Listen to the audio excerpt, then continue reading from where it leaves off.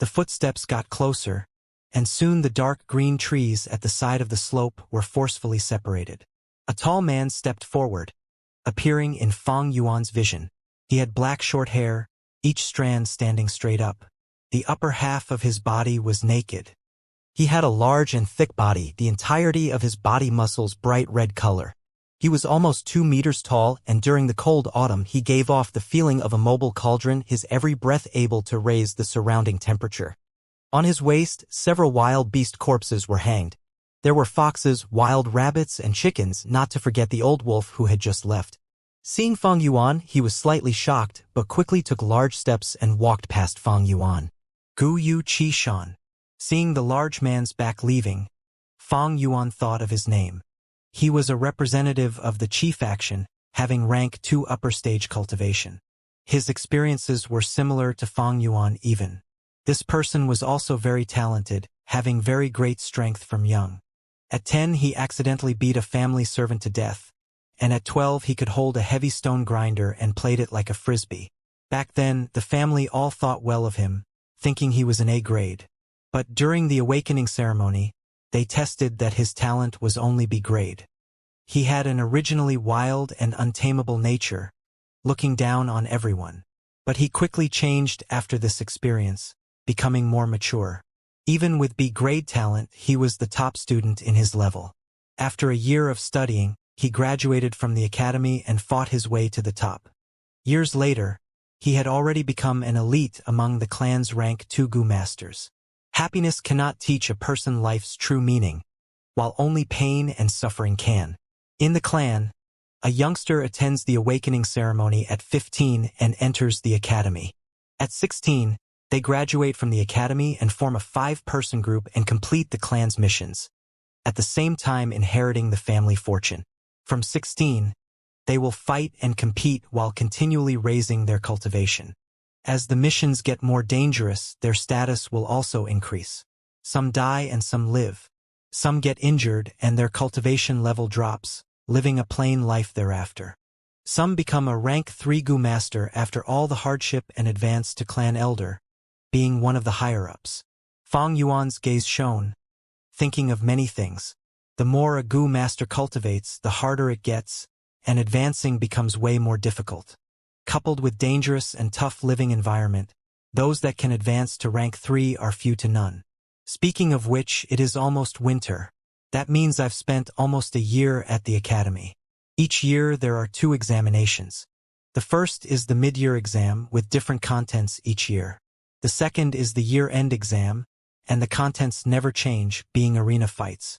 After the arena fight, I would no longer be able to stay at the hostel, and I would need to move out. Move out, but stay where? Fang Yuan could not live with his aunt and uncle, which was what they wanted.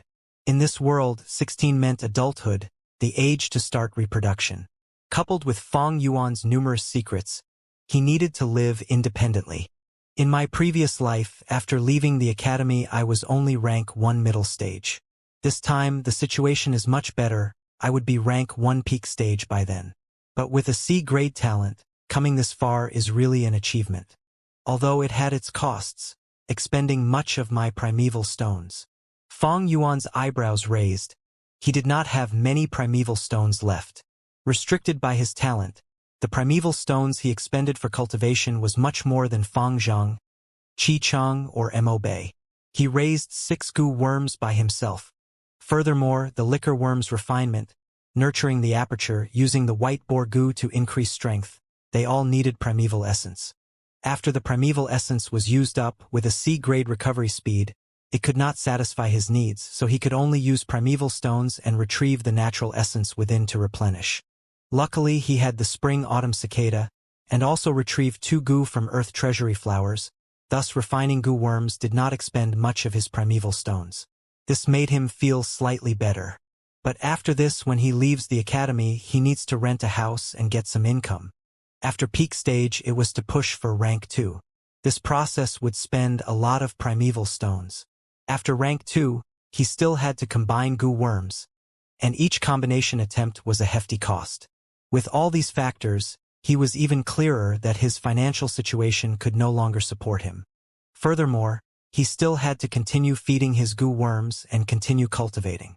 If it wasn't for the mid-year exam where he used the wild boar tusks to exchange for quite some primeval stones and alleviated the pressure, he would not have survived till now. Primeval stones, primeval stones. The flower wine monk did not give any primeval stones in his inheritance. What a shame. Extorting my classmates is still my most important source of income. But after graduating, the academy's allowance would stop, and I cannot continue extorting. But if I get first for the year-end exam, I can get 150 primeval stones as reward, Fang Yuan contemplated in his heart. If he could get first place, the 150 primeval stones would alleviate his financial difficulty for a while. Time flies, autumn leaves and winter comes. On the arena in the academy, 3 stages had already been built. Beside the stage, near the bamboo walls of the arena, there were tents and long tables and chairs. The academy elder, clan leader and a few other clan elders were sitting below the tentage cover. There was a little snow in the sky. 57 students stood straight on the arena. Each of their noses were bright red from the weather, and every breath they took had steam coming out of their noses. The academy elder spoke loudly. In a flash, a year has ended. During this year you were trained in the academy and have started to grasp the qualities of a goo master. Tomorrow you will have the year-end examination to test the fruits of your hard work. Not only will the clan leader and clan elders come personally to watch, your family elders and seniors will also come to observe to pick excellent performing students to join their small teams. Your performances tomorrow will to a large extent affect your future. Getting first place, not only is it 150 primeval stones, but you also get an advantage in picking goo worms. Now start the final cultivation check in your academic life. Saying so, the academy elder nodded to a goo master beside him. The female goo master received the instructions and called out the name from the list, Gu Eugene Zhu. A young girl walked towards the goo master with a nervous expression. The goo master stretched out her hand, touching the young girl's abdomen. She closed her eyes to feel, then opened her eyes and declared, Gu Eugene Zhu, rank 1 middle stage. Next, Gu Yupeng. One after another, youngsters went up to check. Then they walked back down and returned to the group. Their expressions varied. Some were happy while others were upset. The worst result was naturally rank 1 initial stage, all being the D-grade talents. A large number of the students were rank 1 middle stage, and little of them were B-grade, mostly C grades. Guyu Chi-chung, the middle-aged female goo master called. From the group, the shortest Guyu Chi-chung puffed his chest and walked out. After checking, the female goo master opened her eyes. Guyu Chi-chung, rank 1 peak stage. Up till now, this was the first rank 1 peak stage goo master. The clan elders present turned their heads. Some elders recognized, saying lightly, this is Qi Lian's grandson, having B-grade talent, no wonder. Outside the tent, the youngsters also commented. Qi Qing is rank 1 peak stage, I wonder if Mo Bei is too? They are rivals after all. Being able to advance to peak stage, they are all A and B grades. Sigh, we C and D grades encounter bitterness that cannot be envied. Humph! Guyu Mo Bei snorted. Seeing Qi Cheng's proud expression, he was annoyed. Guyu Fangzheng clenched his fists, his lips tightly shut as if he was stifling in his emotions. Guyu Mo Bei? Soon, the examiner called. The horse-faced Mo Bei quickly walked out. Guyu Mo Bei, rank 1 peak stage. With this declaration, he walked back and stared defiantly at Guyu Chi-chung when returning. The examination continued, and the snow in the sky became smaller until it vanished. The cold, chilly air was rather refreshing. Guyu Fang Yuan, the middle-aged female goo master called. Fang Yuan walked up expressionlessly. Soon after, she opened her eyes, looking at Fang Yuan in shock, before declaring, Guyu Fang Yuan, rank 1 peak stage. Rank 1 peak stage, did I hear wrongly? Fang Yuan cultivated to this level. The youngsters were shocked. Sigh, he's just lucky, having the liquor worm to nurture his aperture. Even against the A and B grades, with his C grade he isn't at a disadvantage. Some youngsters said with envy. Especially those C-grade talents, they sourly said to console themselves, this isn't much. The liquor worm cannot refine rank 2 primeval essence. Fang Yuan would no longer have such an advantage anymore. Even if he is peak stage, he is still a C-grade. This is of no concern to us. Mo Bei and Qi Chang stared at Fang Yuan, but quickly turned their attention to Fang Zheng, who was still waiting for his turn. In their hearts, only the A-grade talent Fang Zheng was a competitor. Brother, you've caught me by surprise. But from now on, watch carefully. Fang Zheng looked at Fang Yuan walking down, his eyes shone and revealed an anticipating expression. Gu Yu Fang Zheng, the female Gu master finally said. The A-grade talent? The clan elders focused their attention to Fang Zheng. Fang Zheng walked out from the crowd. He could feel the pressure that these gazes were bringing him, causing him to become slightly nervous. But when he saw the clan leader Gu Yubo's smile, the nervousness in his heart melted. He walked in front of the female Gu master. She shut her eyes, and then abruptly opened her eyes, saying in shock, Gu Yu Fang Zheng, cultivation level. Rank 2 initial stage. Boom. The youngsters erupted into a wave of discussions. What, he reached rank 2? As expected of the A-grade talent genius. Incredible, he left Mo Bei, Qi Chang, and Fang Yuan in the dust. This Fang Zheng. At once, Mo Bei and Qi Chang stared at Fang Zheng in shock. He actually higher than in my previous life. Fang Yuan's eyelids drooped down as he laughed. He was not surprised, and after observing Fang Zheng's expression earlier, he could guess the result. A great talent after all. The hope of our clan. This is the credit of clan leaders' nurturing, the clan elders praised. At once, Fang Zheng became the center of attention. Half a year ago, Gu Yubo gave him a jade skin Gu and asked him to be the first person to advance to rank 2. He did it. Clan leader, I did not disappoint you. I did it. From now on, I will achieve even more, getting the approval of the clan elders and the people around me. Brother, I've left you behind. You are no longer the shadow in my heart. I, Gu Yu Fang Zheng, am no longer the one from back then. Fang Zheng yelled in his heart, his eyes shining with a kind of brilliance. This brilliance is called confidence. The sun was bright after the snow passed. Gu masters streamed into the academy in the morning. The annual year-end exam has begun again. I wonder if the scene I saw from more than a decade ago when I graduated will be seen again. A middle-aged Gu master with long green hair cascading down his back stood outside the academy, reminiscing. Leader, get in, you love reminiscing. The young female Gu master beside him had blood-red lips, her hands placed in the pockets of her pants. There was a blade of grass in her mouth and she rolled her eyes. Yao Hong, don't rush. We have to get in anyway. Since the clan leader had arranged it already, our new members have been decided long ago. The green-haired Gu master laughed. The A-grade talent Fang Zheng? The female Gu master Gu Yu Yao Hong tooted in her mouth, saying unhappily, the clan leader's idea is to get us to babysit him. But this babysitting mission is not easy to accomplish. The green-haired male Gu master sighed, never mind. Let's go in. As time passed, more and more Gu masters entered the academy doors and stood in the arena. These were male and female Gu masters. There were young faces, middle-aged, and old people as well. Gu masters after graduating would come out and form small teams to complete the clan missions.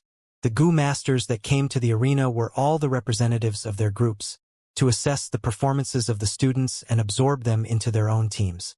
To the small groups, this was injecting fresh blood and expanding their group. To the newly joined members, under the guidance and teaching of the older members, they can swiftly adapt to the new environment and more effectively complete the clan missions and result in lesser deaths. The sun gradually rose as the students entered the fray. So many people today, the youngsters proclaimed. Quickly see, that is Lord Qing Shu. He is our Gu Yu clan's #1 person among the rank 2, and he is known for his mild and amiable temper. A person pointed at the green-haired male Gu master and shouted, Shi Shan Sr. is here too. That is the Mo family's little Miss Mo Yen. Qing Shu, Shi Shan, and Mo Yen were the rising stars of the Gu masters, known by all students. Their teams are too hard to get in. I am only D-grade, and my vital Gu is a gentle silk spider. I am meant to be a support staff. A youngster sighed, then asked his friend, You? Oh, I got it settled with relationships. Through the godson of my uncle's cousin's sister. As the students observed the Gu masters, Qing Shu, Qi Shan, and Mo Yen also observed the students.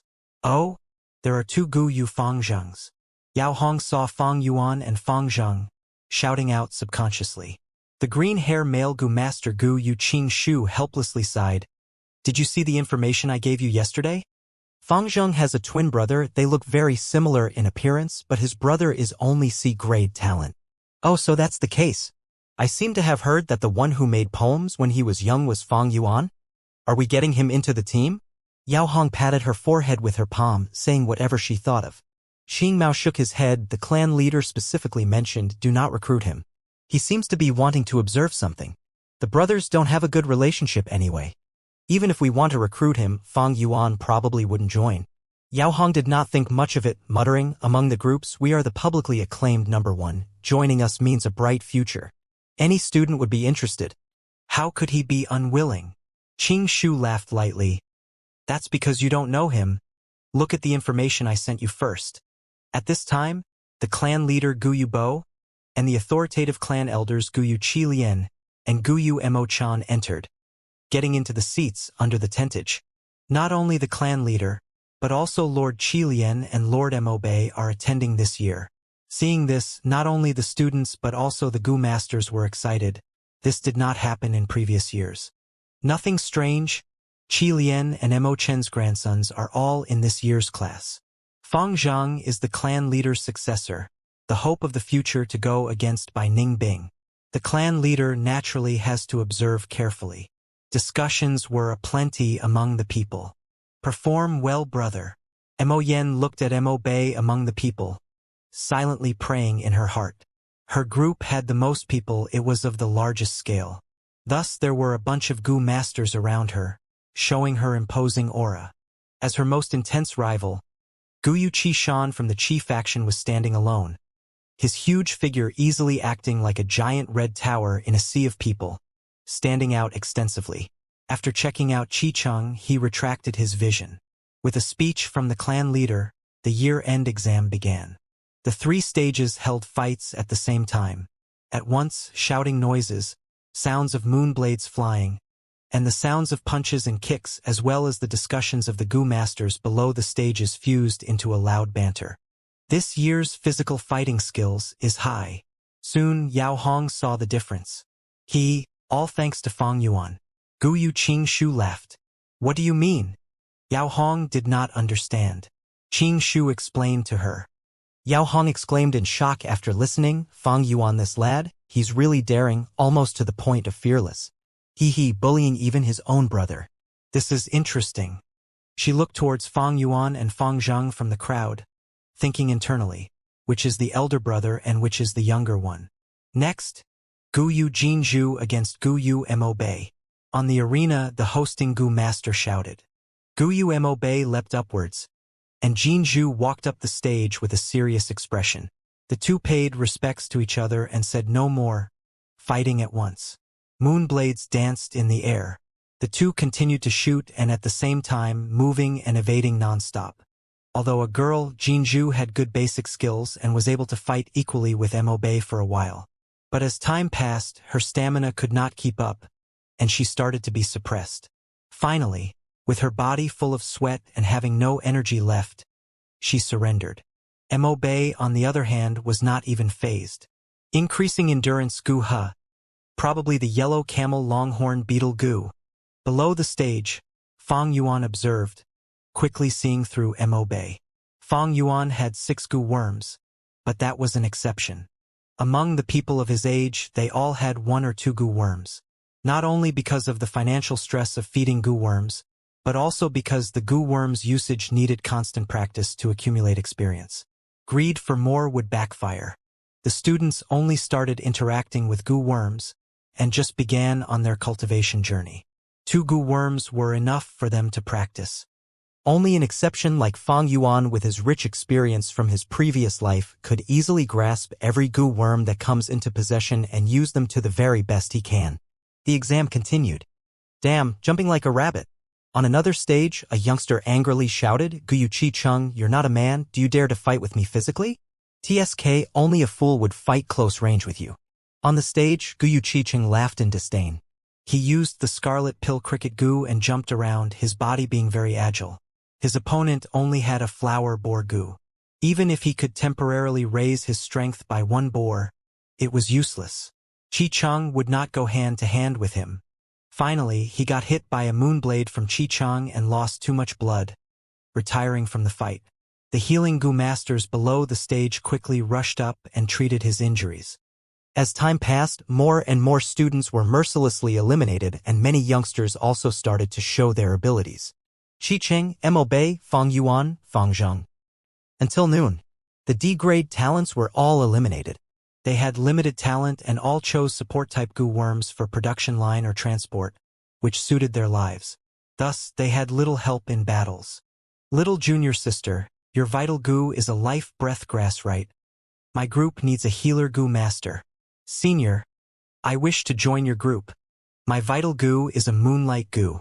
Sorry, we are not lacking any attack-type Gu master. The small groups quickly recruited newbies, and the students also chose the groups they wanted. The fights on the stage did not have much visual appeal, and after a few rounds there were not many highlights. It was even boring. This was because most people chose the Moonlight Gu, and to most people the fight would start with shooting moonblades. Whoever expended their primeval essence first would lose. If both parties had no more primeval essence, they would fight with punches and kicks. At the end, one will fall. Be it students, Gu masters, or clan elders, they got bored watching and some were about to fall asleep. Until evening, there were only less than 10 students left on the stage. Finally ending. Some Gu masters lifted their spirits, shrugging off the sleepiness. At this moment, the Gu master shouted, "Next round, Gu Yu Fangzheng versus Gu Yu Mo Bei." Fangzheng and Mo Chen both walked up the stage. Fangzheng, don't think that I will lose just because you have rank 2 cultivation. Today I will challenge and beat a higher realm. Mo Bei gritted his teeth, his expression solemn, cheering for himself in his heart. Against the rank 2 Fangzheng, he indeed felt a strong sense of pressure. Come! Fangzheng roared, rushing out ferociously. Mo Bei's heart jumped. This Fangzheng wasn't acting according to plan. Normally, they would first shoot moon blades before using hand-to-hand combat. But this time, he actually rushed up immediately and wants to fight physically? Isn't he afraid of getting injured by my moonblade when exchanging punches and kicks? Mo Bei was perturbed. He was naturally not worried for Fangzheng's safety, but knew that if they engaged in close combat, with such a short distance, if Fangzheng shot a moonblade, it was unavoidable. Mo Bei quickly took a step back, attempting to pull some distance. At the same time, he shot out a moonblade with a flick of his wrist.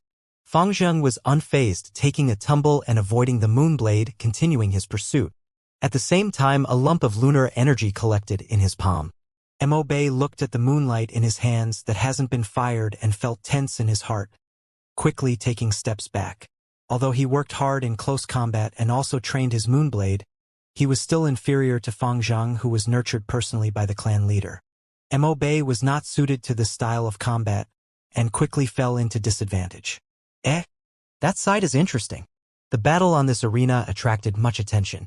They're actually fighting so closely, this Fangzheng has guts. Yao Hong could now discern who was Fang Yuan and Fang Zheng. Fang Yuan had a cold expression and emitted an aura of maturity, while Fang Zheng was steel-willed, radiating a sunny aura. It must be the clan leader's teaching. Normally when students fight, they would be 10 meters apart. Further than this distance and the moonblade would dissipate.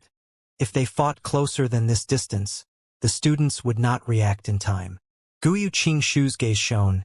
Fang Zheng's battle distance now has shrunk to 6 meters, but his ability to avoid the moonblade is proficient.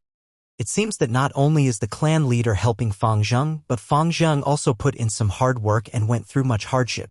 Little brother. Mo Yen, seeing Mo Bei forced into a corner by Fang Zheng, showed worry and panic on her face. She really wanted to go in and help out, giving Fang Zheng a good beating. Shan, however, was expressionless, only watching and not speaking. After Fang Zheng got close to Mo Bei and shortened the distance to 6 meters, he no longer got closer, but used the Moonlight Gu and entered a firing contest. Mo Bei tried hard to improvise. His actions were in a mess, and many times he was almost hit by the moonblades, constantly in danger. Fang Zheng, on the other hand, already had his winning formula.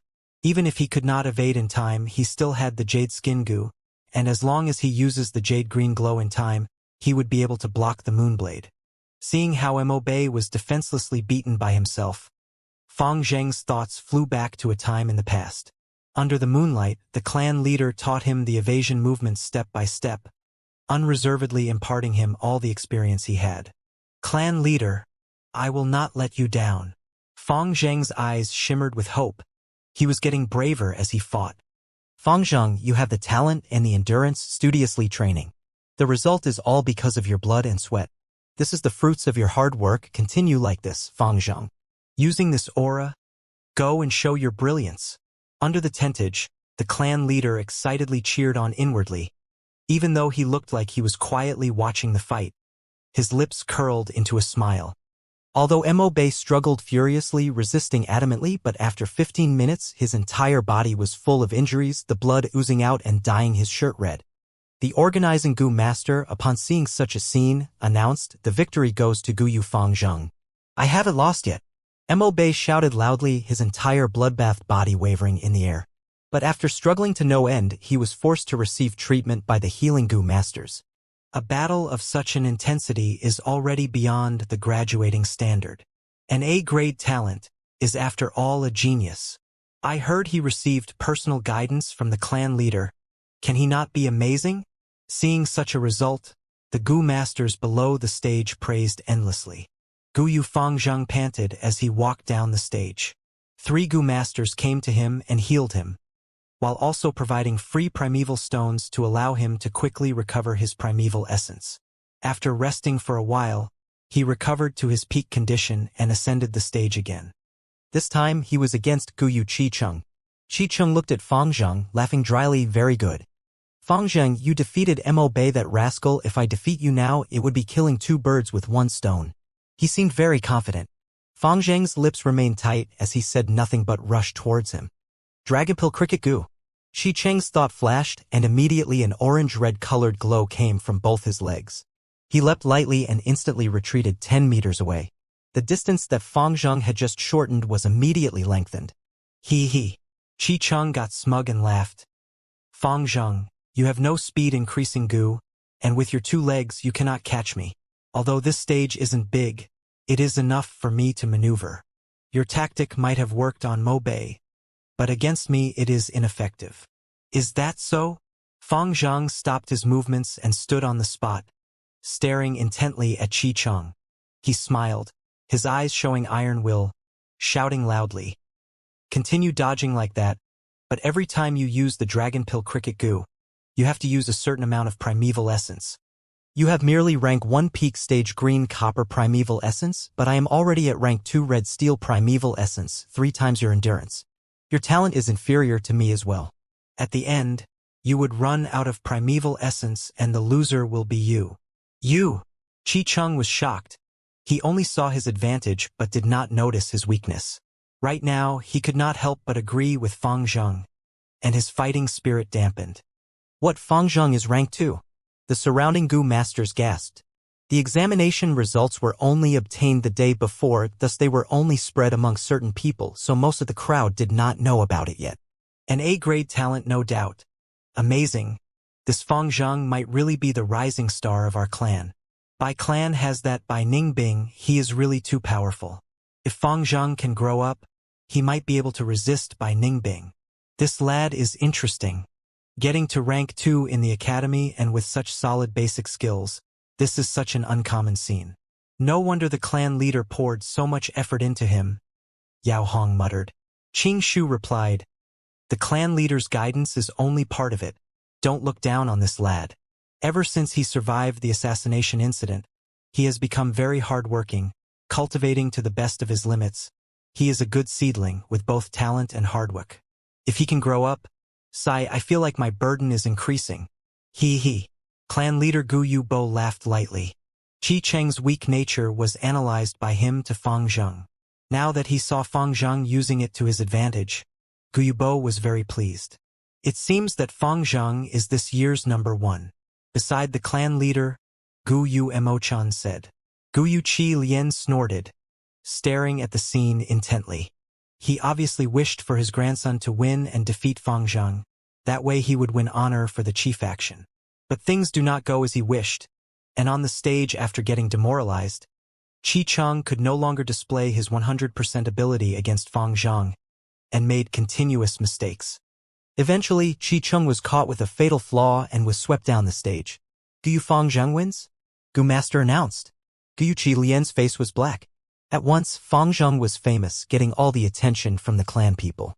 Fang Zhang beat Mo Bei and Qi Cheng simultaneously with wits and courage. It seems he is the first place this year, some people praised. Makes sense, I think well of him as well. Too bad he cannot join our group. As the groups choose students, students are also choosing groups.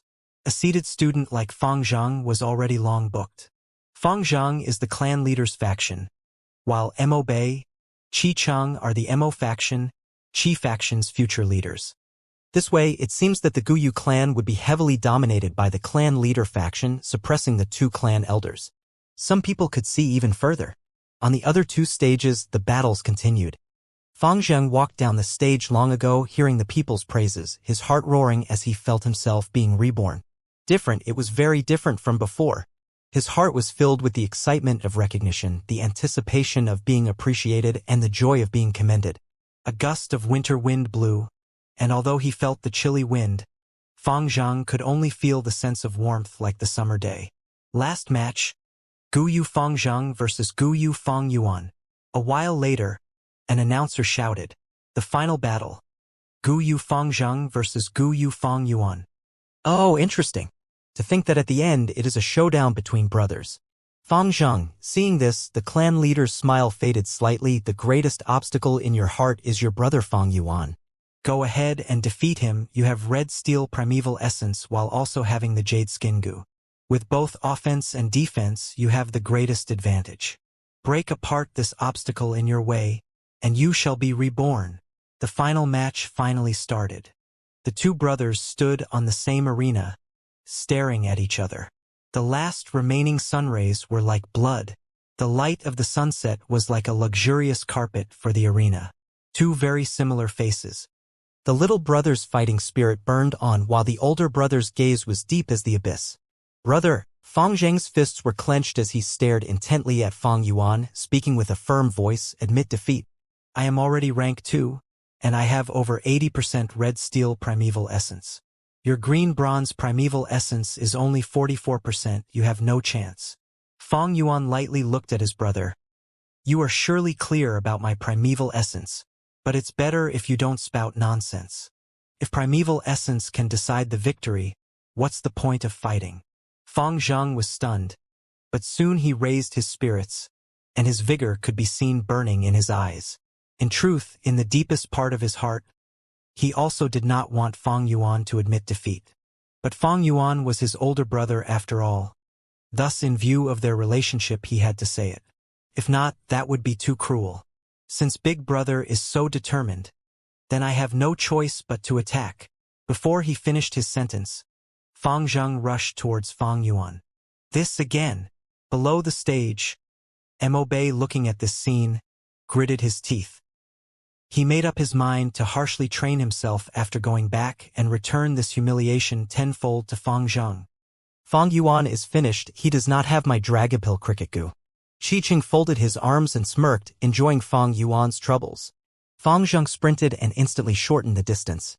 In his hand there was a ball of moonlight. Fang Yuan's expression was like steel. There was not a single change as he looked at the charging Fang Zhang. He did not take a single step away, but blue-colored moonlight also gathered in his right palm. Suddenly, Fang Yuan took a firm step after stomping the ground, and moved towards Fang Zhang instead of backing away.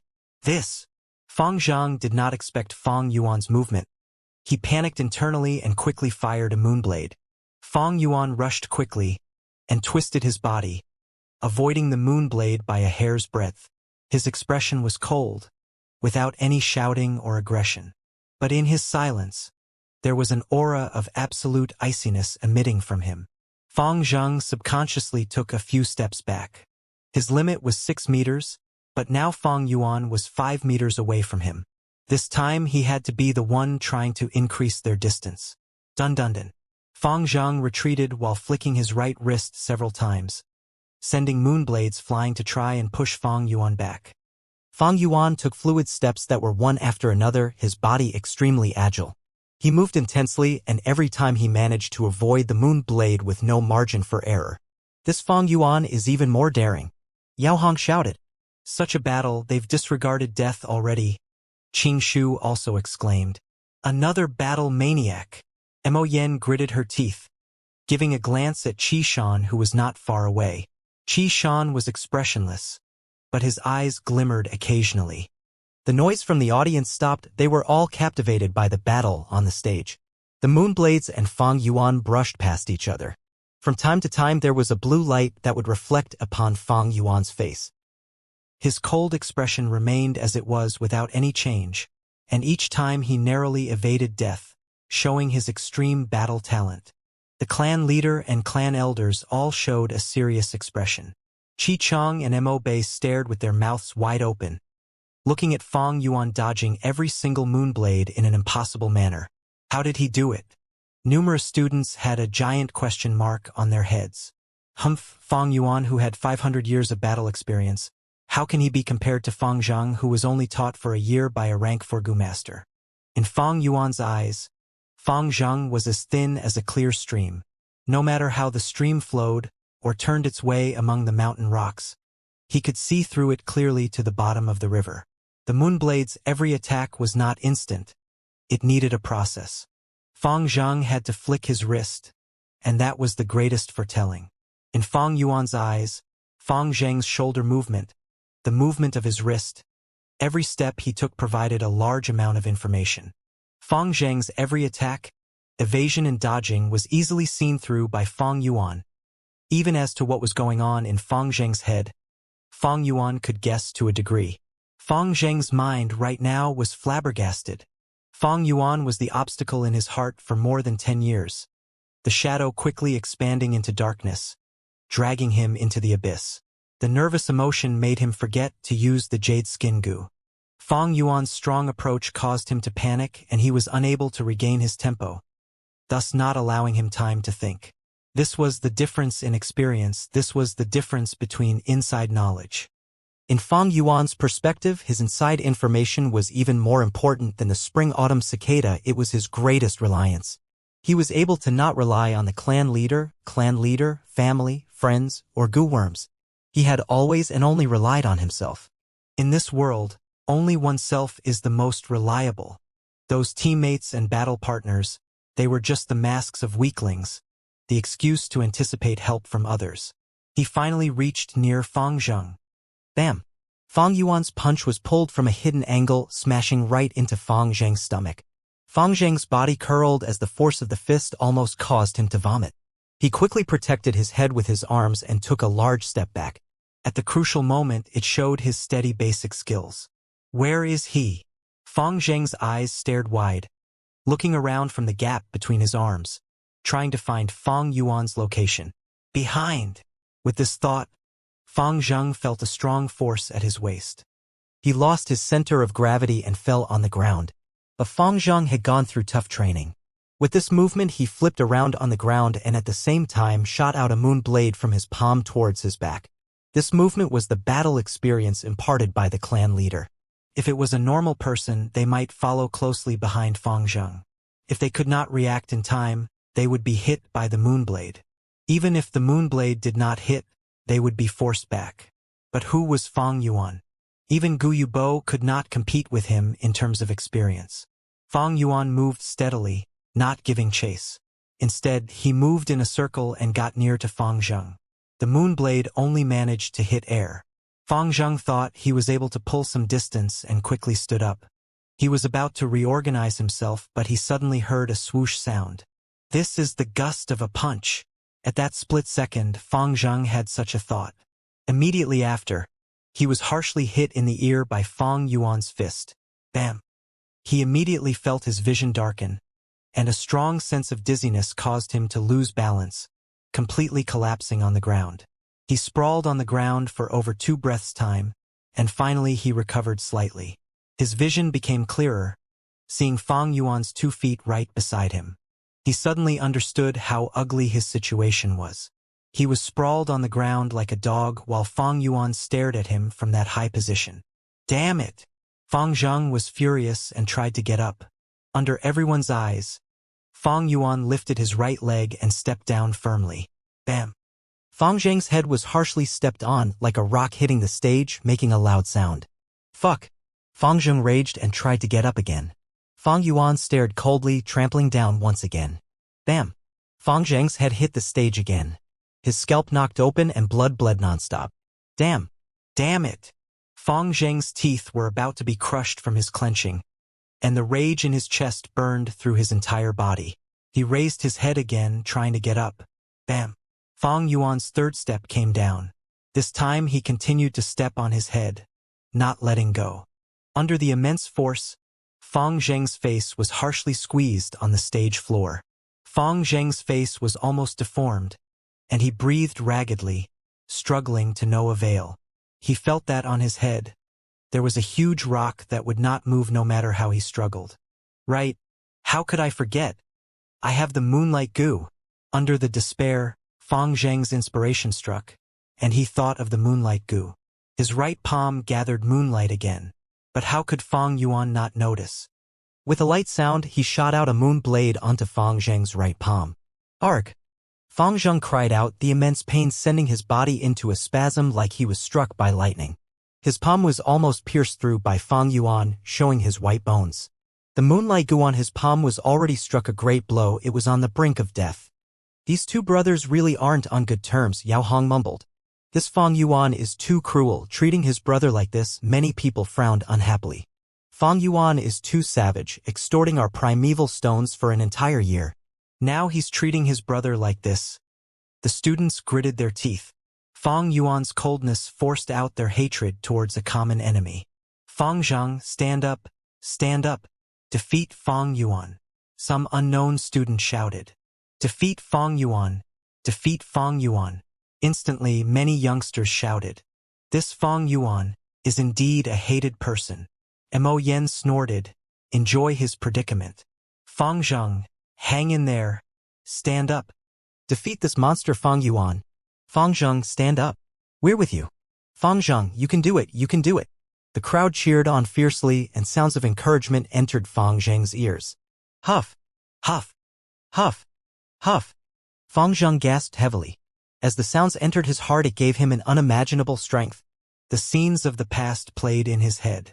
On the streets, the clansmen's comments. That's Fang Yuan, the future genius. He is not to be underestimated. Who's that behind him? Oh, probably his brother. Who knows what his name is? Uncle and aunt laughed. Fang Yuan. Now the entire village is discussing the new poem you wrote. This is very good. Uncle and aunt are proud of you. Fang Yuan waved his hand, saying calmly, I only made those on a whim. Uncle and aunt nodded, saying to Fang Zheng, learn well from your brother. If you are half as talented as your brother, we would not have to worry. Under the moonlight, deep in the courtyard, clan leader Gu Yubo looked at Fang Zheng, saying gently, Fang Zheng, have confidence. You must find your purpose, believe in yourself. But, Sir Clan Leader, Gu Yubo patted his shoulders, encouraging the shadow in your heart, others cannot dispel it for you. You can only rely on yourself. I await that day, the night before the year-end exam. Xin Shui looked at Fang Zheng with love in her gaze under the lamplights. Young master, I believe that you can get number 1. I have always believed it. Work hard. The morning before departure, Uncle and Aunt stood at the doorstep. Fang Zheng, after the year-end exam, you would be leaving the academy. Seeing your growth, we are very happy. Go and show everyone the strength of an A grade. And, under the setting sun, in a dark corner, a female classmate cried profusely, the allowance is only 3 primeval stones, but Fang Yuan snatched a piece away, leaving me with 2. I am almost unable to feed my moonlight goo at this rate. Fang Zheng's heart softened. This is my primeval stone, I'll lend it to you. The female classmate took the primeval stone, saying with tears, Fang Zheng, you are too nice. Please defeat your brother and end his tyranny in the academy. Fang Zheng was silent. A bunch of classmates appeared in front of him. Fang Zheng, you are an A-grade talent, you can do it. Fang Yuan is too much, constantly bullying us. You are our only hope. Fang Zheng, From today onwards, we're with you. We will always support you. Everyone. Fang Zhang observed the surroundings, seeing the concerned pairs of eyes, and felt extremely touched. Everyone has expectations of me. My classmates, uncle, aunt, Shui, and Sir Clan leader. Everyone is waiting for me, looking at me, supporting me. How can I lose? How can I fall here? How can I? Boom, boom, boom, boom. His heart pounded in his chest, and Fang Zheng's eyes shone with brilliance. I cannot fall here. I will dispel the shadow and stand up. Fang Zheng's fists were tightly clenched, no longer feeling any pain at this point. He felt a lion in his chest, awakening from its sleep and opening its huge mouth to roar. Hot blood boiled in his body. Stand up, stand up. Break the shadows, break the darkness. Arg har. Fang Zhang opened his mouth wide to shout, his body starting to emit a green jade light. What's that? The crowd silenced. Jade skin goo. Someone shouted. Bam! The students roared towards the heavens. Fang Zhang, you can do it. Fang Zhang, we have your back. Finally, only one last cheer remained. Stand up. Stand up. Everyone. I can hear your voices. Fang Zhang clenched his fist, his teeth almost crushed. Fang Yuan's pressure was no longer so imposing. He could finally get up, slowly and steadily. The shouting intensified. He's burning with anger. He's going to do a comeback. Gu masters, hearing such cheers and excitement from the crowd, were all starting to feel moved. That's right, Fang Zhang, that's right. Stand up, abandon the past, dispel the shadow and stand up. You will become a new person. Clan leader's eyes shone with bright light as he cheered Fang Zhang on in his heart. Jade skin goo. Fang Yuan's eyelids drooped. He pulled back his leg and saw Fang Zhang stand up slowly, the jade skin goo's radiance turning his face green. Fang Zhang had always been hiding this trump card up till now and did not reveal it to anyone. Thus nobody knew about it. Fang Zhang got up. The crowd's cheers exploded. He stood up.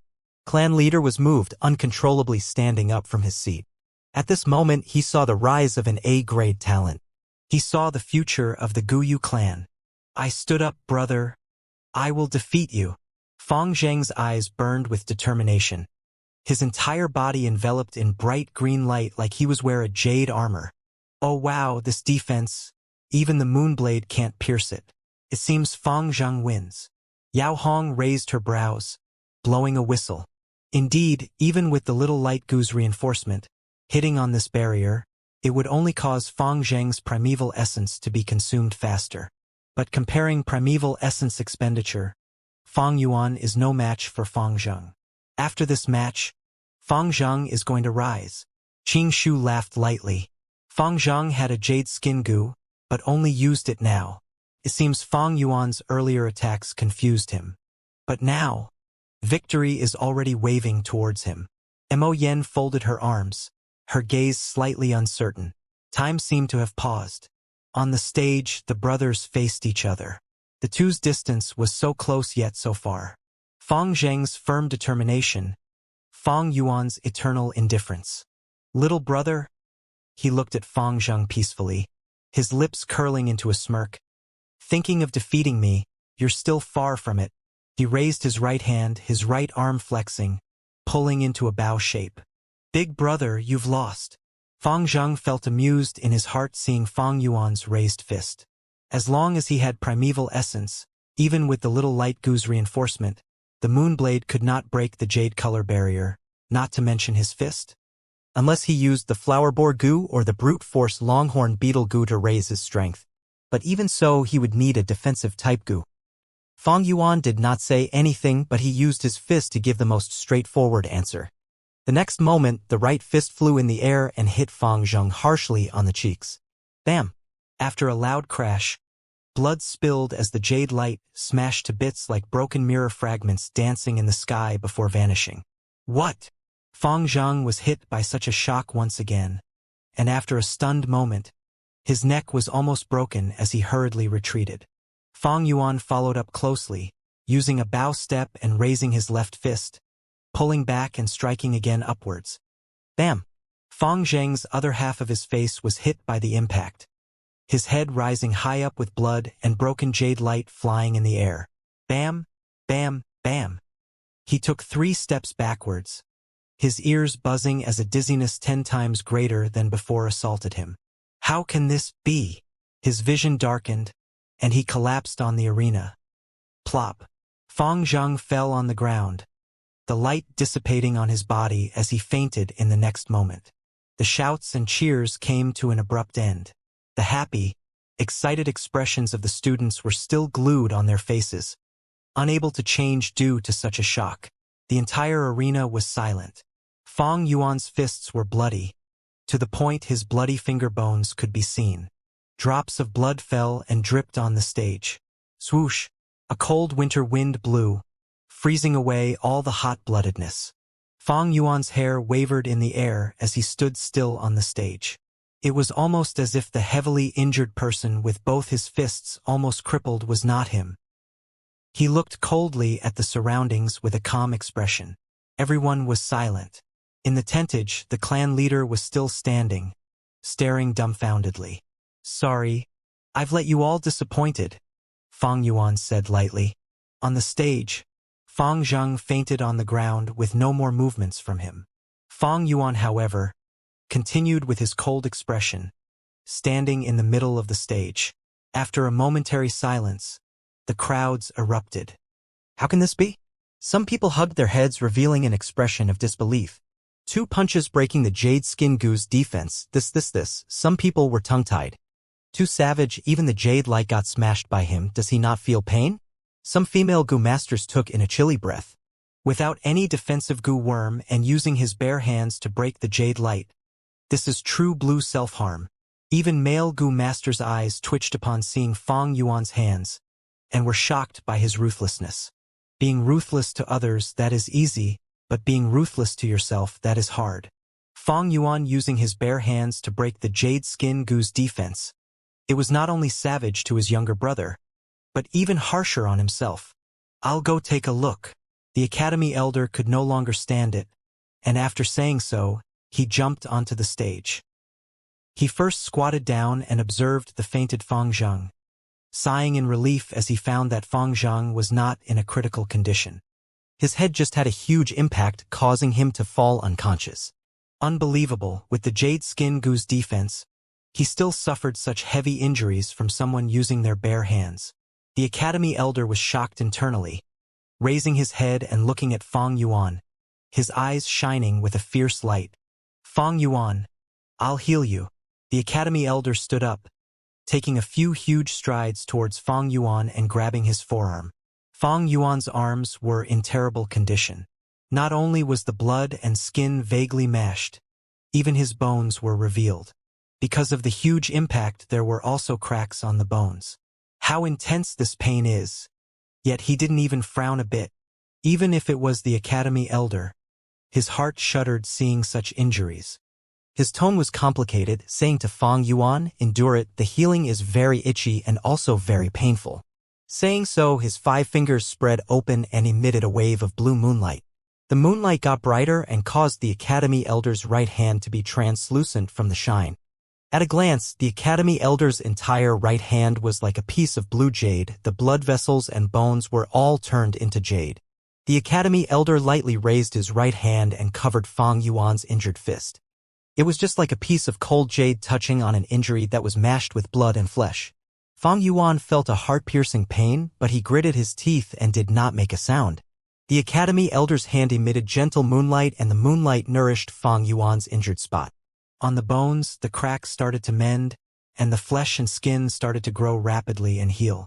Fang Yuan felt an intense itching, causing him to breathe heavily. The Academy Elder's expression was calm. While healing Fang Yuan, he diverted a part of his concentration towards Fang Yuan's arm, and also inspected his aperture. In the aperture, the black-green-colored copper primeval essence was raging like waves in the sea. A white and fat liquor worm was swimming and playing in the primeval sea. The 4 walls of the aperture were all made of white-colored crystal walls. This showed Fang Yuan's rank 1 peak stage cultivation clearly. The Academy Elder did not look away but continued to scan Fang Yuan's body. Finally, he found that on Fang Yuan's palm, there was the moonlight goo and little light goo. No other goo worms. Did Fang Yuan really use his own strength to break the defense of the jade skin goo? Such strength is far beyond a mortal adult. He is only 15 years old. How can he have such strength? The Academy Elder's eyes shone with suspicion. Clan Elder, thank you for your treatment. Fang Yuan took back his arm from the Academy Elder and shook it around. Although there was still some pain, the injury had already healed.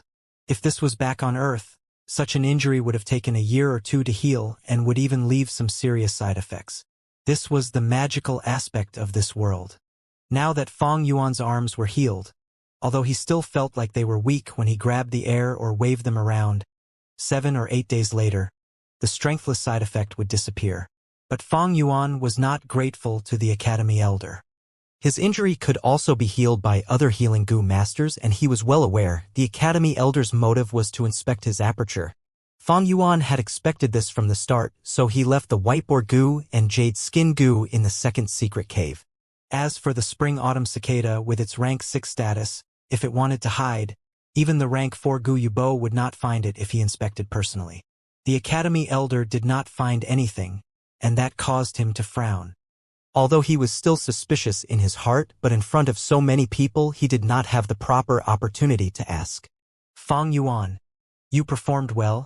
Continue working hard.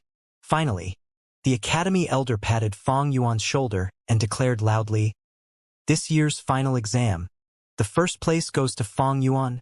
Ever since the Academy Elder's ascension to the stage, the audience watched quietly. After hearing his announcement, they started discussing fervently. To think that at the end, Fang Yuan had the last laugh. He's merely a C grade, but he beat the rank 2 Fang Zheng who has a jade skin goo. Did he cheat? Probably not, from the Academy Elder's personal treatment and probing. If he did not find any problems, Fang Yuan probably did not cheat. Fang Yuan's fists were greatly injured, that's normal. But as a 15-year-old having such strength that surpasses an adult by far, isn't it suspicious? What is there to be suspicious about? There are always people who are born with strange talents. Either super strength or super smart. Actually, Fang Yuan's strength isn't that scary. Think about that guy. The speaking goo master indicated at the standing Qi Shan. People were immediately enlightened, oh yes. When Qi Shan was still a kid, his strength was already greater than an adult. Is Fang Yuan also such a monster? That has to be it. When Fang Yuan was young, he could make poems. Those poems were famous around the village back then. We thought he was an A grade, but he turned out to be C grade, but it seems heaven has other plans and compensated him with strength. He is still a C grade anyway. If he was B grade, he would be another Qi Shan. Nothing to be envious about. A goo master's cultivation relies on their talent. If I can get a black boar goo in the future, I would have even greater strength than him. That is nothing much. He can only be arrogant for a while. Some people shrugged, speaking unconcernedly. Fang Yuan walked down the stage, his eyes picking up the people's discussions as he smirked coldly inside his heart. The liquor worm's origin was already perfectly explained by Fang Yuan, but once the jade skin goo was exposed, Fang Yuan would not be able to explain it. Thus, he had to keep this secret and could not use it in public. As for these people's thoughts and explanations, it was the direction Fang Yuan wanted them to go. Or rather, even if the higher-ups were suspicious, they would only be suspicious of his mysterious backer. Half a year ago, I risked the danger and used the wild boar tusks to create a second layer of protection at the camp. It is finally coming into play. Fang Yuan's eyes were dark like the abyss. The Guyu clan leader did not sit down. He kept on standing and frowning deeply. This matter had developed out of his control. Fang Yuan getting first place, he did not really care much. It was just a year-end exam's first place, it was nothing significant. He was worried about Guyu Fang Zheng. Undeniably, today's impact was too great on Fang Zheng. If Fang Zheng was beaten completely from the start and lost the fight, so be it. But it just had to be at the point where he used his full strength and got a huge confidence boost that he was sent sprawling by Fang Yuan's 2 fists. Such a psychological trauma might negatively impact his growth. Under my guidance and arrangement, Fang Zhang was the first to advance to upper stage, peak stage and rank 2 initial stage, continuously gaining success and confidence. But this confidence is probably gone by now. Sigh. My hard work has all gone up like smoke. Gu Yubo sighed deeply, naturally gaining a little sense of disgust and loathing towards Fang Yuan. If Fang Yuan had lost to Fang Zhang, everything would have been perfect. But he actually won, that is too infuriating. Not only the clan leader, but the other clan elders were also full of solemn and complex gazes. Fang Yuan's strength is actually so huge. Is he really a monster like Qi Shan? Actually, he was strange from young, making poems when he was younger than 10, so his strength getting larger as he grew up is nothing strange. But there is another possibility, and that is human action. Fang Yuan has a mysterious backer. Maybe the backer assisted him. But the person behind him, who could it be? The clan elders' hearts were overturning, but their expressions said otherwise. Clan leader Gu Yubo went silent before revealing a smile, saying, Fang Yuan, getting first place with a C-grade talent. This is an unprecedented grand feat. Becoming first place, you have 100 primeval stones as reward and also Gu Worm choosing priority. Now, I shall reward you further. You can choose any small group you want and join it. Regardless of the group, whichever one you want, just say it and you can join. Upon saying so, all the rank 2 Gu masters and students stared at Fang Yuan in envy. Small groups had their differences too, and joining a good group meant a bright future. Gu Yubo's reward was very generous. Although I made this decision on the spot, I believe the clan elders here would agree with me. Gu Yubo smiled even more intensely, looking at the clan elders beside him. With Gu Yu Qilian and Gu Yu Mo-chan as the head of the clan elders, all of their faces were grim and some even frowned, but no one stopped him. Fang Yuan's heart jumped. Trouble had come. Fang Yuan could see the intentions behind such an action. This was a small probing test from the clan leader. His gaze swept through the arena. The entire clan's best-performing 3 groups were here. The clan leader's faction's Qing Shu group, Qi faction's Qi Shan group, and Mo faction's Mo Yen group. If it was a regular student, joining any of the 3 groups meant getting a huge backer, representing a bright future. But to Fang Yuan, it was the reverse. In the clan's higher-ups' perception, he was already part of a mysterious faction. Joining any of the 3 spelt trouble. For example, if he joined the Qi Shan faction, the Qi family obviously know they did not recruit him, so their first thought would be Fang Yuan is a pawn of another family, but now that he's joining our group, what intentions does he have? Next they would think, the mysterious faction that recruited Fang Yuan earlier had already broken the rules, and now that Fang Yuan is present here, the clan leader would think that we were the ones who recruited him, so isn't this carrying the fault for them? That will not do. We have to arrest Fang Yuan. Keep a close eye on him and investigate him. We shall find concrete evidence and reveal the mysterious backer of his. But the truth was, Fang Yuan has no backer. Once I join any of the 3 groups, it means I am offending one out of the 3 biggest factions in this clan. That will definitely not do. Sigh. I originally wanted to keep a low profile and join Jianghe's group, but Jianghe's group is backed by the Punishment Hall Elder. Under everyone's watchful eye, if I join abruptly, that is inappropriate as well. Fang Yuan inevitably hesitated. Gu Yubo's smile became even more intense, continuing, Fang Yuan, if you don't choose, I'll select for you. The clan elders beside him watched quietly with an unmoving expression, each of them standing like statues. Forcing me? Fang Yuan's gaze shone, immediately guessing Gu Yubo's next words, either throwing him to Qi Shan's group or Mo Yan's group. Gu Yubo knew in his heart that he did not recruit Fang Yuan. To him, this act can not only remove suspicion on him but also weaken his foe, as well as reveal the mysterious faction. It was killing 3 birds with 1 stone. It was a play that could divert the problem away. Although seemingly simple, it was a strategic move showing Gu Yubo's experienced political ability. No, I must not let him dictate it. It seems I can only choose a crappy group. Fang Yuan was about to open his mouth and speak. Suddenly at this moment, someone spoke. Why don't you join our team? Our group is lacking an attacker. Who said that? At once, everyone turned around towards the source of the voice. The person speaking was neither tall or short, with dark yellow skin that made him look sickly. A pair of triangular eyes shone with brilliance. It's the sickly snake Guyu Jiao-san. Someone pointed out his identity. Guyu Jiao-san? It's just a trash team with no background. The clan leader and clan elders all showed a disappointed expression. Jiao-san, Fang Yuan's eyes shone with an undetectable dark shine.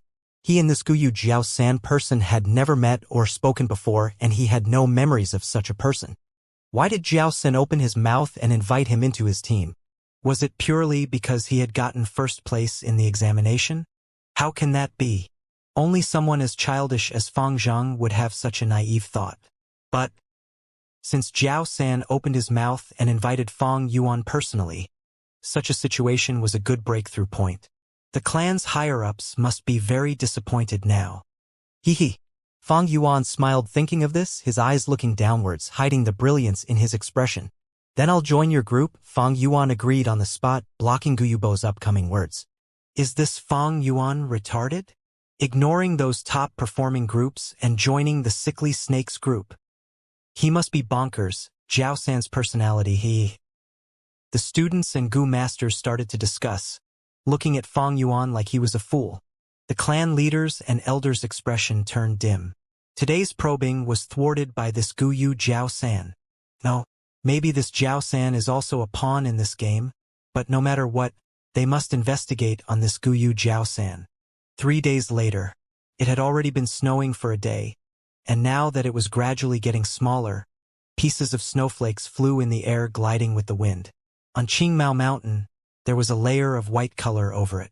Many branches were naked with no leaves, except the evergreen pine trees and Qingmao bamboo, which had retained their original colors standing proudly in the snow. A group of 5 people ran in the snow.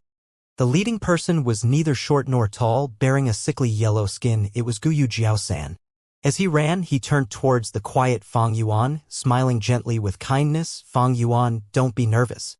Although this is your first clan mission, the contents are simple. Just follow us and learn along the way. Yes, Fang Yuan lightly replied, staring forward with a solemn expression. It was already winter. Running on the snow, the chilly winter winds were even more intense. Every breath was like eating snow dust, chilling his entire chest. Fang Yuan's face was originally very white, and now that the snow shone on it, it appeared even paler. In the process of running, the snow kept falling on his short black hair, his shoulders and forehead. What was different than before was that Fang Yuan had changed his clothes. This was a dark blue-colored battle attire. The attire had long sleeves and long pants with bamboo sheets tied on his legs as wrappings, and bamboo shoes adorned his feet.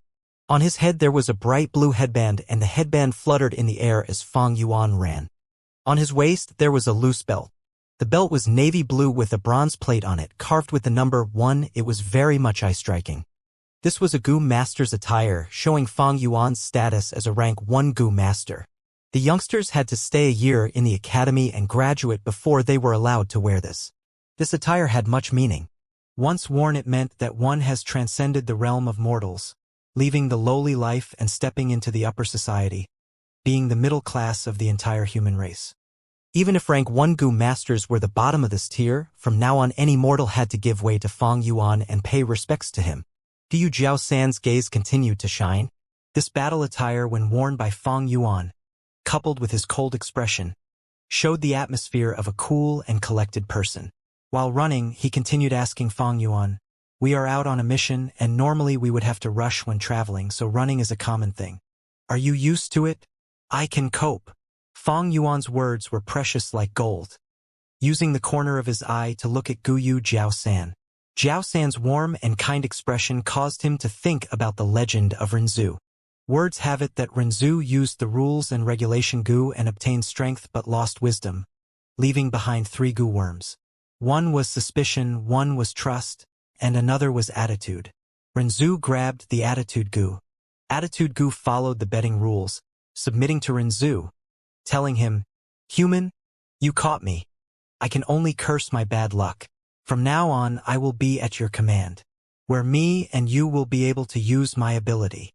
Attitude Gu's appearance was like a mask. Renzu put it on his face, but in the end he could not wear it. Even if he used a rope to tie it, it would still fall off. What's going on?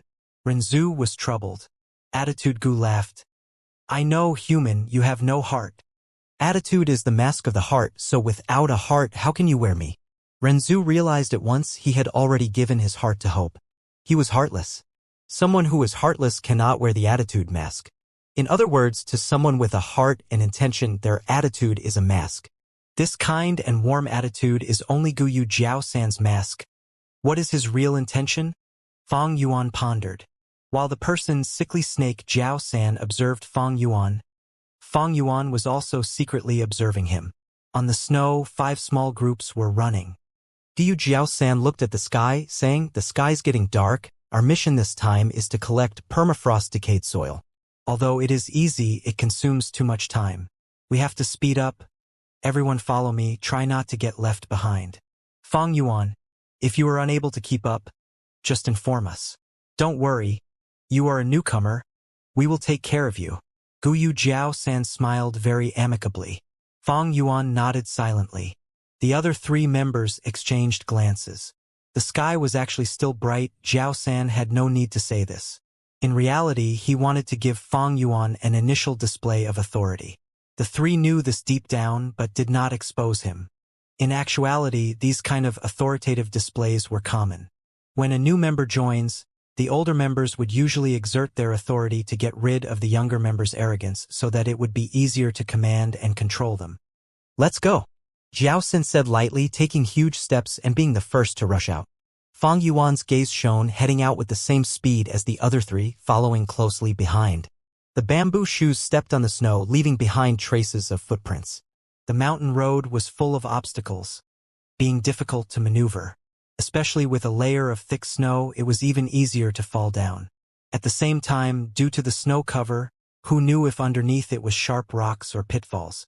If one stepped into a hunter's trap, they would be even more unlucky. Living in this world was tough. Traveling seemed easy, but in fact it had much to do with experience. Many newcomers suffered due to this. Only through a long period of training, having gone through much hardship, a Gu master that has accumulated much experience would be able to avoid these obstacles. The chilly winter winds blew directly towards their faces as Fang Yuan strode through the snow. At times he took small leaps, at times he ran long distances. Sometimes he sidestepped, sometimes he climbed, following closely behind Jiao-san. The entire Qingmao was covered by a layer of snow coat, and many of the trees had naked branches, without a single leaf. At times, squirrels or wild deer were frightened by these people and ran away quickly. 30 minutes later, Jiao-san stopped in his tracks as he had reached his destination. He turned over his head, looking at Fang Yuan, smiling and praising, "Good job! You truly are this year's champion. Following behind me and not losing your pace once." Fang Yuan smiled silently. This kind of authoritative display, he was clear of it. In fact, sprinting in the snow had become a traditional event. Many small groups used this to suppress the newcomers' arrogance. The 2 stood on the spot and waited until the remaining 3 members arrived. Puff, huff, puff. They took deep breaths, their foreheads full of sweat, their faces red as they placed their hands on their weights, the last members plopping on the ground. Jiao-san harshly stared at them, barking, "Stand straight. Haven't you embarrassed us enough? Look at Fang Yuan, then look at yourselves. After this mission, go back and reflect on yourselves." The 3 immediately stood up straight but lowered their heads. They were chided by Jiao-san until they did not dare to raise their heads or rebuke him. Only their gaze towards Fang Yuan changed. How strange. How can this Fang Yuan be so experienced? I did not see him fall even once. Sigh. We only have normal strength. How can we compete with this monster? Not only did we not get a show to watch, we even became the sacrificial lambs. This guy. Enough. Buck up. Jiao-san pointed forward. This small-sized valley is our destination. Inside, there are large amounts of permafrost-decayed soil for us to collect. Let's split up here and harvest the frozen earth. An hour later, we will gather here. Kong Jing, distribute the tools. Jiao-san had just spoken, and the male member called Gu Yukong Jing stood up. He opened his palm wide and a yellow light shot out from the aperture in his abdomen. landing on his palm. The yellow light dispersed, showing its true form. A frog with a golden back. This golden frog was plump with a giant snow-white belly, causing its entire body to look like a ball when inflated. The frog's mouth and eyes were all at the top of its head due to this belly being squeezed into a spot. Fang Yuan's gaze shone, recognizing this goo worm. This was the rank 2 goo worm, large belly frog. Soon after, Kong Jing's hands emitted traces of red steel primeval essence and were absorbed by the frog. Ribbit! The large belly frog screeched, opening its mouth to vomit out a steel spade. The steel spade flew in the sky, turning large quickly. In the blink of an eye, it landed on the ground, becoming a large steel spade half the size of a person. Ribbit! Ribbit! Ribbit! Called for several times, throwing up a tool each time. Eventually, the snowfield in front of everyone had 5 steel spades and 5 wooden boxes. The wooden boxes all had 2 ropes for carrying. Goo Master feeding goo worms was a large burden. Thus, goo worms were limited in numbers. During the initial stages, it was hard to single-handedly deal with different environments, and with different intensity of troubles, goo masters thus often worked in groups. In a small group, there was someone doing reconnaissance, someone for offense, someone in charge of defense, someone healing, and someone as logistics support. The goo master who stood up, Kong Jing, was a logistics support goo master. He controlled this large belly frog, which was a support goo worm, where its belly had another space that could be used as storage space. Of course, every goo had its strengths and weaknesses. The large belly frog's weakness was that not only was the storage space limited, every time it vomited an item it had to croak once, and this was irritating. Especially when a goo master is hiding in the battlefield. If handled poorly, it would reveal one's location. Another thing was, the large belly frog could not store goo worms, and it was not immune to poison, unable to store poisonous objects. After distributing the tools, each of the group members had a steel spade and a box in their hands. Let's set off. Jiao San waved his hand, leading the party into the valley. Fang Yuan held the steel spade and carried the wooden box, choosing another direction. He is after all a newbie, rushing in like that. Hehe. Is the permafrost decayed soil so easy to harvest? If he cannot differentiate it, he might get normal frozen earth, wasting his efforts. The truth is, it is really difficult to differentiate. The permafrost decayed soil's color is around the same as normal frozen earth, especially under the cover of all the accumulated snow, so newbies can only dig relying on their luck. The 3 members, seeing Fang Yuan's back, laughed internally. An hour later, they saw that Fang Yuan returned with an entire box of permafrost decayed soil, and were all stunned, including Jiao San.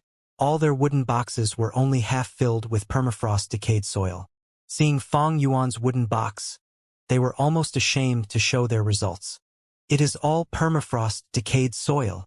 A member observed carefully and was even more shocked. Fang Yuan, how did you gather so much frozen earth?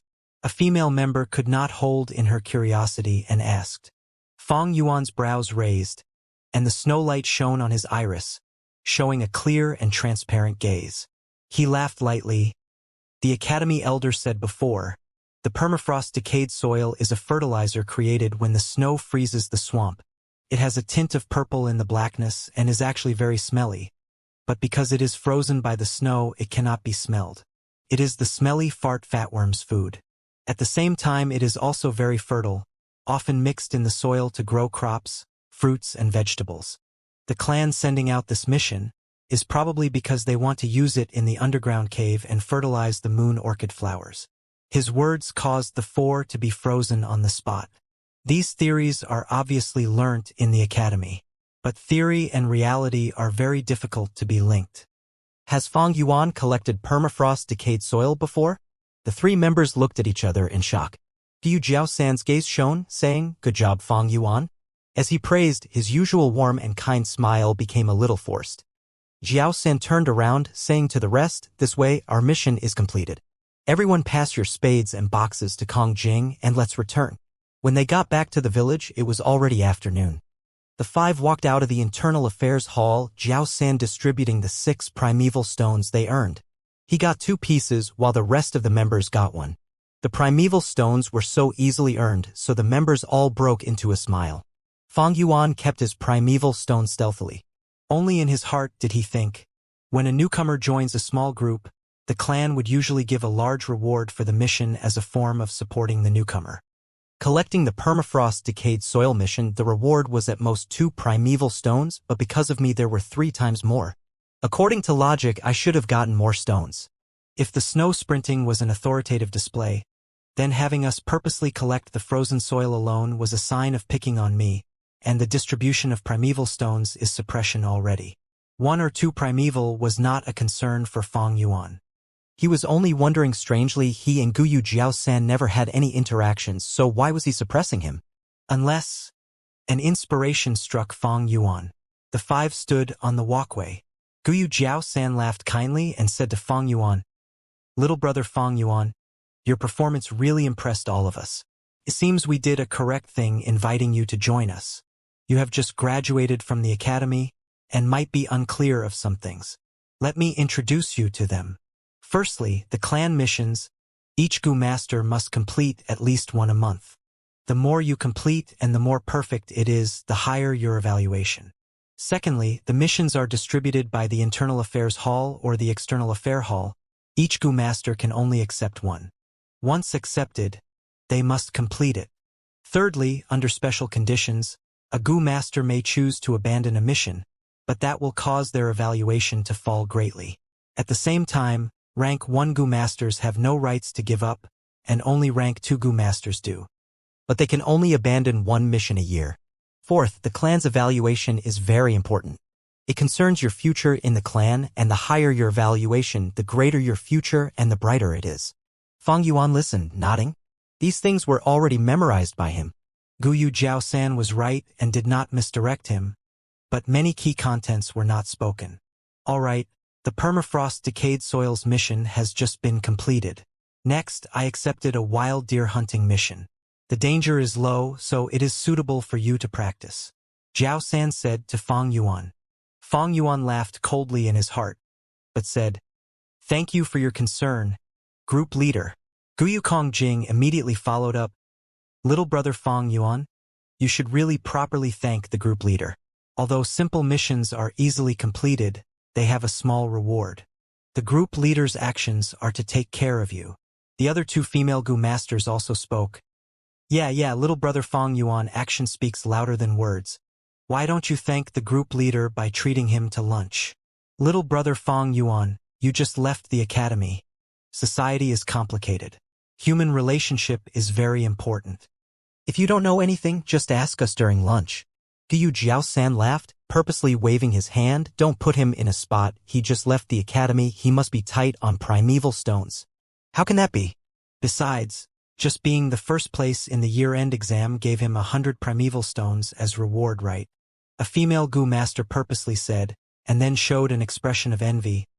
I'm really envious of you. 100 primeval stones is a huge sum even to us. Group leader, you've mistaken our little brother Fang Yuan.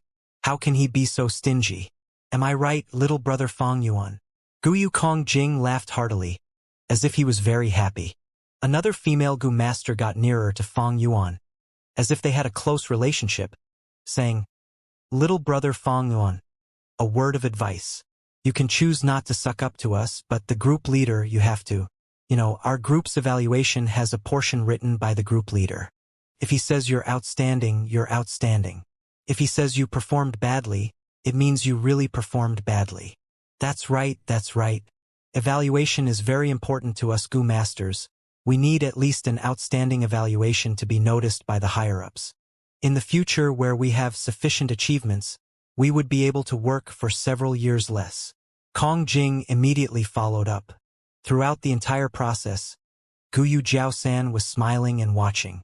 Finally, he waved his hand with a kind expression and laughingly said, "Ah, don't speak nonsense. I am always impartial when writing my evaluation, and will not be easily bribed by you. But don't worry Fang Yuan, you are a newcomer. So now that you're in our group, I will take good care of your evaluation. If it were a normal teenager, they would have been led by the nose by these few people, feeling touched secretly. They are bullying a newcomer's ignorance and naivety." But Fang Yuan's iris was calm as the sea. Group leader being involved in the members' evaluation, That was the truth. This is the clan system, giving the authority to the group leader, so that they can manage each small group. But it is not as severe as these people said. For the clan evaluation, the group leader's evaluation is only a very small portion, and it is still mostly attributed to the clan's internal affairs hall. Or rather, even if the group leader had a great influence on it, so what? Fang Yuan didn't give a damn about the evaluation. He had already decided, quickly raise his cultivation, reach rank 3, and then leave this place. He had never thought of staying in this clan for over 100 years to slog his life away. To these ignorant and lowly peasants, the evaluation was the most important thing. But to Fang Yuan it was lower than dog shit.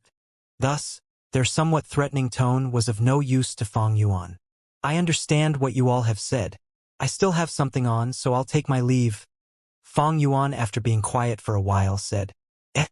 At once, the four Gu masters showed a shocked expression. What's the meaning of this?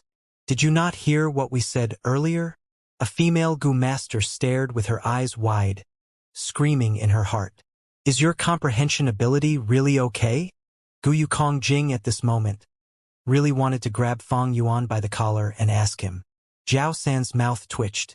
Fang Yuan's indifference caused their self-directed performance to look like a joke. It made the scheme that they set up become a laughingstock. Seeing Fang Yuan turning around and walking away, the fury in his heart blazed on. Come on, Fang Yuan. Don't leave so quickly. Don't listen to their nonsense. Zhao San controlled his temper and conjured a smile, quickly chasing up and blocking Fang Yuan. You're going to rent a house, right? Let us go with you. I have some personal relations. I am more familiar with the rental situation. I am indeed going to rent a house. I can't stay at the hostel anymore. Do you have any ideas? Fang Yuan raised his eyebrows, asking calmly. I know a few houses that are considerably cheap and with good location. Zhao San smiled, leading the way. My house, 15 primeval stones a month. No second price. Pfft. Renting my house with 8 primeval stones? In your dreams. You must pay a deposit, 25% deposit. Other vendors are doing this too. My house has good feng shui and it's quiet at night. More importantly, it is facing the clan leader's pavilion. You know how good the location is. It is really cheap, only 25 primeval stones a month. All the way until nighttime, Fang Yuan did not find a house to stay. Little brother Fang Yuan, you're too stingy. The village is only so big. The prices are all like this. In my opinion, you should get the house near the clan leader's pavilion. The second floor is very spacious and the scenery is nice. Little brother Fang Yuan, don't be so thrifty. It is only 25 primeval stones. The reward that you got is enough for you to stay 4 months. The 2 female Gu masters continued to urge him on with ill intent. Fang Yuan shook his head. I do not have many primeval stones. I cannot be wasteful. Then rent an underground apartment. It's cheaper. Gu Yukong Jing's eyes shone with cold brilliance, suggesting. Fang Yuan snorted in his heart. This Kong Jing has such a vile heart. The village is already high in precipitation, and now that it is winter, the underground apartments would have poor airflow, and tenants would easily catch a cold. Even if there aren't diseases, it would cause problems in the long term. Seeing that Fang Yuan kept his silence, Zhao San said, Actually, the big hall's first floor is good too. Co-staying with other people causes the rent to reduce as well. Fang Yuan shook his head. I want to stay alone. I do not like to stay with others. Gu Yukong Jing snorted, saying unhappily, You don't want this, you don't want that. I'm not trying to scold you, little brother Fang Yuan, but you're too picky and expect too much. With such high standards, it is not realistic. Fang Yuan listened, laughing coldly in his heart while thinking, Even if they fulfill the criteria, I would not accept any house you recommend. His act of pacifying them was just for the sake of being careful, finding out if there are any traps. Just as Fang Yuan was about to leave, Mother Shen appeared. Young Master Fang Yuan, I finally found you. The academy can no longer be stayed at, and the old master and his wife have already prepared a banquet, specifically asking me to invite you home. Staying at home is so much better, there's no need for you to go about renting houses outside, she urged. Finally here. Fang Yuan laughed coldly in his heart. This motherson really found a good time. Finding him here at once, someone must have notified her. Just as he had expected, the masterminds were his uncle and aunt. And Jiao San was the chain that his uncle and aunt created to bind him. Fang Yuan's silence looked like hesitation. Fang Yuan, why don't you stay at your uncle and aunt's house? Why make life difficult? Renting a house will spend a lot of primeval stones. Guyu Jiao San spoke in a concerned manner at an appropriate juncture as he looked at Fang Yuan, his eyes shining ominously. In the hall, the lights shone brightly. On the round dining table, the wine was already cold, and the dishes were cool. The brilliant red candle flickered and danced, projecting the shadows of aunt and uncle onto the wall. The two figures' shadow combined into one and swayed gloomily with the candlelight. In front of them, Mother Shin was kneeling. Uncle broke the silence. To think this Fang Yuan is dead bent on going against me. Sigh, I wanted to calm him down with nice words and keep him in the house first before finding a reason to chase him out of the house. To think that he did not fall for it. He has made up his mind, rejecting my invitation without a single way to negotiate. Not even taking a step into my house. Aunt gritted her teeth, her expression slightly flustered. This scoundrel is already 16 years old, so if he wants the family fortune now, we cannot deny it to him. Years ago we obtained that family fortune and it was clearly recorded in the Inner Affairs Hall. Now that we cannot deny it, what shall we do now? Leave first. Uncle waved at Mother Shin to withdraw, laughing coldly. Don't be anxious. Throughout the year, I have already been planning for this. First, to get back the assets, he needs to have rank 1 middle stage cultivation. He already achieved this and is even at peak stage and gotten number 1 in the exam. That is very impressive. Hee. But to successfully obtain his family fortune, it is not so easy. Rank 1 middle stage cultivation is only a precondition. To split the assets, Fang Yuan has to apply for it and the Internal Affairs Hall has to approve it and send him a mission to test if he has the qualifications. This is to prevent the clan from splitting family assets nonsensically, causing internal strifes and weakening the clan. Ant was enlightened. This means that he has to complete the mission before he can get his parents' inheritance. That's right. Uncle laughed sinisterly. But the Internal Affairs Hall's missions are sent to groups. The family asset mission will be the same. If Fang Yuan wants to complete it, he would have to rely on the group. He cannot do it alone. The family does this to make sure that the small groups stay united and increase their cohesiveness. Aunt laughed loudly. Husband, you're too smart. Getting Jiao San to recruit Fang Yuan, this way if Fang Yuan wants to accomplish the mission, he would need their strength. But Jiao San is on our side, so Fang Yuan can never accomplish this mission. Uncle's eyes shone smugly. Humph. Even if he cannot get him into the group, I have other ways to deal with him. Not to mention completing the mission. Even if he wants to apply for the splitting of the fortune and receive the mission, it might not be possible. Nightfall arrived and the snow stopped. Fang Yuan walked on the streets. The bamboo houses along the way were all covered by a layer of white snow. The snow that he stepped on emitted a light sound. The cold air entered his respiratory system, causing Fang Yuan's brain to be extremely awake. After rejecting Mother Shin, Fang Yuan disregarded Jiao San and the group's advice and said goodbye to everyone, leaving by himself. So that's it. He walked and thought, Uncle and Aunt are trying to trap and delay me, causing me to lose the chance to take back my inheritance. After the new year, I would be 16 years old and be qualified to split the assets. My parents are dead, and my brother has new parents. If I am successful, the entire inheritance is mine. But to take back the inheritance, there are 2 crucial steps, each being extremely important. The first is to apply for the mission at the Internal Affairs Hall without any other missions at hand. The second is to complete the mission to earn the rights to inherit the asset. Jiao San is in cahoots with Uncle and Aunt. Leaving aside the second step, he's already trying to trap me at the first step. The clan rules state that Gu Masters can only be on 1 mission at a time. This is to prevent Gu Masters from hogging and causing negative competition in the clan. Jiao San received missions consecutively.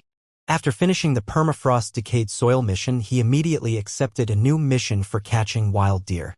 The clan's missions were all given to groups. That is to say, according to clan rules, Fang Yuan has to finish the deer capturing mission before applying for his asset splitting mission. But at that point, I believe Jiao San would just accept another new mission. As the leader, when accepting missions, he will always be a step ahead of me, causing me to be unable to accept my mission, thus always stopping me. Thinking of this, Fang Yuan's eyes shone ominously.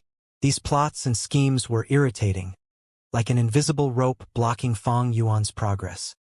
But Fang Yuan did not regret entering this group. At the arena, he was backed into a corner. Jiao San's invitation became a way for him to be free from the predicament. If he did not enter the team, his uncle and aunt would have other ways to deal with him. This cannot be prevented and will be hard to defend against. But now that he is in the group, he can clearly see their schemes and easily counterattack. Solving this problem, I have my ways.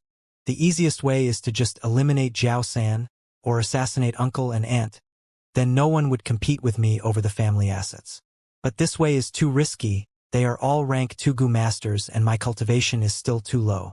Even if I kill them, I cannot get out of the troublesome aftermath. Unless there is a good chance for me to take advantage of.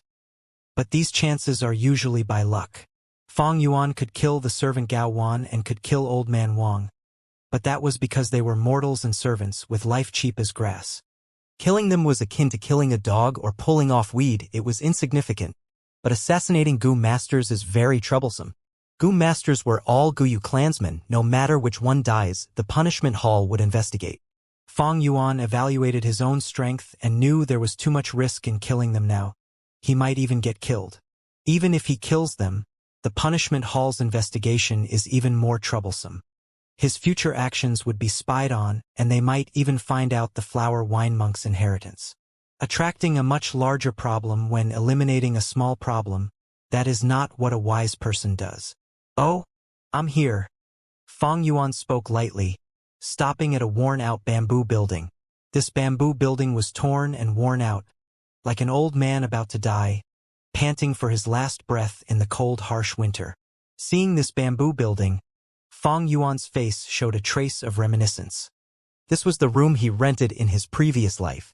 In his previous life, after being thrown out by his uncle and aunt, he had less than 15 primeval stones left and had to sleep in the streets for a few days before finding this place. This place was too worn out and had much lower rent than other places. In addition, while other places counted the rent by months, this place calculated it by days. I do not know about other places, whether or not they have uncle and aunt's traps. But my previous life's memories tell me that at least this place is safe. Fang Yuan rang on the door. After half an hour, he established the renting terms and was brought to the second floor by the owner. The floors were old, emitting dangerous and concerning sounds when stepped on. The room had only one bed and a blanket. The blanket had many patches but was still riddled with some holes and the yellow cotton wadding leaked out from inside. The head of the bed had an oil lamp.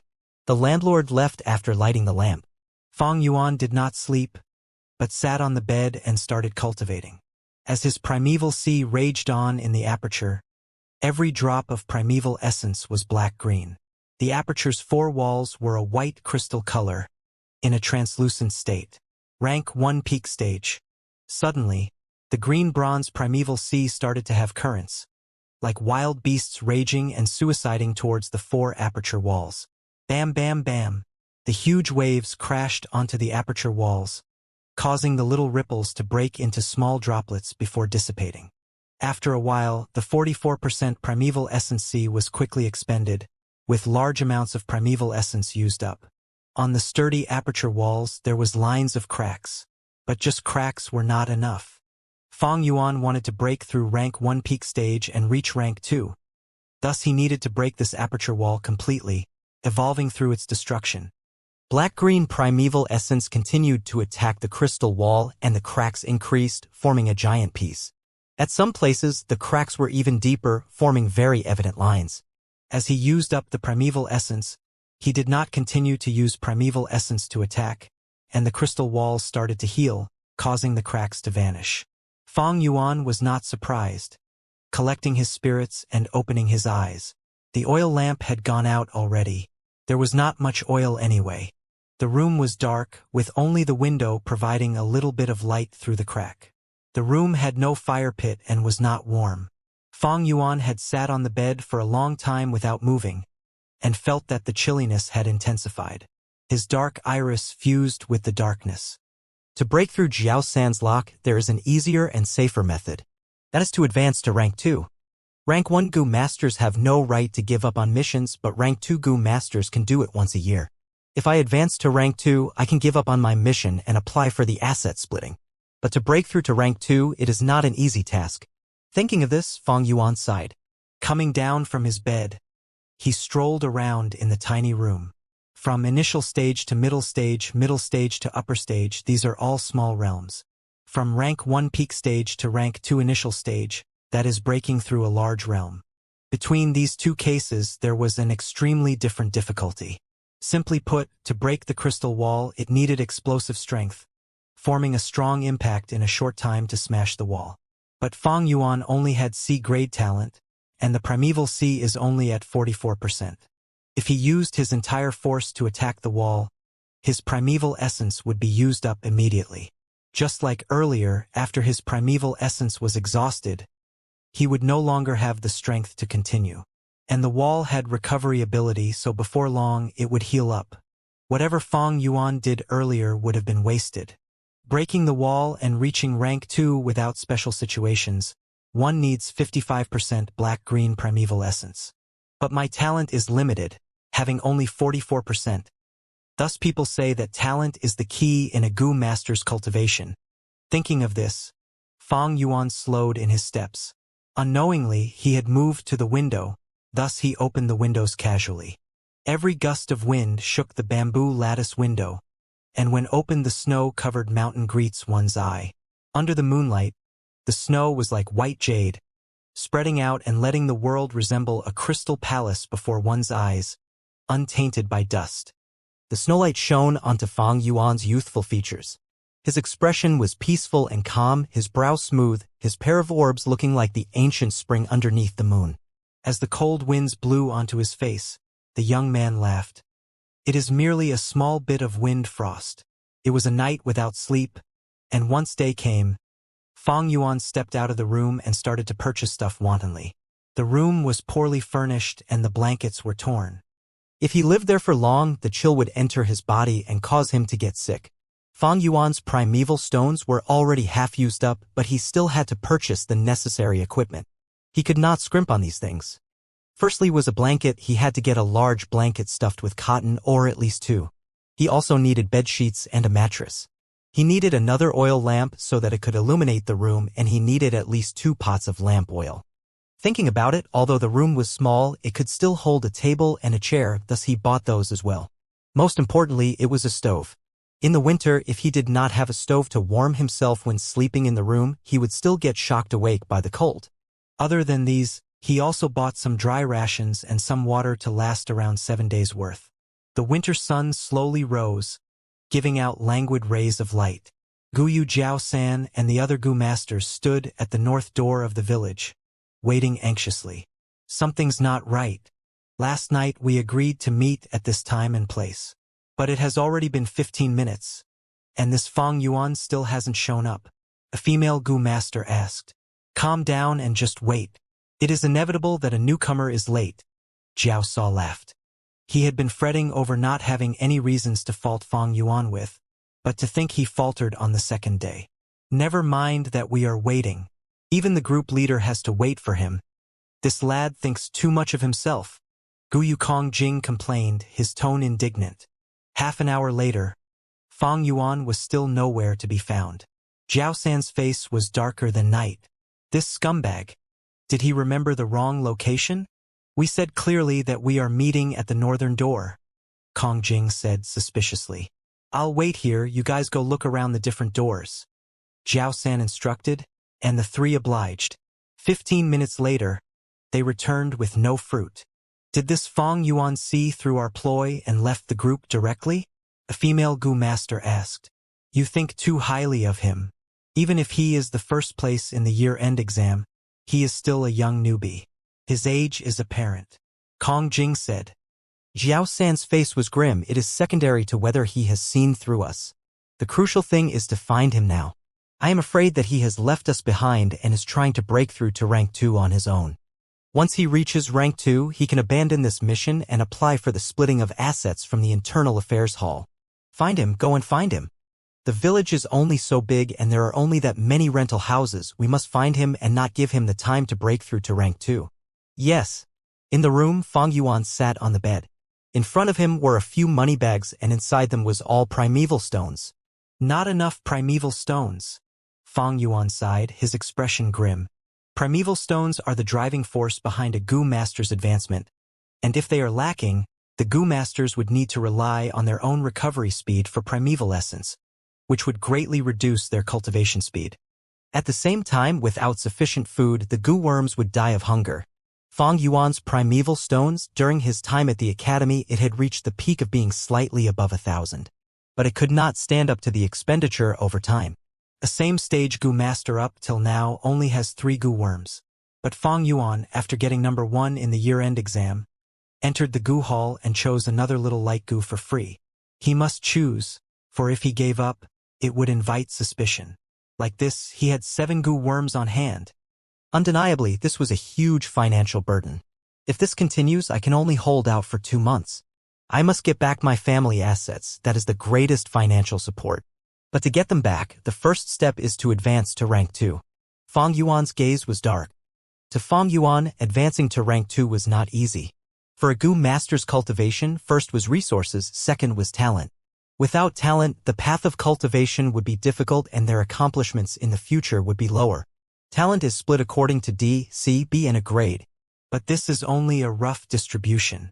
In fact, every grade has another specific differentiation. Taking a C grade, for example, the primeval essence storage in the aperture would be around 40 to 59%. Fang Yuan's primeval essence was 44%, so in the C grade range, he was only middle-lower class.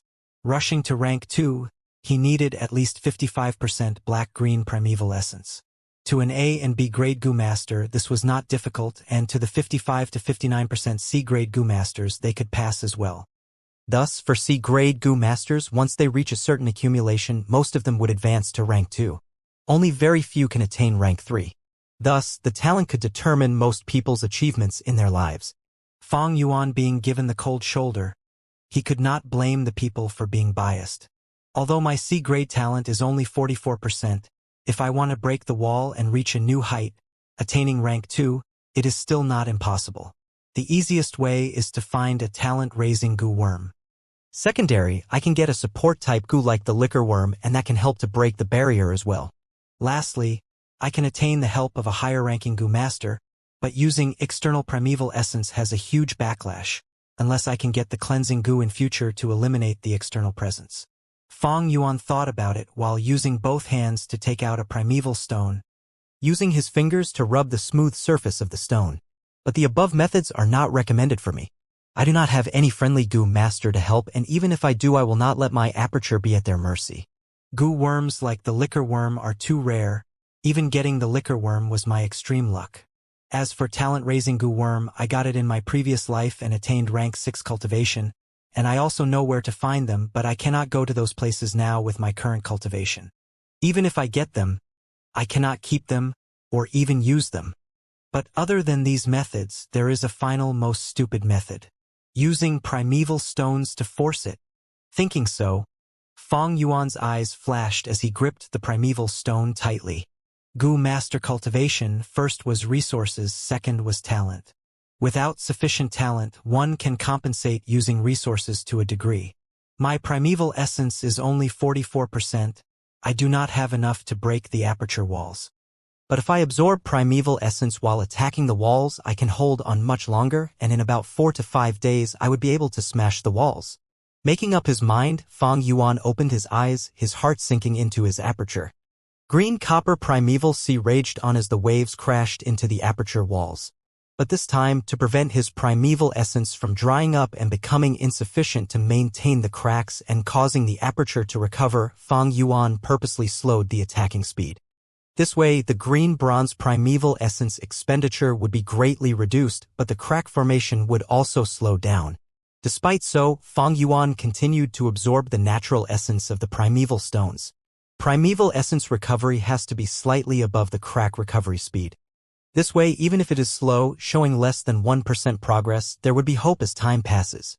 The only thing about this method would be that other than eating and shitting, Fang Yuan had to cultivate nonstop. The more time he wasted, the more primeval stones would go down the drain and the more his hard work would squander. He could stop for a maximum of 15 minutes, and after that, if there isn't any primeval essence to continue attacking, the aperture would fully recover. Thus, once the attack began, he had to persevere until he succeeded and cannot be disturbed.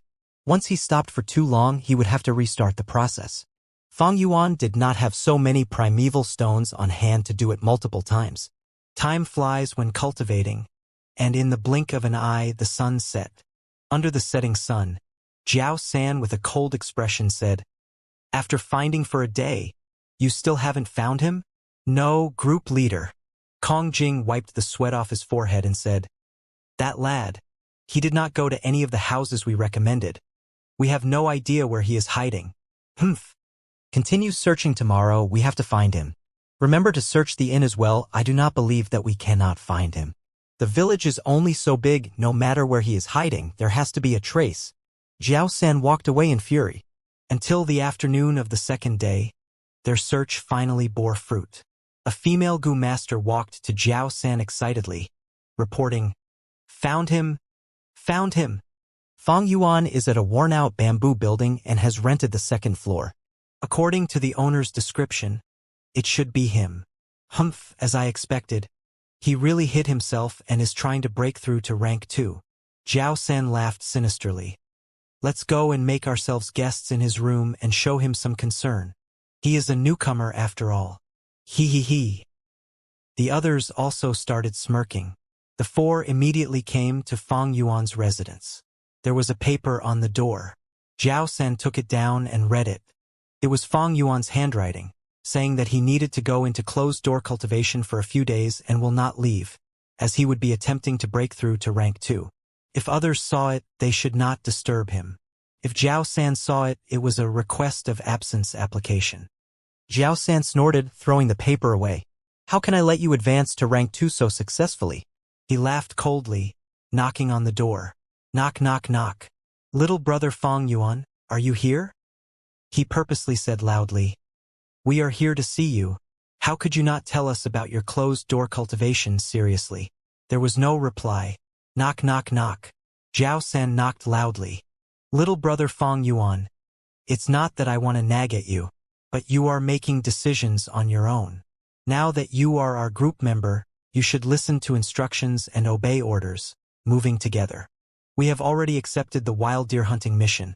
This is specifically for you to train. So why don't you stop first and complete the mission with us? Then cultivate." Jiao San's eyes squinted as he said in a gentle tone.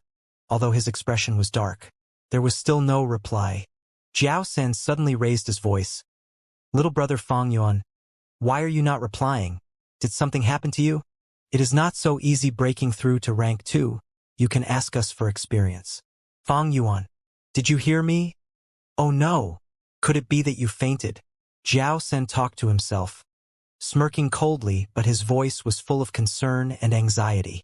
The other 3 members observed the show. Kong Jing interrupted at an appropriate timing. "Leader, you might be right.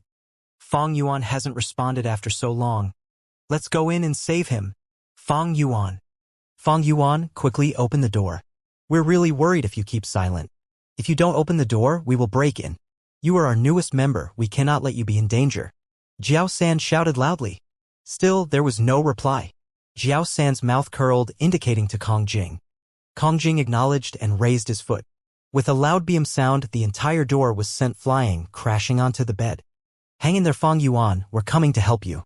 Jiao San shouted with a concerned expression, taking huge steps into the room. But the next moment, he was dumbfounded. The room was empty, Fang Yuan was not inside. The 4 became silent. "How can this be? Where is he?"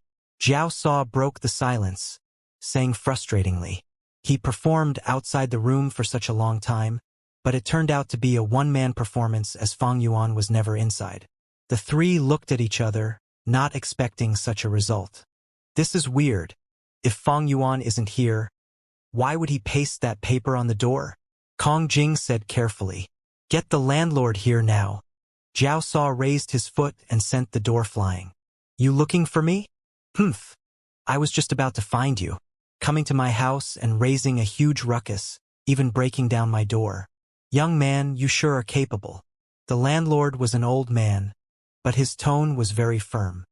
Being able to own additional houses in the Guyu village and renting it out, he was obviously a Gu master. A Gu master's strength and status supersedes a mortal. Mortals do not dare to operate such a business. In fact, they do not own property.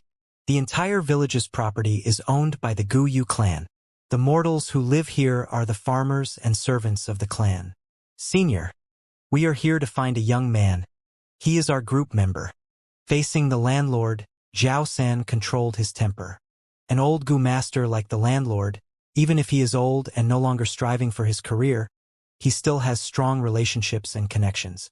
Even if he is retired, his ability is still not to be underestimated. Those without human relationships and trump cards, how would they dare to do business? This is not a peaceful era. It is full of violence and plunder. The landlord shook his head, his tone rigid. I do not care about my tenants' whereabouts, but I do know that you broke my door. You need to compensate me. Hee, this is our fault. It is only right that we compensate you, Jiao Sa laughed dryly. Although he was furious inside, he still forced himself to compensate some primeval stones and even gave some extra. The landlord's expression turned slightly better. If the young man who rented this room is who you are finding, then I must tell you that he has not turned in for a day. After paying a month's rent, he bought a huge amount of things yesterday and asked me which place sold coal cheaply. I told him that there was no need to buy coal, as there is a valley outside the village towards the north. A mine is situated there where he can excavate the coal. After thanking me, he left and never returned. So that's it. Zhao San looked at the decorations in the room. Indeed, the mattress and bedding was new. The table and chairs were old goods bought by Fang Yuan that were seemingly firm. The stove was empty. It indeed did not have coal. Zhao San breathed out slowly, being at ease.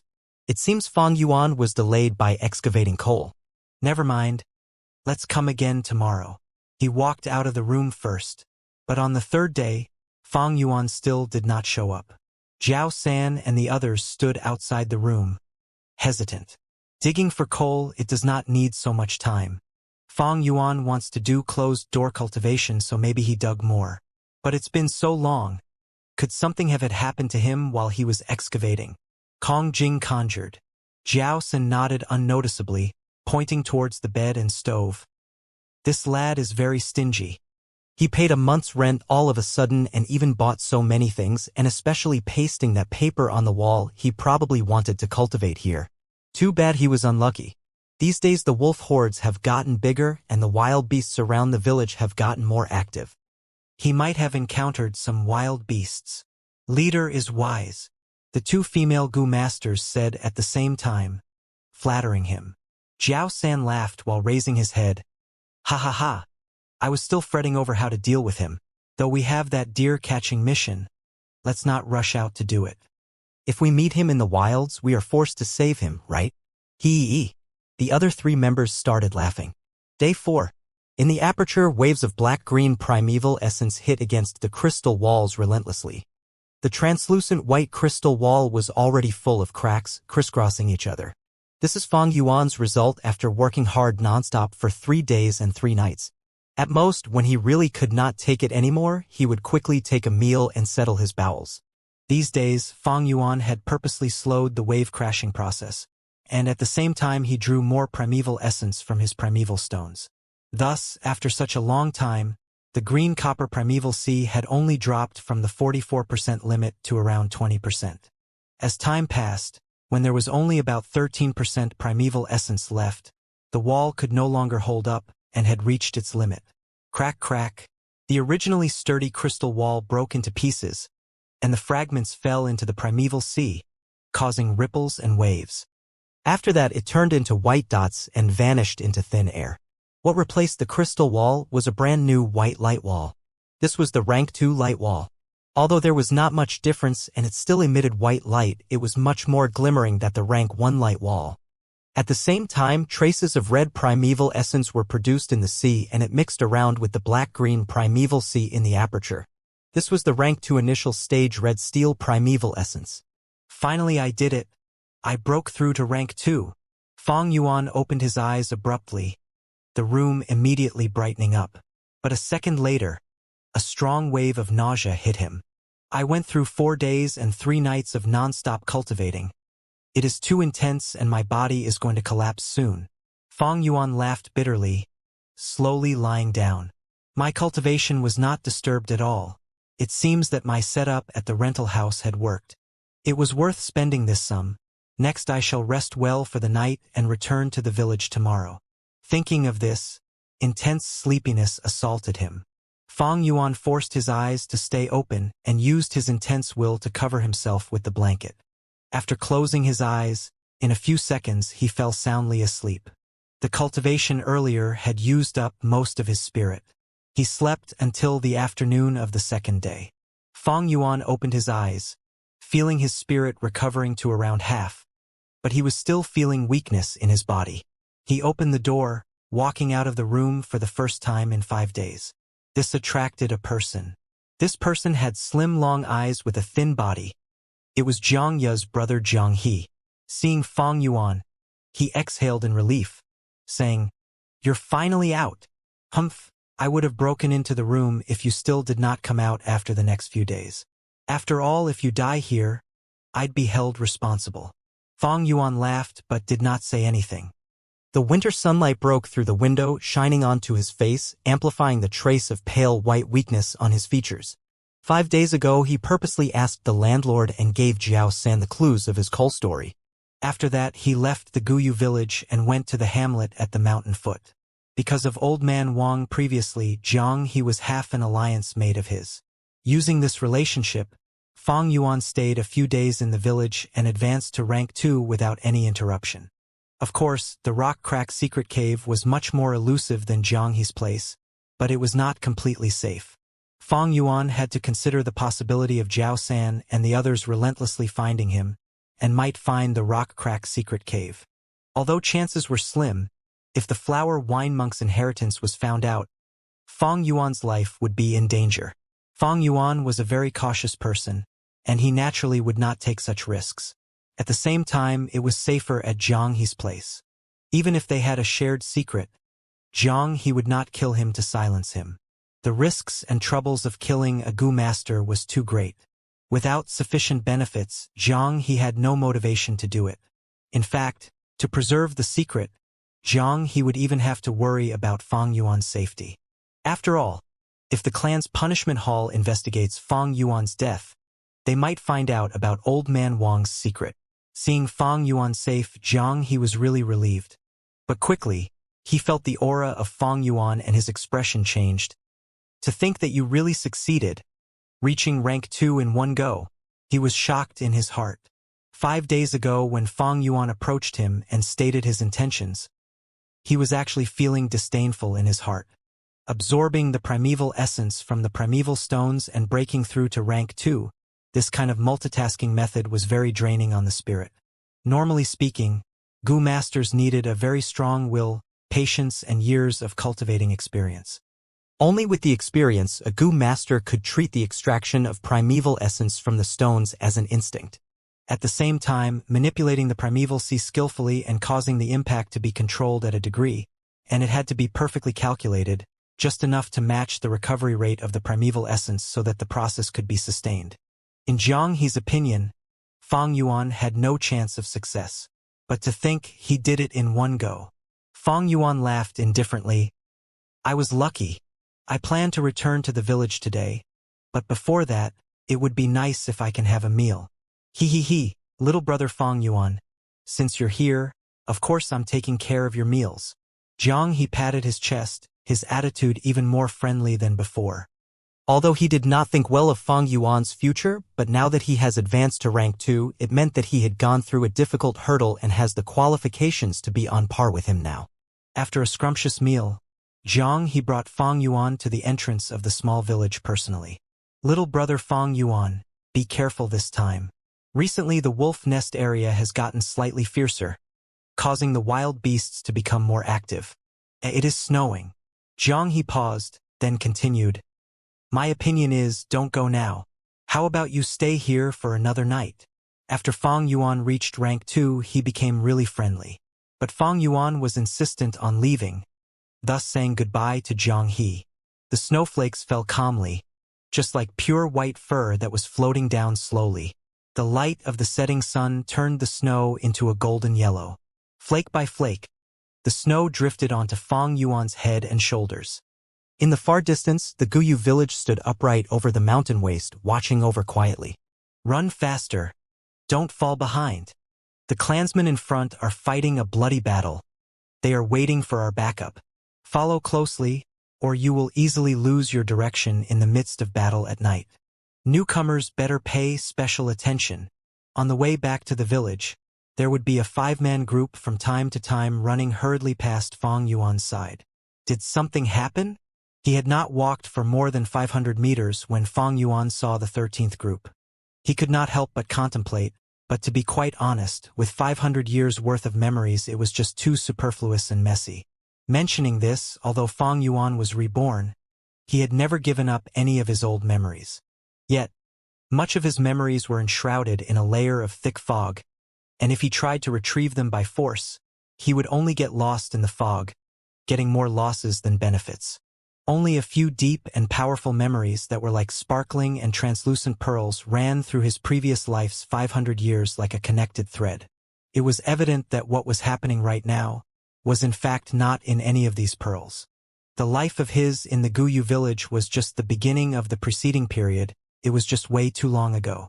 Besides, there's a possibility that this never happened in my previous life, but because of my change, a butterfly effect happened and caused changes to the surroundings. Just like that, he walked while pondering. Subconsciously, Fang Yuan reached the northern gate of the village. By chance, there was another group about to set off. Eh? On seeing Fang Yuan, only one person from this group stopped in his tracks. Fang Yuan, why are you still here? What's wrong? Fang Yuan raised his eyes and looked at this person. It was no other than his fellow schoolmate, Guyu Chi-chung. Chi-chung immediately frowned and said, "Oh geez, you still don't know yet? There's been a small-scale beast tide that formed near the village. If we let it be, it will slowly become a big-scale beast tide. When that happens, the villages at the foot of the mountain will be crushed. Without those lowly mortals and slaves, we'd also be in a difficult position sometimes." "Oh, so it's like this?" Fang Yuan's gaze flashed. Being reminded like this, he was able to remember that such a thing did happen in his memories. In this world, it was hard for humanity to survive. Every few years a beast tide would happen.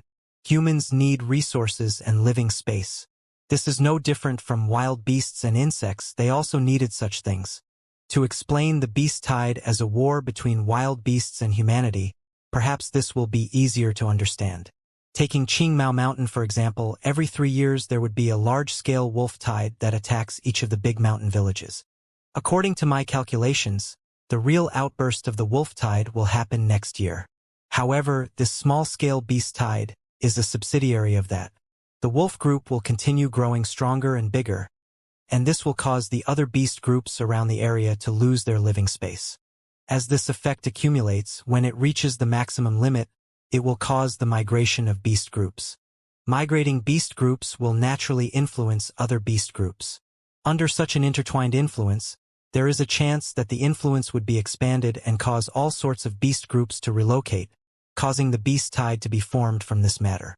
If this problem is not controlled in time, the tide would only get bigger.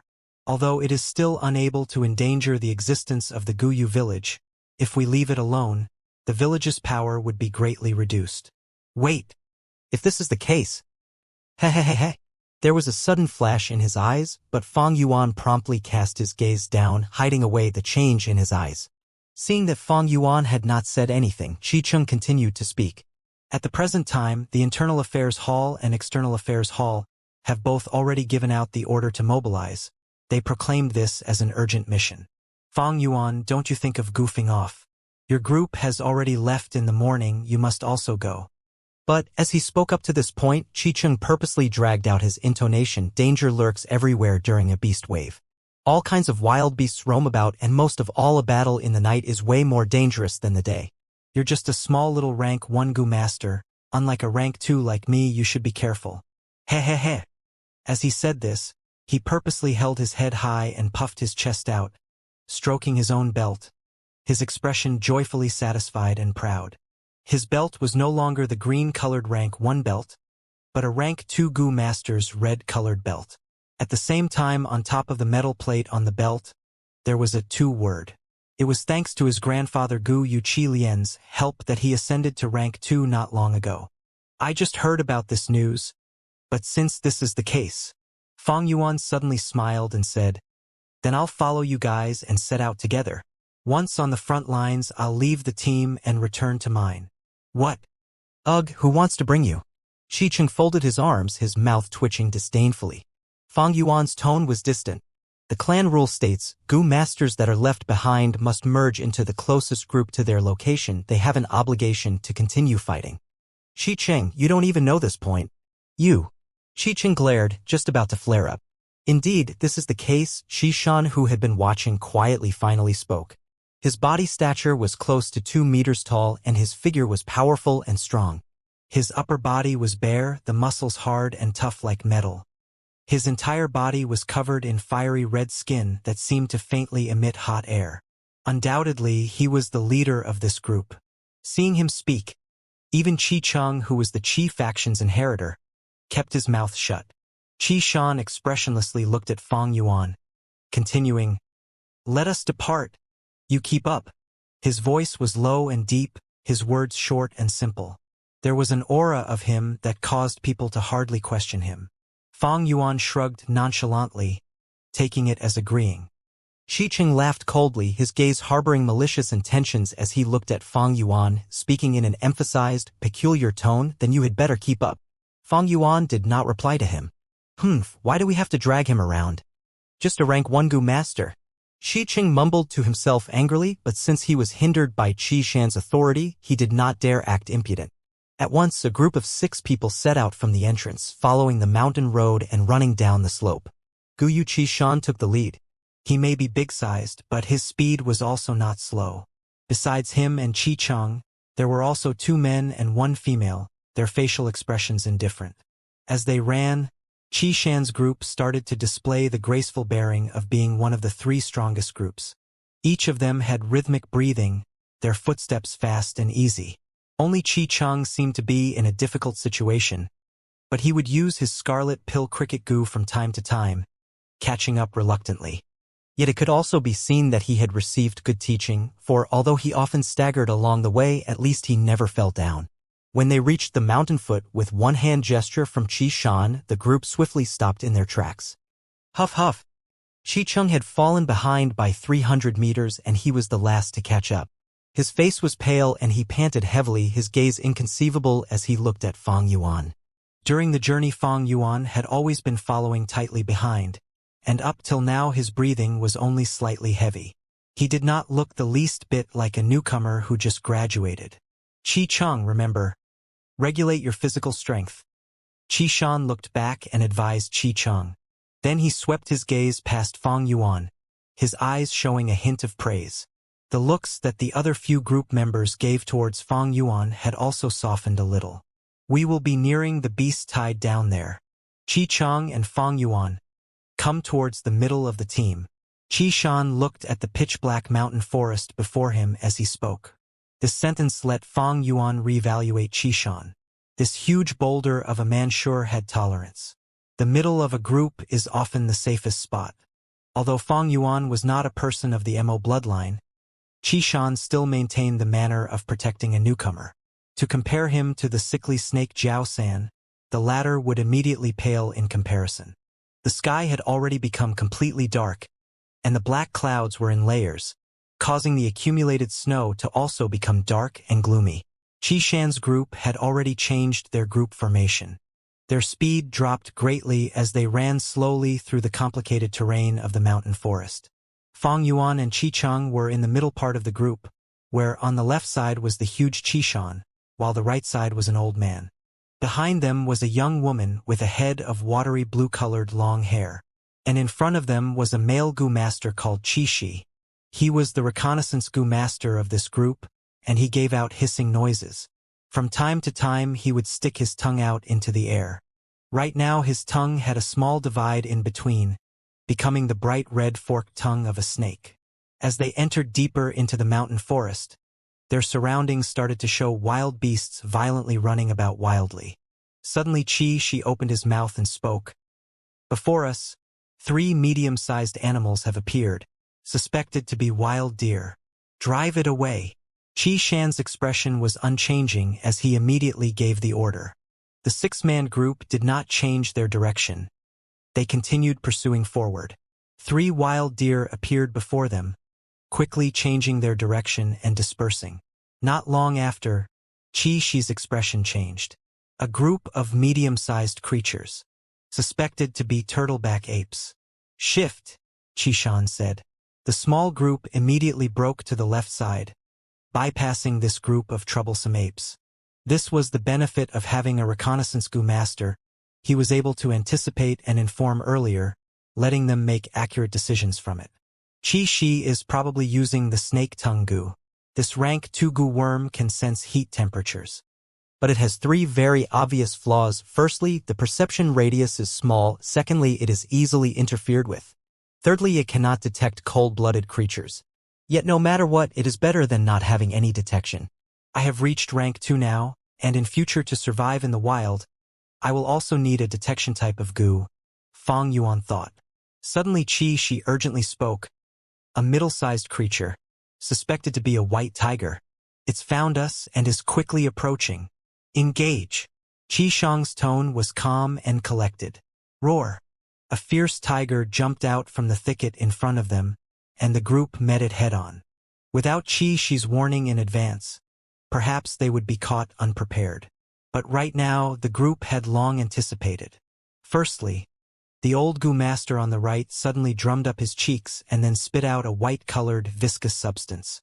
The substance abruptly expanded in midair, becoming a huge spider net. It used its strong viscosity and trapped the white tiger full in the face. The white tiger struggled fiercely in the net, and Shan immediately stepped forward and brandished his fist, pounding onto the tiger's head. His fist had a golden luster flashing through, and with a bang, the tiger's head was smashed into pieces. The white tiger died in one breath. The group did not stop to stay behind, but instead walked over the tiger's body and continued forward. She took Shan's place again and ran in front, taking the lead. Through the entire process, it was like moving clouds and flowing water. All the group members displayed mutual understanding. That entire process did not take more than 3 seconds. If it was me right now who was taking on that tiger alone, I would need at least 5 minutes to contend with. Fang Yuan's gaze was flashing. These Gu masters were also rank 2 like him, but the main disparity was still Gu worms.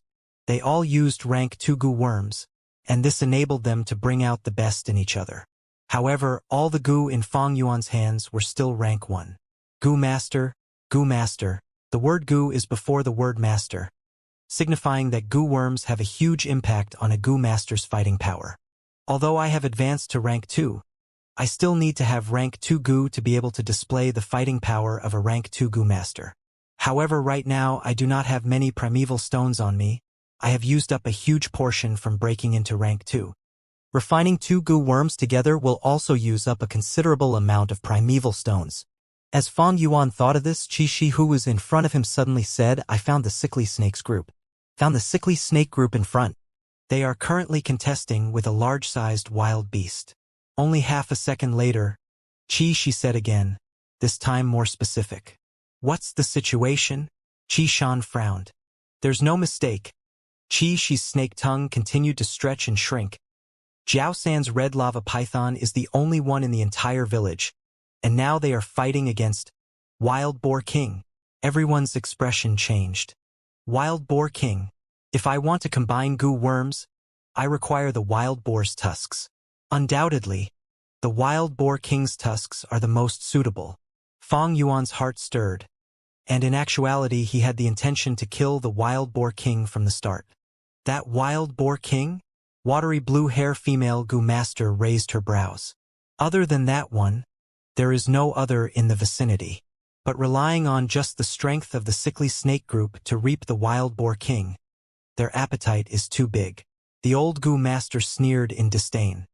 If Old Man Wang could grasp the terrain of the mountain himself, these rank 2 Gu masters who were always roaming around on Qingmao Mountain would obviously be more familiar with it. Not eliminating the wild boar king before this, they had their reasons. Shishan pondered, then said, "Go support them." Hee, I'm afraid they might not reciprocate. The old Gu master laughed coldly. Even if we do not go and support them, we still have to send someone over, right? Qiqing looked at Fang Yuan, saying in an unhappy tone. The team's direction steered towards the left. Although Qishan and the rest always looked down and did not like Guyu Jiao-san, but as clansmen towards outside foes, even if they had amnesty normally, they would group up and work together. This is the cohesiveness of a clan in this world. And especially relying on this cohesiveness could a 100-year-old clan sustain itself without dying out, even becoming a 1,000-year-old clan. Everyone moved through the jungle in the darkness, heading towards a low-lying land. Sickly snake group's 4 Gu masters were surrounding the wild boar king, engaging in fierce combat. In the center, the elephant-like wild boar king was fighting with a thin and long red-colored python. This red giant python had dark red rock pieces all over its body, the temperature very high. It was like a thick chain coiling around the wild boar king.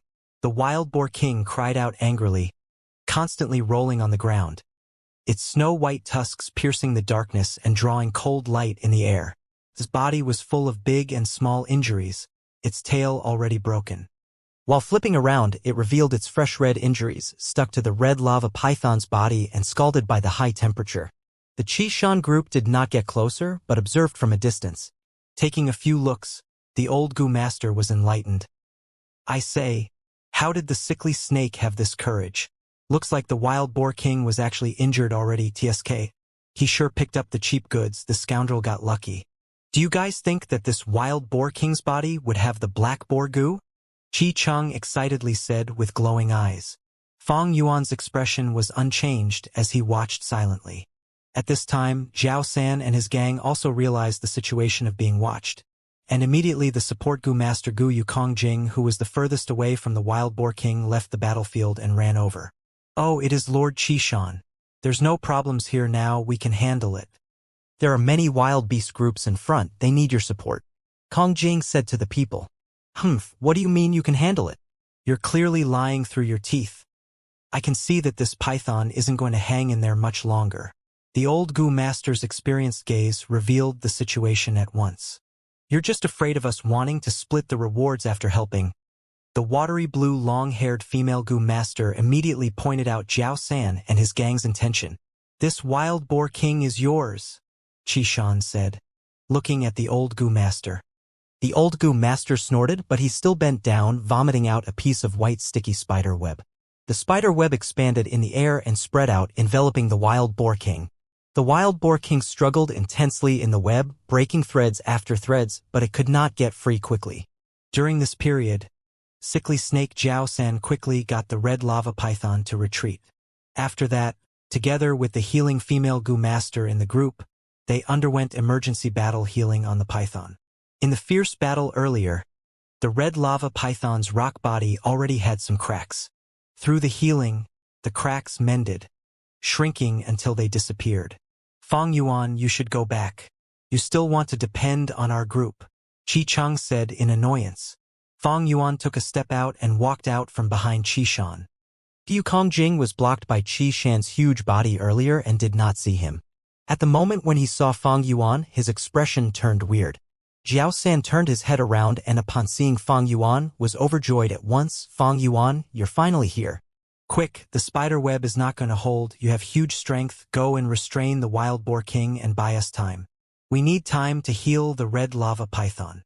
Without a defensive Gu and only with rank 1 cultivation, getting close to the wild boar king was nothing but risky.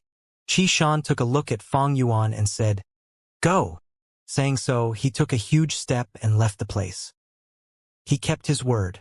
Although the wild boar king had much value, he turned around and left without hesitation. Seeing Qi Shan's group leaving, Zhao San and the gang breathed a sigh of relief. From start to finish, they did not say a word of thanks. Zhao San continued shouting, Fang Yuan, hurry!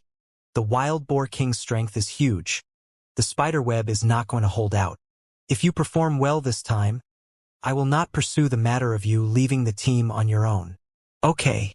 Fang Yuan agreed, quickly getting to the wild boar king and grabbing its two huge tusks. He used all his strength and pulled, causing the wild boar king to be suppressed. Its struggling suddenly diminished. Good job, Jiao San praised, but his eyes shone with cold light. This Fang Yuan came at a good time. The small beast horde was the perfect chance. Jiao San had never thought of killing Fang Yuan. Fang Yuan was his member, and if he died, the clan's evaluation of him would drop. This did not suit his interests. He only promised his uncle Gu Yudong Tu to slow Fang Yuan's growth. If he could drag it beyond 16 years old, he would obtain a fortune promised by Gu Yudong Tuesday. The truth is, even with his scheming and intolerant nature, he did not think of killing Fang Yuan before. This is not just because after a Gu master dies, the punishment hall would hold a thorough investigation, thus being risky, but also because of the clan's belief blood is thicker than water, family comes first. This notion is ingrained into the people's hearts. Unless there is a feud of killing one's parents or stealing one's wife, there is no such phenomenon of disputes. Like how the Guyu clan leader once taught the academy elder, not only does the system and rules hold the clan together, there is also the thick family relationships. Any organization would need to have a system and values as their basic core. Using this opportunity, I'll let Fang Yuan get injured and return to the village to nurse his injuries. Let's see if he can cultivate to rank 2 like that.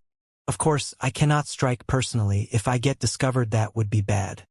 Since there are so many beasts in the horde anyway, I'll borrow from their strength.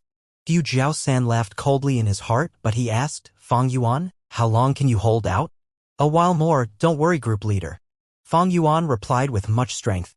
Very good, Hua Xing. Go and plant the corrosion bloodgrass Gu. Jiao San instructed while healing the red lava python. Yes.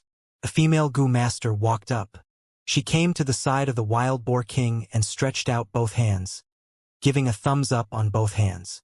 The nails on her thumbs had a purple vine insignia coiling around. Light red-colored red steel primeval essence gushed out and surrounded her white thumb and entered the insignia. The vines were brought alive immediately, extending a delicate tentacle from her nails. The tentacles moved like snakes, extending to the wild boar king's mouth and then along its teeth, going deep into its stomach. Hee! Fang Yuan covered his mouth in the darkness as it curled into a devious angle.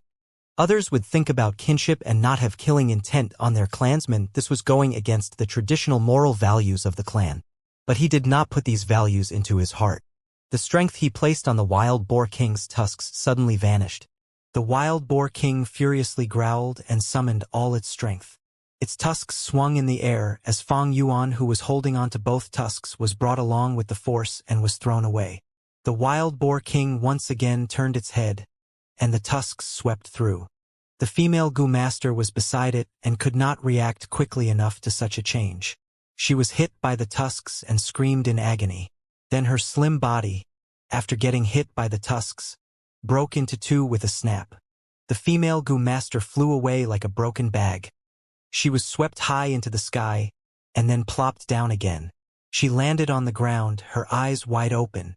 She was dead on the spot. The female Gu master's body was like a rag doll.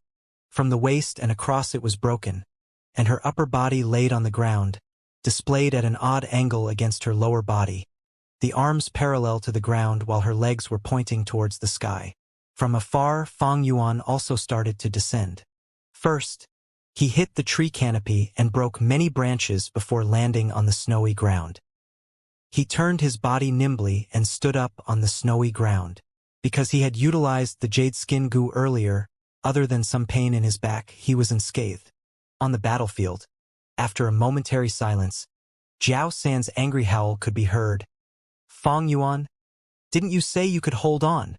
Fang Yuan laughed coldly in the dark, but suddenly his body twisted and he almost fell down. He used his hand to hold onto the tree trunk as support and was able to maintain his body balance. He pretended to limp as if he could not walk, but his gaze swept across the surroundings to see if there was any other Gu masters. Against the beast horde, the Gu masters were fighting with all they had, and could not be free enough or even have the mood to observe Fang Yuan. Even though he had been observing in secret and found no Gu masters nearby, Fang Yuan still discreetly chose to hide himself. From the other side, intense battle noises could be heard again. Evidently, the wild boar king had escaped its entrapment and was fighting once again with the red lava python. Fang Yuan shifted step by step towards them with a face of anxiety, almost falling onto the ground a few times. Dirt, soil, grass and snow were all over his body, making him appear battered and exhausted. He finally got back to the fringe of the battlefield. On the battlefield, 3 people and a pig were fighting. The red lava python coiled around the body of the wild boar king and its 2 hind legs. The wild boar king's 2 front legs could only thrash around randomly, causing it to roll on the ground, sometimes struggling. With the movement of its 2 front legs, it knocked and crashed into things randomly.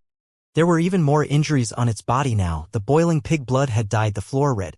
Seeing Fang Yuan, the outermost positioned Gu Yukong Jing said, "Fang Yuan, you scum, you caused Hua Xin to die."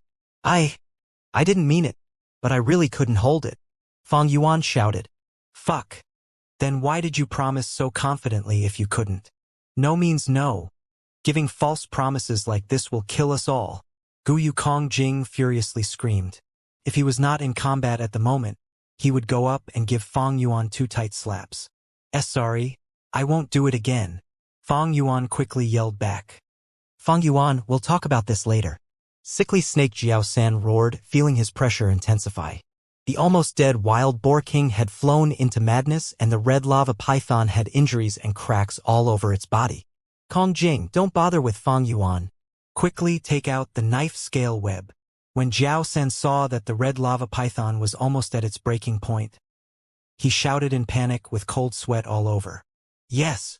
Kong Jing quickly retrieved the big belly frog and used his primeval essence, vomiting a piece of steel web. On this steel web there were sharp spikes and apparent blades. "Fang Yuan, grab the other end and rush up with me. We'll entangle the wild boar king," Kong Jing said. "But my leg is injured. I cannot walk," Fang Yuan said with an anxious expression, crippling his way there. "Useless thing." Kong Jing, with no other choice, had to do it himself, his hands dragging the knife scales web and throwing it at the wild boar king. The wild boar king was covered by the knife scale web, causing it to cry out as fresh blood splattered. It had predicted that its death was impending, and struggled even more fiercely. As its struggle intensified, the knife scale web's entanglement got tighter, and its injuries worsened. As for the red lava python, because of its rock body, it did not take much damage from this knife scale web. "What a waste of this fur," Jiao San said in pity. "Finally settled." Kong Jing breathed out in relief. At this time, Fang Yuan shouted, "Let me help you guys!" Swoosh, swoosh, swoosh. Numerous moonblades flew out and hit the knife scale web, causing the steel threads to be torn apart. With the wild boar king's intense struggle, the hole got even bigger and the knife scale web was torn into pieces, allowing the wild boar king to escape. At once, Kong Jing stared with bulging eyes, lost for words. What the fuck?" Another female Gu master could no longer care about her feminine image and swore loudly. It seems I messed up. I wanted to help," Fang Yuan said, sounding very sincere and innocent. Jiao San dodged the wild boar king's charge, rolling on the floor. Before he even got up, he shouted, "Fang Yuan, you dumb piece of shit. See what you did? You're simply garbage for a teammate. Leader, you must trust me. I didn't mean it." Fang Yuan defended himself. "Shut the fuck up. From now on, do nothing. Wait at the corner," Jiao San shouted, rolling again and dodging the wild boar king's trample. Fang Yuan snickered, but still obediently took tens of steps back. "All of you get back," Jiao San shouted, finally showing his true trump card as 2 strands of poisonous yellow air came out from his nostrils. The poisonous air continued to come out from his nose, growing more and more until they gathered into a lump of yellow poisonous cloud. The wild boar king and Jiao San's shadow could be seen outside the poisonous cloud. Kong Jing, Fang Yuan, and the others observed outside the yellow cloud. Fang Yuan said to the remaining female Gu master, "Heal my leg. It's injured." The female Gu master flew into a rage. My good sister is dead, and your leg is only stumped. Why don't you go and die? Fang Yuan said in grievance. I didn't want this to happen either, but his eyes shone with a trace of sharpness. Should I act and eliminate these people? It is a chance to act now. In their subconscious minds, they would not expect me to have killing intention. If the sickly snake group is exterminated, there would be fewer restrictions on me. But if any Gu master saw this process, I would fall into the abyss. The crime of killing a clansman is the most unforgivable in this world. Not only will I be executed, I would also have to face all sorts of torture for 7 days and 7 nights. Death is not scary, but for such a small group, it is not worth the risk. Pity the wild boar king is dying. After this battle, the sickly snake group would be greatly weakened and their battle strength would be at the lowest. They would definitely leave the battlefield. What a pity! This was a godsend opportunity. Fang Yuan felt regret and pity in his heart. But he had done it to the greatest limit. And if he exceeded this, the feeling of sabotage would thicken. The others were not stupid, they would notice, and if other Gu masters saw this, the risk would intensify. 5 minutes later, the wild boar king plopped onto the ground. The yellow cloud dissipated, and Jiao Sen breathed loudly with a pale face. He had used his final trump card, and now he had little to no primeval essence left. All of you come here and dissect the corpse quickly. We will retreat after taking the spoils of the battle, Jiao Sen shouted. Fang Yuan surrounded the wild boar king and quickly began to dissect the corpse. The wild boar king's blood was still hot, and the smell of blood was thick. Throughout the surrounding forest that was enshrouded in darkness, there were continuous howls from wild beasts and intense battle noises. But there were no wild beasts in this tiny battlefield. This was the authority of the Beast King. There were rules among the wild beasts. The thick aura of the wild boar king caused other wild beasts to shrink in fear, and if the beast horde came here, they would find their way around this region. Of course, if it was another stronger beast horde or another beast king, they would not care about the wild boar king's aura. At this time, pairs of blue eyes glowed in the surrounding darkness. From other places, blood-curdling screeches and alarmed cries of Gu masters could be heard. It's the wolves, the wolf pack. The lightning wolf pack actually appeared. Damn it, why is there a wolf pack here? It is still not the time for the outburst of the wolf tide, right? Retreat, forget the wild boar king, we have to retreat quickly. Jiao San shouted. And the faces of the surrounding people also turned white. One lightning wolf was not scary, but a pack of lightning wolves, even the wild boar king would have to run. Most importantly, the lightning wolves' durability and endurance were high. They also had great speed, being most proficient at chasing. At such a critical moment, Jiao San could no longer care about the others, abandoning the 3 and running for his life. Group leader, wait for me? Kong Jing shouted in panic, catching up to him. I do not have a Gu worm that enhances my speed. I can't escape. Jiao San and the others have no primeval essence left, so even if they have a speed-type Gu, they can't escape the chase of the lightning wolves. Under the danger of death, Fang Yuan evaluated calmly. He quickly hit the neck of the female Gu master near him, who was in a daze, causing her to faint.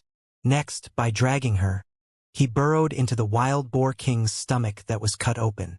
The wild boar king's stomach was already cut open with a huge wound. Fang Yuan squeezed his way into the bloody wild boar's body, at the same time using the female Gu master's body to block away the entrance and cover up his body.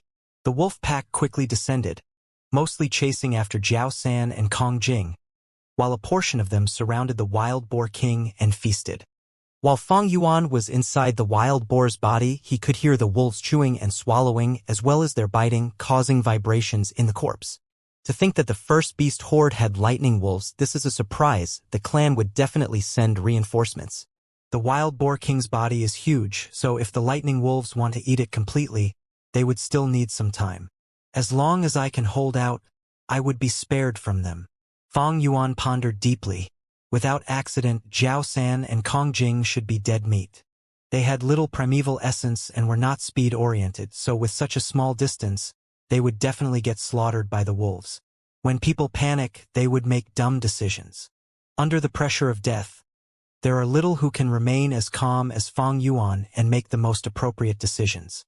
Even if the wild boar king's flesh was all eaten, exposing Fang Yuan who was hiding, the amount of lightning wolves that Fang Yuan would have to deal with is definitely lesser than the others.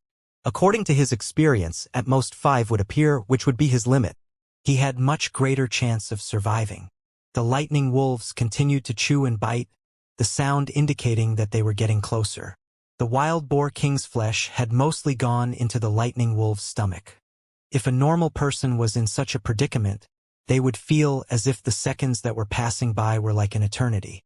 But instead Fang Yuan closed his eyes and took out his primeval stones, fighting against time to recover his primeval essence.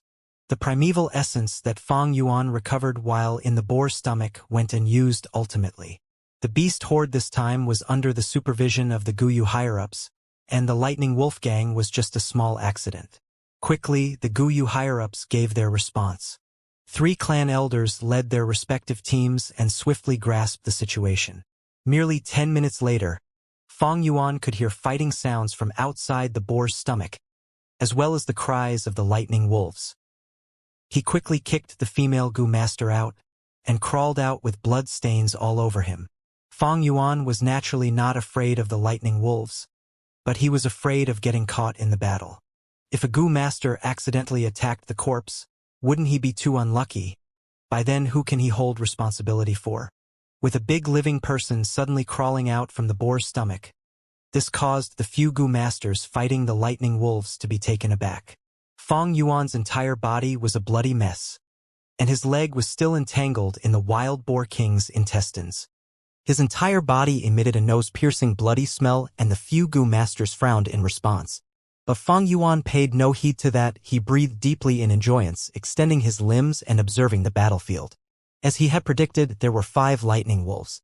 But these lightning wolves were either old or injured. They were the bottom of the pack's hierarchy. As the wolf pack got stronger and bigger, in order to protect the young and healthy lightning wolves, the wolf king would expel all these old and sickly wolves in order to allocate resources efficiently. These lightning wolves gathered together and rushed towards the surrounding beast groups, and under each other's influence eventually formed the small beast horde. The 5 lightning wolves quickly had casualties under the Gu master's attacks. They were too full from eating, and their stomachs expanded, affecting their battle strength. At the same time, new arriving Gu masters had sufficient primeval essence in their aperture and had their peak battle strength, unlike Jiao San and the rest. Primeval essence was especially important to Gu masters. A weakened phoenix is inferior to a chicken. With less primeval essence, a Gu master's battle strength would fall rapidly. And without primeval essence, they were even inferior to mortals. Why do you think, for example, the liquor worm, black and white boar Gu, these Gu were so precious? It had to do with this fact. Firstly, with the liquor worm, it can refine primeval essence and allow Gu masters to store much more primeval essence. Remember that higher tier essence is essentially double of the previous tier. 88% mid-tier equals 44% upper tier, and the black and white boar Gu worms gave Gu masters strength. Without requiring primeval essence, they can unleash their worth. And for the black and white boar Gu, once one person has used them, they can be given to another person to use, showing great collective value in a group. The battle continued for a while and stopped. The 5 lightning wolves continued to fall, and the new reinforcement group did not venture further. Their primeval essence had been used up nearly, and their battle strength had been greatly reduced. To be safe, they stopped on the spot. As they recovered, they awaited further reinforcements. A group of 5, with the reconnaissance Gu master keeping alert while the other 3 used primeval stones to recover their primeval essence. The healing Gu master bent down and observed the female Gu master's corpse. "She's dead." Healing Gu master sighed deeply. Seeing his sad expression, it seemed like he knew the female Gu master. Fang Yuan watched coldly. This female Gu master, which he had knocked unconscious, was blocking in front of him. Now she had lost her right chest and a leg. Her arm was also greatly injured by the wolves, eaten until the bones could be seen. But these injuries and the massive loss of blood was not the true cause of her death. What caused her demise was cardiac arrest. The lightning wolves' bites carried electric currents with them. The currents flowed into the female Gu master's body while she was unconscious and caused her to have a heart attack. The originally beautiful and sexy body was now lying on the ground, still and unmoving. Her previous glamour was nowhere to be found, being just an ugly dead corpse now. She's dead. And it is all your fault. As a man, why did you hide behind a woman? You're a disgrace to men. The healing goo master looked up, staring at Fang Yuan. Fang Yuan shrugged emotionlessly, his expression calm. The truth is, she competed with me over the spot, but eventually I won, so I'm very glad about the results. Scumbag! The healing goo master rushed up. Bam! Fang Yuan raised his feet and sent him flying. Healing goo masters were normally weak at combat, and because of the clan rules, he did not dare to use his goo worms. Just competing with physical strength, how can he be Fang Yuan's match? This detestable guy. Healing goo master crawled up with a dusty face and wanted to rush up again, but was stopped by the reconnaissance goo master. If you think I committed a crime and caused her to die, you can report it to the punishment hall. I'll take it, Fang Yuan said lightly as he stared at the healing goo master and left. Damn it. The healing goo master's eyes were blowing fire as he stared at Fang Yuan's back, urging to rush up but was restrained by his teammates. Calm the hell down. Even if you report it to the punishment hall, the clan won't punish him. We know you liked her, but although the clan cannot punish him, we can spread this matter out. Under the urging of his teammates, the healing goo master calmed down and lowered his head, crying. A boat encountered trouble. A man grabbed onto a wooden plank and was temporarily saved. At this time, another man swam up and wanted to grab the plank as well, but this plank can only hold the weight of one man, so the first man pushed the second man away so that he could be safe, causing the other person to drown in the sea. The rescued man was later tried in court but declared not guilty. This is the wooden plank incident on Earth. Meaning, to save oneself under forced circumstances, endangering another person's life is no crime. On Earth, it is the necessity law. In this world, there are similar clan rules. This means, even if the healing goo master reports it to the punishment hall, I will not be punished. But Fang Yuan continued to walk as he pondered. He moved in a steady pace without any rush. Along the path that had been cleared, Fang Yuan would discover corpses, the majority of these being wild beasts of all kinds of varieties, and in the mix were some goo master corpses. At the same time, there were small rescue groups rushing to the front lines. When they met Fang Yuan on the way, they would look at this bloody young man with curious and confused gazes. Fang Yuan paid no attention to them. His eyes were a dark abyss, continuing his train of thought. But if the fact that I knocked the female goo master unconscious was found out, I would be tried for harming a clansman. Yet at that time, nobody should have seen it. Zhao San and Kong Jing were all looking at a different direction and rushing for their lives. Fang Yuan's footsteps came to a halt. He saw the corpses of Kong Jing and Zhao San. The former's body had already been eaten until it was unrecognizable, while the latter's corpse was still well preserved. The red lava python was already a pile of lava rocks, completely dead. And beside the sickly snake, there were a few lightning wolves' corpses. Evidently, Zhao San's final struggle caused a huge battle. Good. That means that other than me, everyone else is dead. Fang Yuan evaluated internally, feeling joy. This means I would have fewer restrictions around me. Fang Yuan stopped. He saw Zhao San's finger twitch softly. Not dead, what a stubborn life. Fang Yuan snickered, killing intent rising again. At this point, there was tens of healing goo masters coming from the front. Quick, save the injured. They are our clansmen, we have to save what we can. If they are confirmed dead, retrieve their goo worms. Fang Yuan's gaze concentrated. What to do? They were so close, he would have to take a huge risk to kill Zhao San. Whether using strangulation or a moonblade, there will be traces. In front of these goo masters, he had no time to clear the traces. So, let him live? Even if Zhao San is treated now, he might not survive. No. If I can exterminate Zhao San, there would be a lot lesser opposition in my way. Such an opportunity, if lost, I would have a hard time finding another one. Thinking of this, Fang Yuan had an inspiration. He gradually half-kneeled beside Zhao San, removing his upper shirt and covering Zhao San's face and upper body. He was inside the boar's stomach for a long time, so the pig's blood had soaked his shirt, causing it to be heavy and wet. He put the upperwear on Jiao San's nose and mouth, preventing him from breathing. Fang Yuan half-kneeled, silently watching, his expression solemn and pained. At this point, a Gu master came over. "Little lad, I am the medicine hall's Gu master. Let me take a look." "Scram!" Fang Yuan growled angrily, pushing him away. The Gu master fell on the ground, but he was not angry, instead consoling him. "Little brother, my condolences. I know how you feel right now, and I know how it feels to see the clansmen that you live with die in front of you. But you are covered in blood now, you must be heavily injured. For the sake of these sacrificed clansmen, you have to live properly. Come, let me heal you." Fang Yuan did not open his mouth. He remained silent, the lower half of his face covered in a dark shadow. He allowed this Gu master to check his body. The result was rather surprising. Although Fang Yuan was bathed in blood, appearing terrifying to everyone, he actually had no injuries at all. But the Gu master quickly collected his spirits, concentrating on Jiao San. "I'm very sorry. The clan needs to take back the Gu worms." The Gu master sincerely looked at Fang Yuan. Then he lifted the bloody shirt slowly off Jiao San.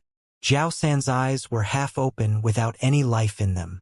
The Gu master professionally used his finger to prop open Jiao San's eyelids, looking at his iris and then touching his neck, but he felt no pulse.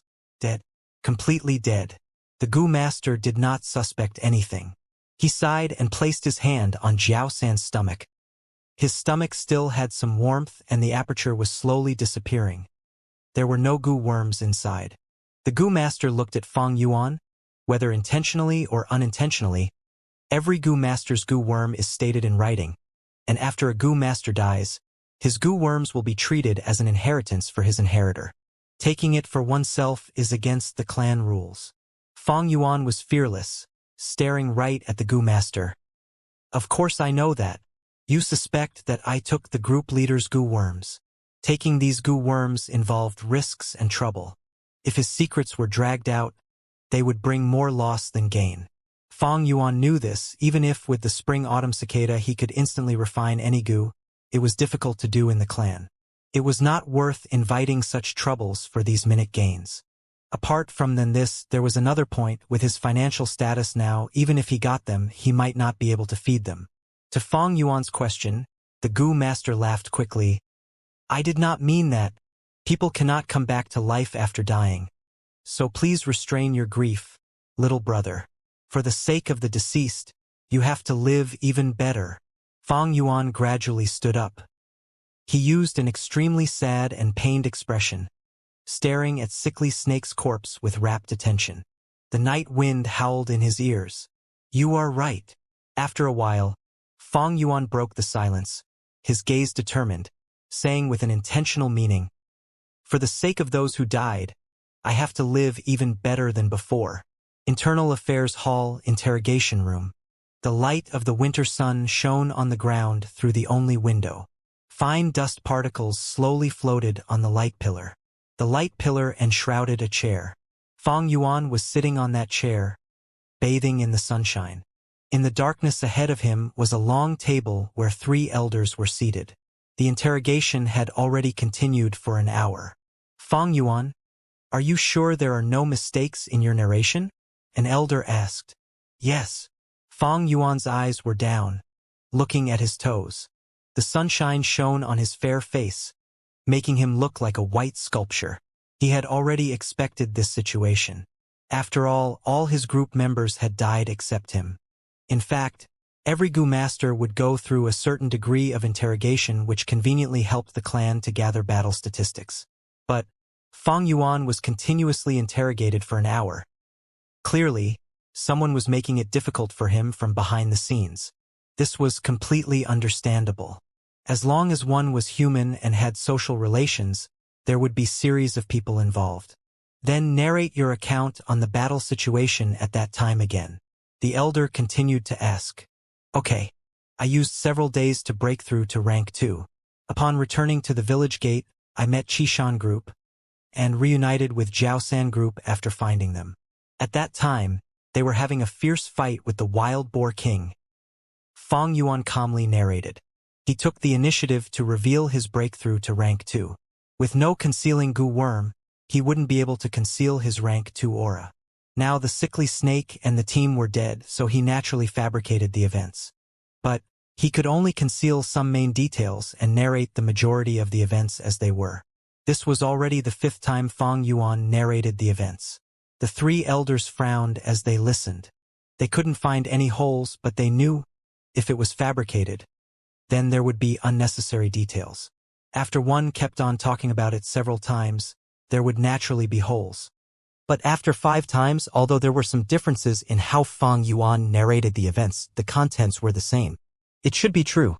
The 3 elders communicated with each other using eye signals. But one elder was not satisfied. Her daughter was the sickly snake group's healing goo master whom she loved dearly but ended up dying a cruel death in the wolves' mouths. Thus she was very angry and her gaze carried coldness as she looked at Fang Yuan. Fang Yuan, you cut the knife scales net with your moon blades. Why did you do it? This middle-aged female elder spoke sternly. Because I wanted to have some contributions, but it ended up being a bad move. Fang Yuan replied. Then let me ask you, did you intentionally use your teammate, the female goo master, as a shield when you hid in the boar's stomach? The elder asked again. I don't know. I was very scared at that time and hurriedly tried to hide inside the boar king, but she also entered inside and fought me for the inside position. She couldn't defeat me and was bitten to death by the lightning wolves. I am ashamed. Fang Yuan answered. The middle-aged female elder grinded her teeth.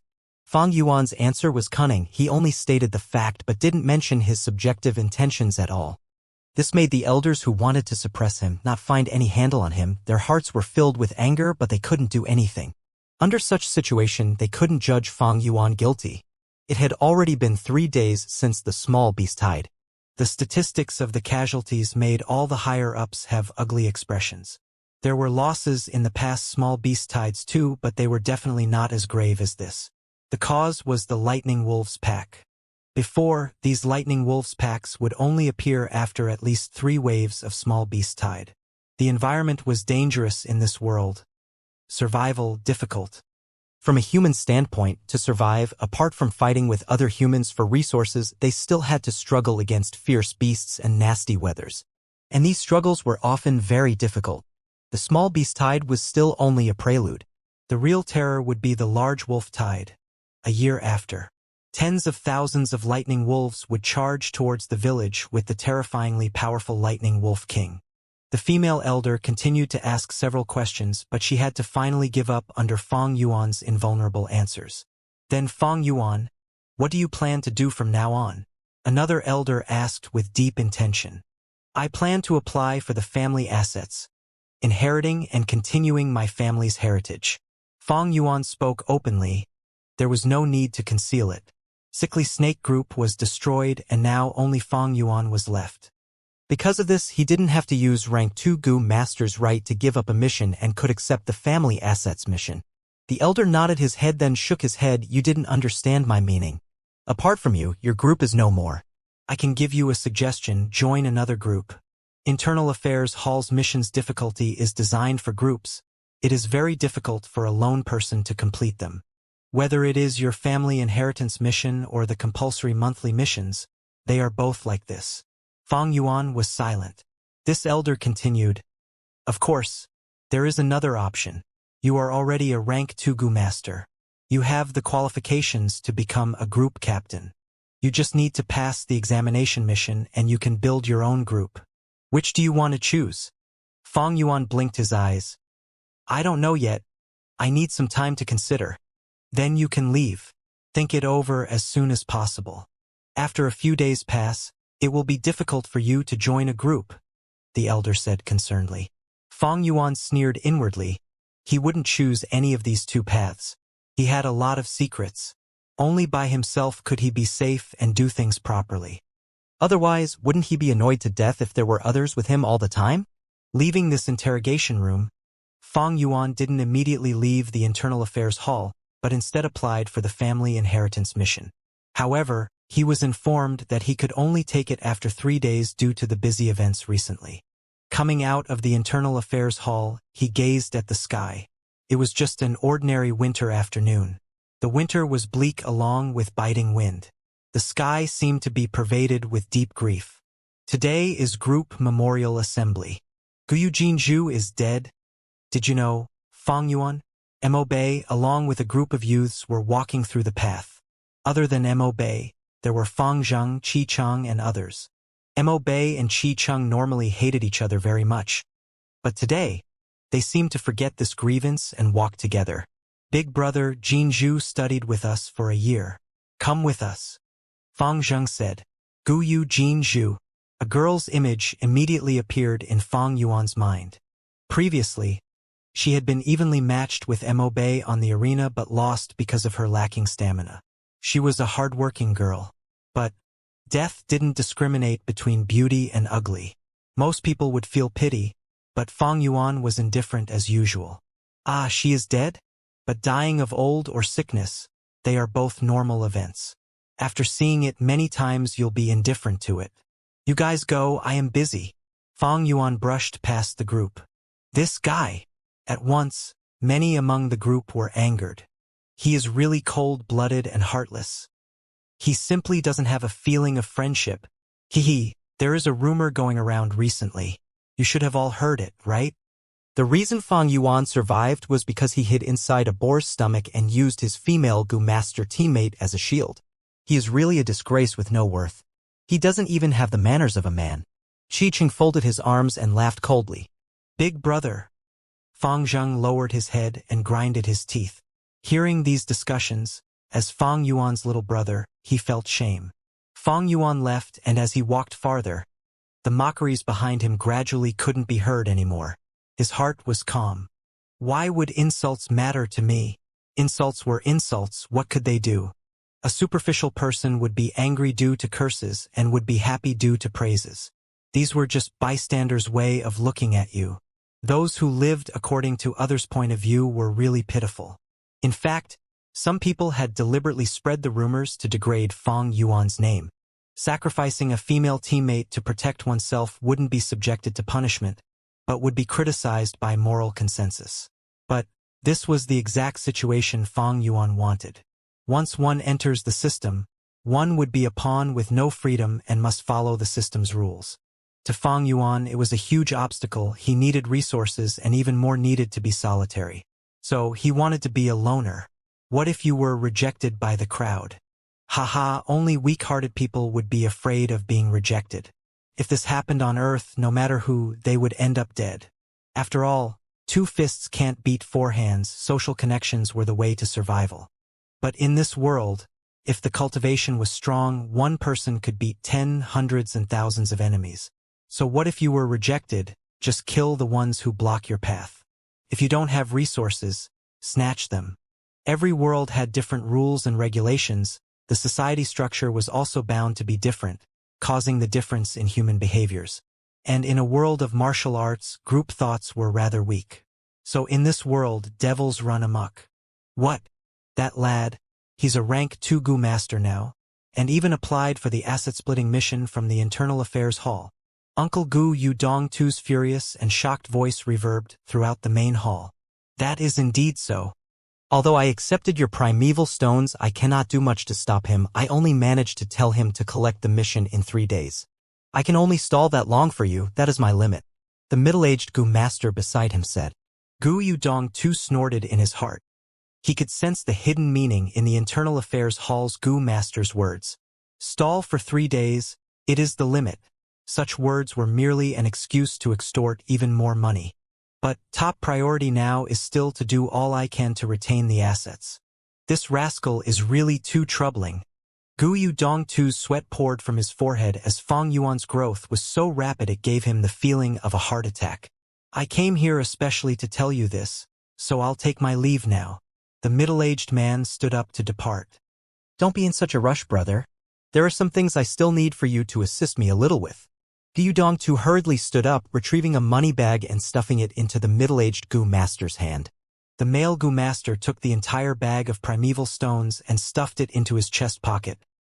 His tone quickly changing, laughing loudly. Brother Dong-tu, you are too polite. We have such a great relationship. We've known each other for over 10 years. Don't worry. I will prepare the toughest mission for Fang Yuan. But he might employ other Gu masters to help him. You have to watch out for this. You can be rest assured. Although I have retired, I still have my relationships. I've sent people to observe him. If that lad employs outsiders, that is against the clan rules, and I am still waiting to get a hold of his weakness. Then I am at ease, goodbye. Let me send you out. It is okay, please stay. Gu Yudong too stared at the leaving Gu master, his smile slowly collapsing. This Fang Yuan, he is only C-grade. How can he advance to rank 2 so soon? Damn it, what were Jiao San and the others doing? Can't even guard against a newbie. Sigh, now Jiao San and the team were all killed by the beast horde. What incompetent fools. Fang Yuan also advanced to rank 2. This way he can definitely receive the family asset mission. My previous methods to block him will no longer work. But he is now working alone, and aiming to complete the asset inheritance mission alone is really difficult. No, this lad's luck is absurd. First I got Jiao San and the rest to suppress him, and immediately the beast horde came. If he relies on this luck again and completes the mission, what then? I have to prepare for the worst. An old sly fox, Gu Yudong too being able to enter and leave the fighting life peacefully and live up until now, it represented success already. Compared to the newly independent Fang Yuan, his interpersonal relationships were much stronger. Collecting honey wine? When Fang Yuan received the asset mission, his eyes shone with cold glimmer. This mission was very troublesome. It was to collect 5 liang of golden bees honey wine. Golden bees were all fist-sized with gold and black stripes, and they had a sharp stinger packed with a strong attack. That was not all. Among normal small hives, there was only honey. Only those large or medium hives had the precious honey wine made from a large accumulation of honey. This mission, even for a 5-man group, is very difficult. Because the number of people no longer matter, the Gu master collecting honey wine has to have a defensive type Gu to withstand the stings. It seems that Uncle's relationship has struck and is bullying my lack of a defensive Gu worm. Unfortunately for him, Fang Yuan laughed coldly in his heart. At this point, it showed the inherent benefits of the flower wine monk's inheritance. Easy to do things secretly, difficult to do things openly. The more one worked openly, the more their trump cards get revealed and they become easier to trap.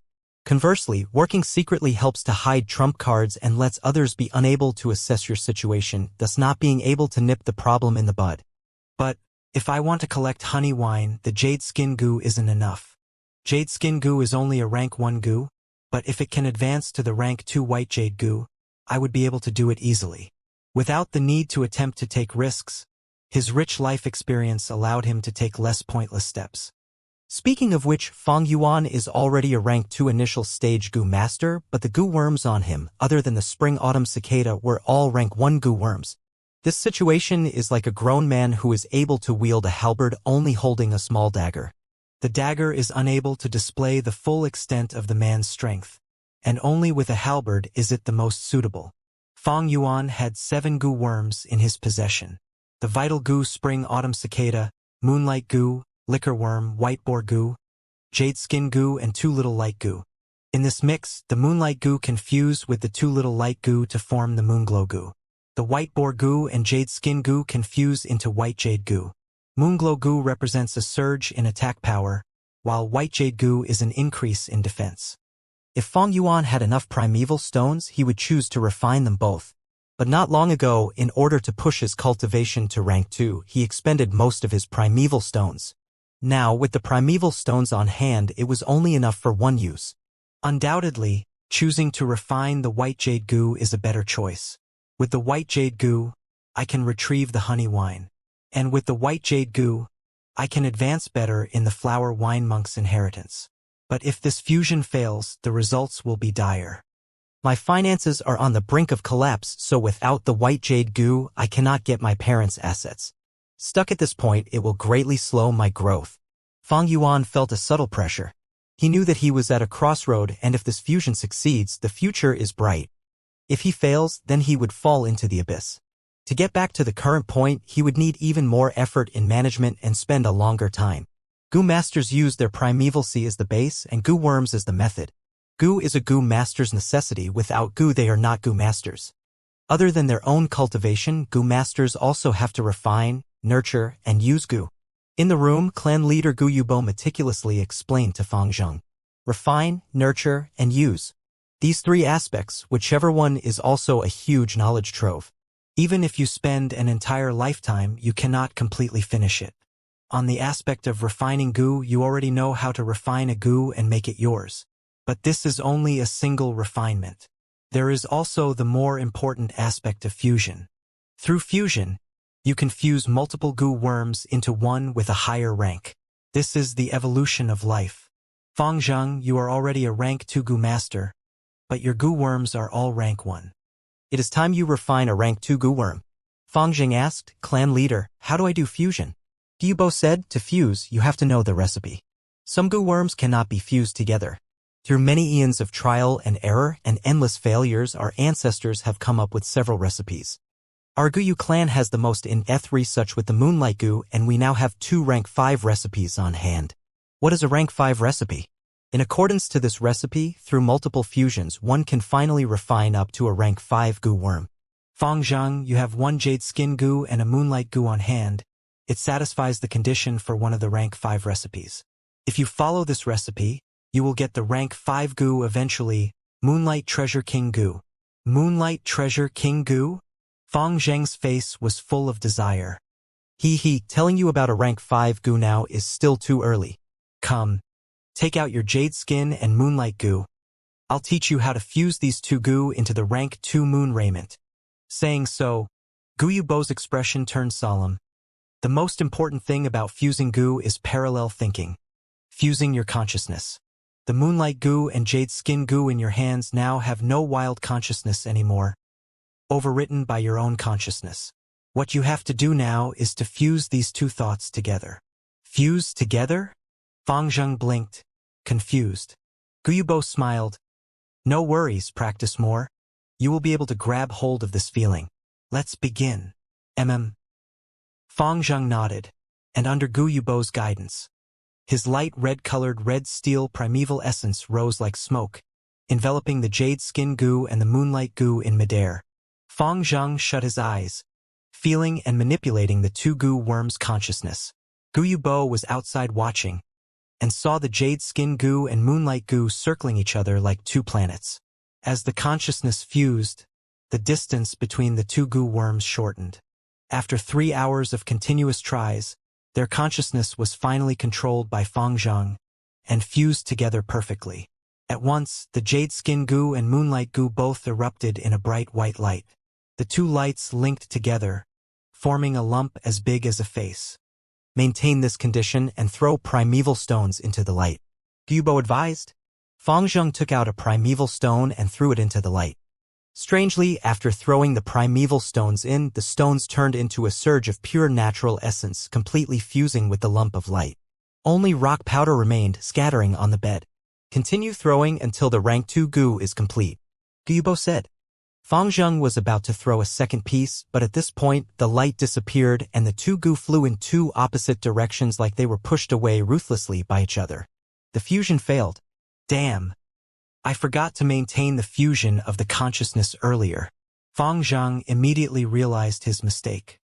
No worries, failing at the start is normal. Gubo consoled, but reminded, but be careful, you cannot fail too many times, if not both the Moonlight and Jade Skin Gu will perish. Fang Zheng recalled back the Jade Skin Gu and Moonlight Gu and found cracks on the Moonlight Gu's surface. While the Jade Skin Gu looked like it was weakened, his heart sank, feeling the difficulty of refining Gu. Crash. Great waves tumbled in the primeval sea, rising up and down. The sea was light red in color. This was not the green copper sea of a rank 1, but a red steel sea. The aperture was covered with a layer of light coating. This was the appearance of rank 2 initial stage. The whole red steel primeval essence sea occupied 44% of the aperture. Above the sea, the spring-autumn cicada appeared. After going through a year of recuperation, it had already somewhat recovered. Previously, there was no shine from its body. It looked rough and dim like withered wood. Now it had some gloss to it. Its 2 wings had been like the yellowed and withered leaves of autumn, and the tips had been damaged. Now, There was some green to it, and there were black leaf lines on its tips, making a complete arc without any previous defect. Spring-autumn cicada, spring and autumn. I see now it needs to experience the changes of spring and autumn to recover. Since rebirth, a year has passed by, which means a turn of spring and autumn, and so it has recovered. Fang Yuan looked at the spring-autumn cicada, and this thought rose within him, increasing his understanding of the spring-autumn cicada by another stage. A Gu master needs to refine, nurture, and use Gu. Among them, use was further classified and contained myriads of variations. Fang Yuan had been in contact with the spring-autumn cicada all the time. His comprehension of the spring-autumn cicada was slowly accumulating and deepening. But the spring-autumn cicada is still weak. It has only moved a few steps away from nearing death. I can only use its aura to suppress Gu worms and increase the efficiency of single refining. As for fusing, it won't be of any help. There were mystical Gu worms that raised the success rate of fusion. Everything had their own specialties. The spring-autumn cicada possessed the ability of rebirth. Other than the spring-autumn cicada, there was the fat liquor worm, which was curled up in a round ball, floating and playing around in the sea. The ladybug-like white boar Gu and the jade skin Gu, which had green jade color, were revolving around each other. Fang Yuan opened his eyes and slowly unfolded his right palm. In it were the imprints of a crescent moon and two five-sided stars. They were precisely the residents of the moonlight Gu and the two little light Gu. Fang Yuan sat cross-legged on the bed, his line of sight falling on the bed sheet. There were 3 money bags on the bed sheet. 2 were bulging and 1 was mostly thinned out. Apart from this, there was also a snow-white tusk from the wild boar king. It looked like an elephant's tusk, lying close to Fang Yuan's leg on the bed sheet. Sickly Snake Group had used all their strength to kill the wild boar king, but they met with the lightning wolf pack's attacks, and the majority of the skin and flesh of the wild boar king had been eaten away by the lightning wolves. The 2 snow-white tusks were thus the most valuable spoils of war.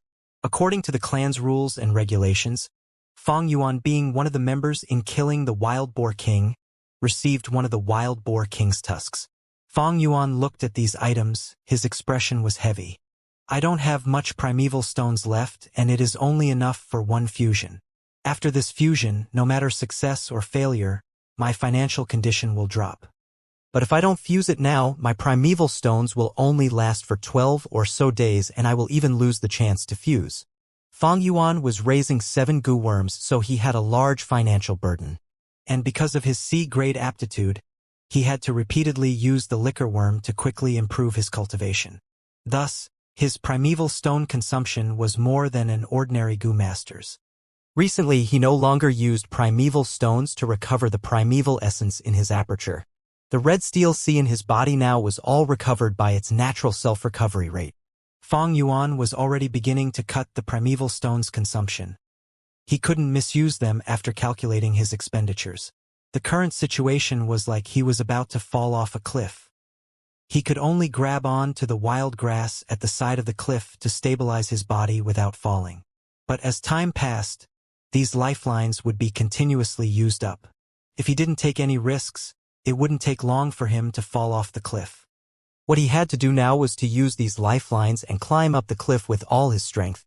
If he succeeded, he could seize the opportunity to obtain the family inheritance and ascend to another level, and it would be a whole new scene in front of him. If he lost, he would drop down, and in trying to climb up to the stage again, he would need to spend large amount of time and energy. No matter what happens, let's begin. Fang Yuan took in a deep breath and focused his gaze. White boar Gu, jade skin Gu. The 2 Gu worms followed his will, drilling out of his aperture and floating in front of Fang Yuan. Fuse! Fang Yuan shouted inwardly.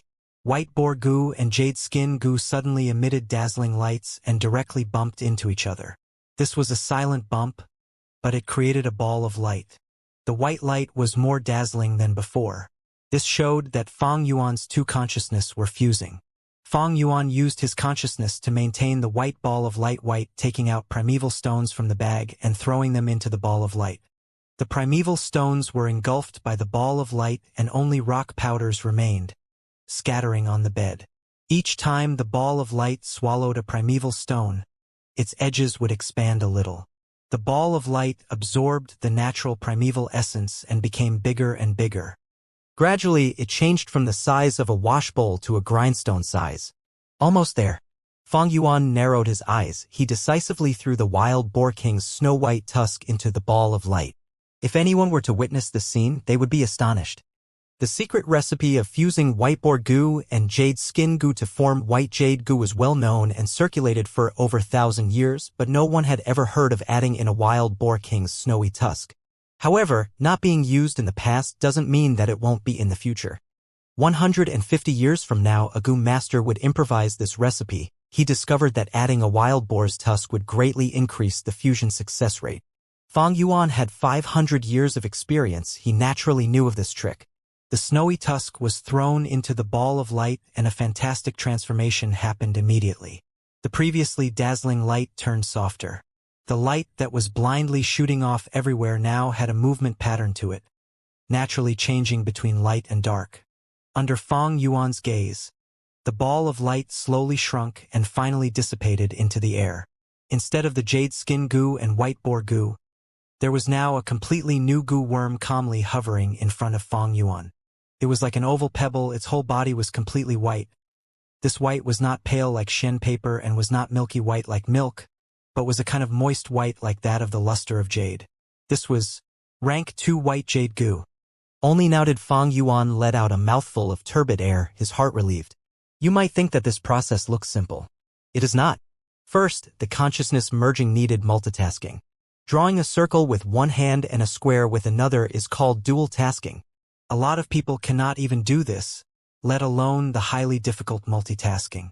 One can only achieve multitasking after years of hard cultivation, suffering through countless defeats and setbacks, and even then one would still need some talent. Fang Yuan could do this so proficiently because of his 500 years of deep experience. Not a hint of his experience was fake or forged. Second was understanding and knowledge of goo worms. The deeper the goo master's understanding of goo worms, the higher the success rate of fusing. This point, in about 300 years from now, would be a widely recognized knowledge. Thus, the longer you use goo worms, the greater the probability of success in goo fusion. Third was the correct and original recipe. For example, this time, adding the snowy tusk was like the finishing touch, increasing the success rate by 20%. Its efficiency was extraordinary. Some recipes were widely spread in this world, but there were many recipes which people would collect and weren't circulated. Such as in the Guyu village, the recipe of refining moonlight goo was held by a small number of elders and successive generations of clan leaders, especially those rank 5 and above recipes. They would be hidden and treasured like their lives. Many goo masters would not spread these recipes until death. But even with these 3 points, there was no absolute guarantee of success. Even a person like Fang Yuan, who had 500 years of memories, plentiful experiences, deep understanding of goo worms, could multitask and knew a lot of recipes, had a possibility of failure when fusing goo worms. One can only say that his failure rate is lower. Fusing goo worms was an evolution of life, a type of creation. It condensed time to the extreme, making the long evolution process bear fruit in an instant. On Earth, only gods could do this. This was no doubt a miracle of life. Goo masters making divine intervention with a mortal body. How could it succeed every time? If it succeeded every time, that would not be human but God. In the blink of an eye, 10 more days passed. Deep in the mountain, in the underground rock forest. Squeak! Tens of jade-eye stone monkeys jumped in the air with blurred silhouettes. They continued to leap and attacked Fang Yuan aggressively. If it was like before, Fang Yuan would retreat without a doubt. But now he stood on the spot with a cold expression, still like a rock. The stone monkeys slammed, scratched, and bit Fang Yuan's body, but a crisp ding-ding sound could be heard, as if they were not attacking a person, but a sturdy jade pillar. A bright white jade light covered the area as it attached itself to Fang Yuan's body. This light, although it was thinner than the jade skin goo's jade green glow, it had more than twice of the defensive power. Jade skin goo's defense can only handle up to 16 monkeys' simultaneous attack, but now Fang Yuan could face off against more than 30 monkeys alone. On the arena, I could break Fang Zhang's jade skin goo's defense with my bare fists, but if Fang Zhang used this white jade goo, even if I broke my wrist bone, I would not be able to penetrate his defenses. Fang Yuan pondered while diverting a part of his thoughts towards his aperture sea. In the red steel primeval sea, the white jade goo sank to the bottom of the sea, constantly absorbing primeval essence. Its surface also emitted a faint white jade glow, like a light bulb. Every time the stone monkeys attack Fang Yuan, the white jade goo's surface, which resembled an oval pebble, would flash faintly. At the same time, Fang Yuan could feel a trace of his primeval essence being expended. White jade goo's defense is the same type as the jade skin goo. They both require a continuous source of primeval essence. At the same time, the greater the intensity of the attack, the more primeval essence is expended. Fang Yuan concluded in his heart. At the same time, he counterattacked. Punches and kicks kicked up a sandstorm. His strikes were simple, yet brutal and effective with an imposing aura. Although the white boar goo was gone, the strength it gave to Fang Yuan still remained in his body. Endless monkeys were hit by Fang Yuan. Some were kicked away, knocking on the stone pillar. Some were killed in midair, turning into stone and breaking into fragments when they landed on the ground. At the same time, with a flick of his wrist, Fang Yuan sent moonblades flying around, like the scythe of the reaper, harvesting the lives of the stone monkeys. With the supply of red steel primeval essence, the rank 1 moonlight goo could cause the greatest attack damage to the monkeys with every hit. Squeak, squeak.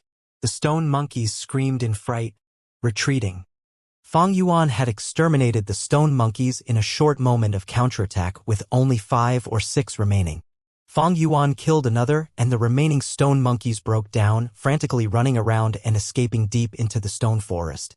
Fang Yuan did not chase these escapees, but continued forwards deeper into the stone forest.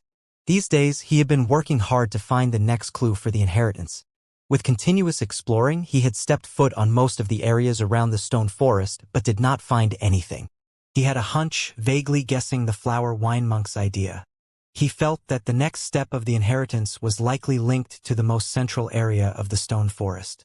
The deeper he got into the forest, the larger the stone pillars were, and the more stone monkeys lived inside them.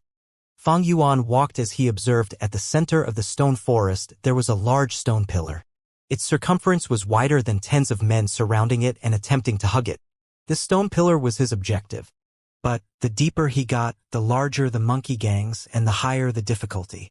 Fang Yuan took a crucial step out and entered the alert zone of a group of monkeys. Squeak, squeak, squeak. The black caves in the stone pillar had emerging furious jade-eye stone monkeys, and up to 100 jumped in Fang Yuan's direction. Fang Yuan ran for his life. Against so many monkeys, even with the white jade goo, he could not massacre them. The stone monkeys chased Fang Yuan for a while, then some started to abandon the chase and turned around, going back to their caves. Eventually, only 30 or so monkeys trailed after Fang Yuan. Fang Yuan, seeing the time was right, turned around and fought. After a round of fighting, the last few monkeys ran and escaped, not even daring to return to their original caves. After a few rounds, Fang Yuan killed over 100 stone monkeys. On the road, there were traces of broken stones from the corpses of the stone monkeys. Insufficient primeval essence. Fang Yuan inspected his primeval sea and sighed, forced to stop in his tracks. If it was before, he would use his primeval stones to recover swiftly, but now, after fusing the white jade goo, he had a severe lack of primeval stones, or rather his entire finance was on the brink of collapsing. Fang Yuan picked up the jade rock eyeballs and stuffed them into his bag. It should be at the bottom of the center of that rock pillar. But to reach there, I have to open a path. This feeling was getting more intense. Fang Yuan gave it one last look before opening the stone door and returning to the second secret room. At the corner of the hidden room there were some items. A small bag with hundreds of eyeball jades. Fang Yuan opened the bag and poured his loot in from today. The jade pearls collided with one another, emitting a crisp sound. There was another bag and wild boar tusks were inside. But now Fang Yuan no longer needed to slaughter wild boars. He used the white boar goo and the jade skin goo to refine the white jade goo. The white boar goo had disappeared and reduced his necessity for pork to 0. The new white jade goo was more like the jade skin goo. It consumed jade rocks. Jade skin goo needed 2 liang of jade rocks every 10 days. while the white jade gu needed 8 liang of jade rocks every 20 days. Normally speaking, the higher the rank, the longer interval there is for each meal. Rank 2 gu usually feed every half a month, while rank 3 gu feed every month or longer. Of course, higher ranking gu also consume more food. On average, the white jade gu consumed more in cost than the jade skin gu and the white boar gu combined. But to Fang Yuan, he had this rock forest and did not lack jade rocks. At the same time, he did not need pork, so he did not need to kill wild boars. Thus this saved him a lot of trouble and a lot of time. Tying the little bag up, Fang Yuan picked up a bullskin water sack. Inside the water sack, there was golden honey wine inside. A few days ago, Fang Yuan had relied on the jade skin gu and endured the bees' attacks, and gathered enough honey wine. I only have 2.5 primeval stones left. It is time to go to the Internal Affairs Hall and turn in the mission. Fang Yuan kept the water sack well and returned to the tunnel, squeezing out of the rock crack and returning to the outside world. It was sunset now. The golden sunset of winter was in fact not cold. The weather bright and fair. The setting sun emerged with comfortable rays of a red-orange color, the exquisite sunlight passing through the crown of pine trees and shining onto the mountain floor. Walking alone, he headed towards the village. Yet Fang Yuan did not go directly but took a few reroutes to prevent the rock crack from being found out. Winter wind blew on his face. This was the smell of freedom. Back in the academy, he could only sneak out at night. Now that he was rank 2, he could move about freely in the day without any suspicion. More importantly, the death of Sickly Snake and the others allowed Fang Yuan to move alone with fewer restraints. The only thing is, Fang Yuan was now alone without any supporting group members. The following clan mission, which occurs monthly, he had to complete one at least, and that would be difficult. Now, after the small beast horde, all the groups had regrouped. Fang Yuan had missed the chance. Because of his reputation, Fang Yuan was also ostracized by the Gu Masters. Joining other small groups was not going to be easy. So what if I'm left out? The more I float around at the brink, the less attention is on me, and the more advantageous it is for me. As for the clan mission, it is mandatory, so I have to take it. But, thinking of this, Fang Yuan's eyes shone with cold light. He had plans already. The clan mandates that every Gu Master had to accept a mission every month, but did not force them to complete it. Being unable to complete the mission will result in falling evaluation. This was something no Gu Master wanted to see, thus they did their all to complete the missions. But to Fang Yuan, this evaluation was crap. Walking into the village, there was an endless stream of people walking along the limestone paths of the streets. At this time, it is normally the peak period. Many Gu Masters complete their missions with injuries and whatnot, returning to the village. After working for a day, farmers drag their muddy feet and tired bodies, quietly moving along. In this world, living was not easy. It was full of pain and suffering. The setting sun slowly dropped below the mountain top, giving out the last ray of warm light. This light would be diminished by the unevenly crisscrossed branches of the withering trees, becoming the fragments of time scattered upon the green jade walls of bamboo houses. "Oh no, my toy!" a girl cried out, chasing her spinning top among the crowd.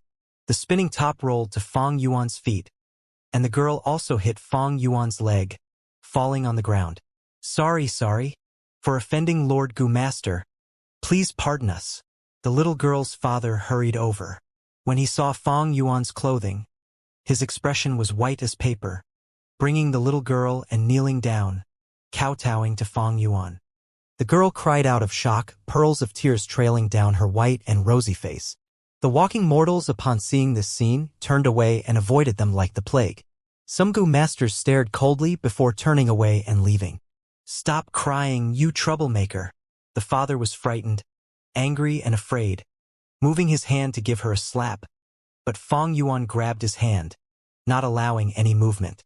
"Just a small matter, no worries." Fang Yuan laughed lightly, touching the little girl's head, softly consoling. "Don't be afraid. It is okay."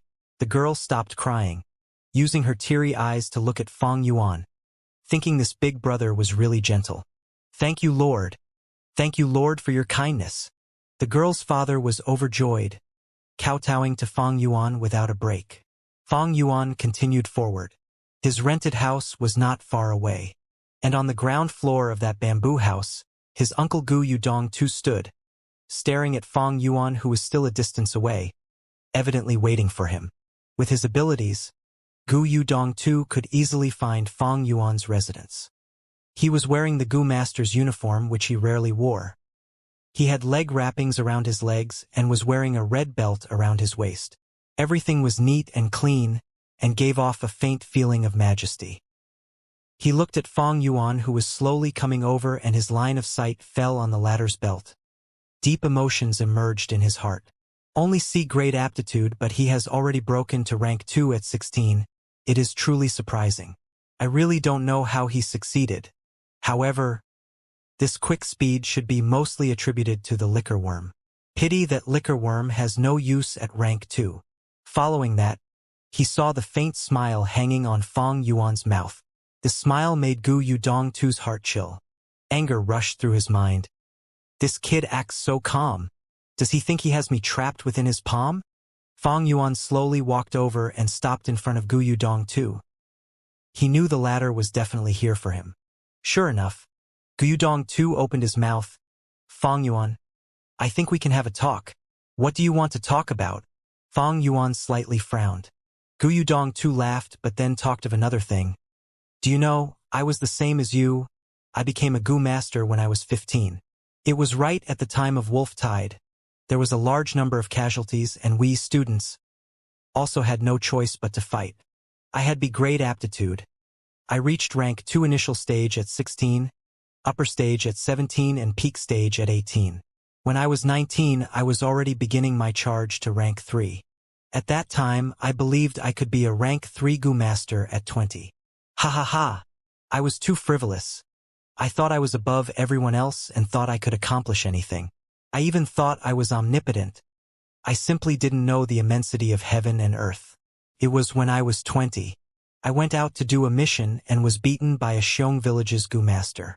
I was on the brink of death, but fortunately, Medicine Hall's elder personally moved and saved me.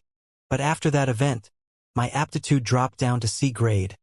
I couldn't recover from this shock for a whole of 8 years. At my 29th birthday, I started to have another look at myself and this world. I discovered that a single person's strength was limited. So what if I had broken through to rank 3? Living in this society, the most important thing is not individual strength, but the connections with others. I began my life anew when I was 30. I stepped down from the front lines when I was 45. 100 Gu Masters jointly petitioned to elect me as an elder dozens of times. Even though I only had the cultivation of rank 2 peak stage, I couldn't take that final step, but there was also no need. I had already achieved success. Clan members call me as the Hidden Elder. Most of my peers have already passed away, but my life sailed smoothly. I still have influence on many Gu Masters. After giving a lengthy report, Gu Yudong too returned to the main topic. He looked at Fong Yuan, his mouth curved up. Fong Yuan, you are too young and inexperienced, just like I was back then, believing you can accomplish anything and finish everything by yourself. Hee. Gu Yudong too shook his head and continued. But when you gain more experience, you will understand that human is a social animal and not a lone beast. Sometimes we need to lower our heads and take a step back. Being an extremist and arrogant person will only bring isolation and destruction. I believe you have already felt it. No group will take you and everyone is leaving you out. Even if you receive the family inheritance mission, what would that do? As a person who has been left out by everyone, you definitely won't have the chance to finish the task. Give up. Fong Yuan indifferently looked at the middle-aged man. His expression, calm. I wonder what expression he will show if he knew I have 500 years of experience. Fong Yuan's eyes couldn't help but reveal a trace of smile when he thought this. Actually, his uncle's way of thoughts had been his life's concept for a long period of time in his previous life. Thus, he had created the Bloodwing Demon sect, relying on the system and human emotions to create an enormous influence. 10,000s would come forth with his one call, seizing resources and fighting enemies. However, when he broke through to rank 6, he saw a completely new scene. Gu Masters up to rank 5 were mortals, but rank 6 were immortals. When he stood at that height and looked at the world, he suddenly comprehended. An enormous influence was indeed a powerful help, but at the same time was an enormous burden. No matter which world, there was only one thing which one could truly rely on. That was oneself. Only that such people were usually weak. People couldn't endure loneliness and liked chasing after family love, friendship and romance to fill in their spirit. They indulged in being in a group and were afraid of being alone. When they received setbacks, they would hide in the group, complain to relatives and share with friends. They didn't dare to confront their fears and defeats by themselves. When there was pain, they would be busy sharing it. When there was something good, they would be anxious to boast of it. Gu Yu Dong too succeeded? No doubt he succeeded. He couldn't walk his original path, so he went in another path and left for a new scene. But at the same time, he was also a failure. He had lowered his head because of one setback. He was no more than a coward, but he was content with his running away. Gu Yudong too didn't know Fang Yuan had already labeled him as a coward. He saw Fang Yuan made no reply, so he thought the latter was absorbed in his speech. He continued, Fang Yuan, I won't beat around the bush. You are not Fang Zheng. If you give up your idea of inheriting the family assets, you will receive my friendship and you can use all my connections. I will also give you 1,000 primeval stones. I know you are hard-pressed for money these days, and you are even late in paying the rent by 2 days. Right? Fang Yuan indifferently smiled and spoke. Uncle, you don't wear these clothes often, right? Gu Yudong too was taken aback. He hadn't expected Fang Yuan would suddenly talk about this. Fang Yuan was indeed correct. He had already been retired for a long time now. This uniform was usually stored deep in a box. He had worn this uniform especially to meet Fang Yuan today. It was to increase his persuasion and deterrence power. Fang Yuan sighed. He sized up Gu Yudong too's clothes and continued. A Gu master's uniform isn't so clean and neat. It would be covered with sweat, mud and blood. It would be in shreds and patches. That is the smell of a Gu master. You are old, uncle. Your great ambitions and aspirations have already disappeared from your youth. These years, you have lived an easy life and it has corrupted your heart. You are vying for the family assets, not for cultivation but to maintain your rich life. With such a mentality, how could you obstruct me? Gu Yudong too's face instantly turned ashen, anger surging through his mind. There was always a group of old people in this world. They touted their social experience everywhere. They considered others' dreams as illusions, considered others' passions as frivolous, considered others' persistence as arrogance. They would seek their own existence and superiority by lecturing the later generations. No doubt, Gu Yudong too was such a person. He wanted to educate Fang Yuan, but he had never thought that Fang Yuan not only didn't listen to him or yield to him, but would instead lecture him. Fang Yuan, Gu Yudong too shouted. I wanted to guide and persuade you with good intentions as your elder, but you don't know what's good from bad. Humph, since you want to go against me, then so be it. I am not afraid to tell you that I already know the contents of your family inheritance mission. Young people don't know the immensity of heaven and earth. Haha. I really want to see how you will complete this mission. Fang Yuan had a ridiculing smile on his face. There was no need to conceal now. Anyway, they could no longer reconcile. So there was no harm in enjoying Gu Yudong too's upcoming wonderful expression. Thereupon, he took out the bullskin water bag and opened it. A fragrance that was specific to honey wine floated out. What do you think is in here? He asked. Gu Yudong too turned pale with fright. His mood immediately sank to an all-time low. How can this be? Where did you get this honey wine? He roared. A stunned expression appeared on his face. Fang Yuan ignored him, closed the cap, put the water bag back and walked towards the internal affairs hall. Gu Yudong too's forehead was covered with cold sweat, many thoughts surging in his mind. Where did he get the honey wine? I already made sure that as long as he looks for other groups, I would get the news the very first moment. Could he have done this alone? No, that's not possible. He doesn't have a defense Gu worm. Someone definitely helped him. No. The point now is not finding the reason. This kid already has the honey wine. He is going to hand over the mission. Gu Gu Yudong too was already panicking as he thought this, and no longer had the calm appearance from moments ago. He quickly chased after Fang Yuan. Fang Yuan, wait. Everything can be discussed. Fang Yuan didn't speak and continued to walk. Gu Yudong too could only follow beside him. If 1,000 primeval stones won't do, then how about 2,000, no, 2,500? Gu Yudong too kept on increasing the offer. Fang Yuan turned a deaf ear to Gu Yudong too, instead increasingly having some expectations towards the family assets. On seeing how Gu Yudong too was so anxious and was continuously raising the offer, the real family assets should definitely be very good. Gu Yudong too was perspiring. He saw Fang Yuan was not moved. His face revealed a fierce look and he threatened, Fang Yuan, think this through clearly. What end will you have if you offend me? Humph. Don't blame uncle for being cold-hearted if you miss an arm or leg in the future. Fang Yuan laughed. This Gu Yudong too was really a lamentable person. He was bound by rules and regulations. The water bag was clearly within his reach, but he didn't dare to snatch it. If he didn't even have this much guts, how could he succeed in fighting for the benefits? Riches and danger went together. No matter which world, if you want to obtain something, you need to pay its price. Fang Yuan, you think everything will be well after you get the family assets. You are too young. You don't have a clue about society and its dangers. Gu Yudong too snarled by Fang Yuan's ear.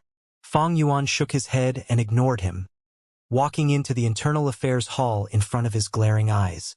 Actually, he didn't hate or even loathe this uncle of his. He had seen a lot of such people and understood this type of people. If Fang Yuan had enough primeval stones to support his cultivation, he wouldn't even fight for the family assets. But what good will giving such insignificant benefits to uncle do? For what reason was he reborn? It was not for this momentary period, but to step to the highest peak. This type of passerby, as long as they didn't interfere with this and only raged from the side, Fang Yuan would disdain to even step on them. But unfortunately, this Gu Yudong too obstructed Fang Yuan's path. Since it was so, then he will stamp on this obstacle and move forward. Fang Yuan. Fang Yuan. Uncle Gu Yudong too watched on as Fang Yuan stepped into the internal affairs hall. His whole body shook and veins bulged up on his forehead. The light of the setting sun shone on his hair, which was already turning white. He was indeed old. When he sustained that injury at the age of 20, he had already aged. Fang Yuan arrived at the internal affairs hall and turned in the golden honey wine. The middle-aged male Gu master in charge was very surprised. While holding his pen, he asked, You completed the asset mission already? What do you think? Fang Yuan retorted. The middle-aged male Gu master frowned. This was the mission he chose specifically to make life difficult for Fang Yuan. To think he completed it so quickly. He looked at Fang Yuan, his eyes threatening, saying solemnly, Young man, answer whatever I ask you. If you do not reply honestly, it will affect your evaluation. Let me ask you, did you complete this mission alone? Say the truth, we will investigate thoroughly. Of course I finished it myself. Fang Yuan replied. Good. I will note that down. The middle-aged Gu master recorded while laughing internally, You're just a newbie. How could you complete it alone? Such a falseful report, the clan would definitely investigate. You will have trouble then. But unexpectedly Fang Yuan continued. But this situation is slightly peculiar. That day I only went to scout out the area. But to think the bear was digging the beehive. Using that chance, I retrieved this honey wine. What? The middle-aged man's pen stopped, raising his head to look at Fang Yuan. Fang Yuan shrugged, smiling. What? Did you think I could accomplish this mission alone? To say the truth, this is all thanks to you, finding this mission for me. The middle-aged Gu master was stunned on the spot, a complex and unexplainable feeling in his heart, as he laughed dryly and continued to record in the book. Fang Yuan stared at this man calmly, knowing full well that his extremely difficult asset mission was all thanks to this man. Unfortunately, he had already completed the mission. Even if the clan investigates, Fang Yuan had the appropriate setup already. He could stall Fang Yuan no longer. Even if this matter was handled by him, This is the grief of being in the system.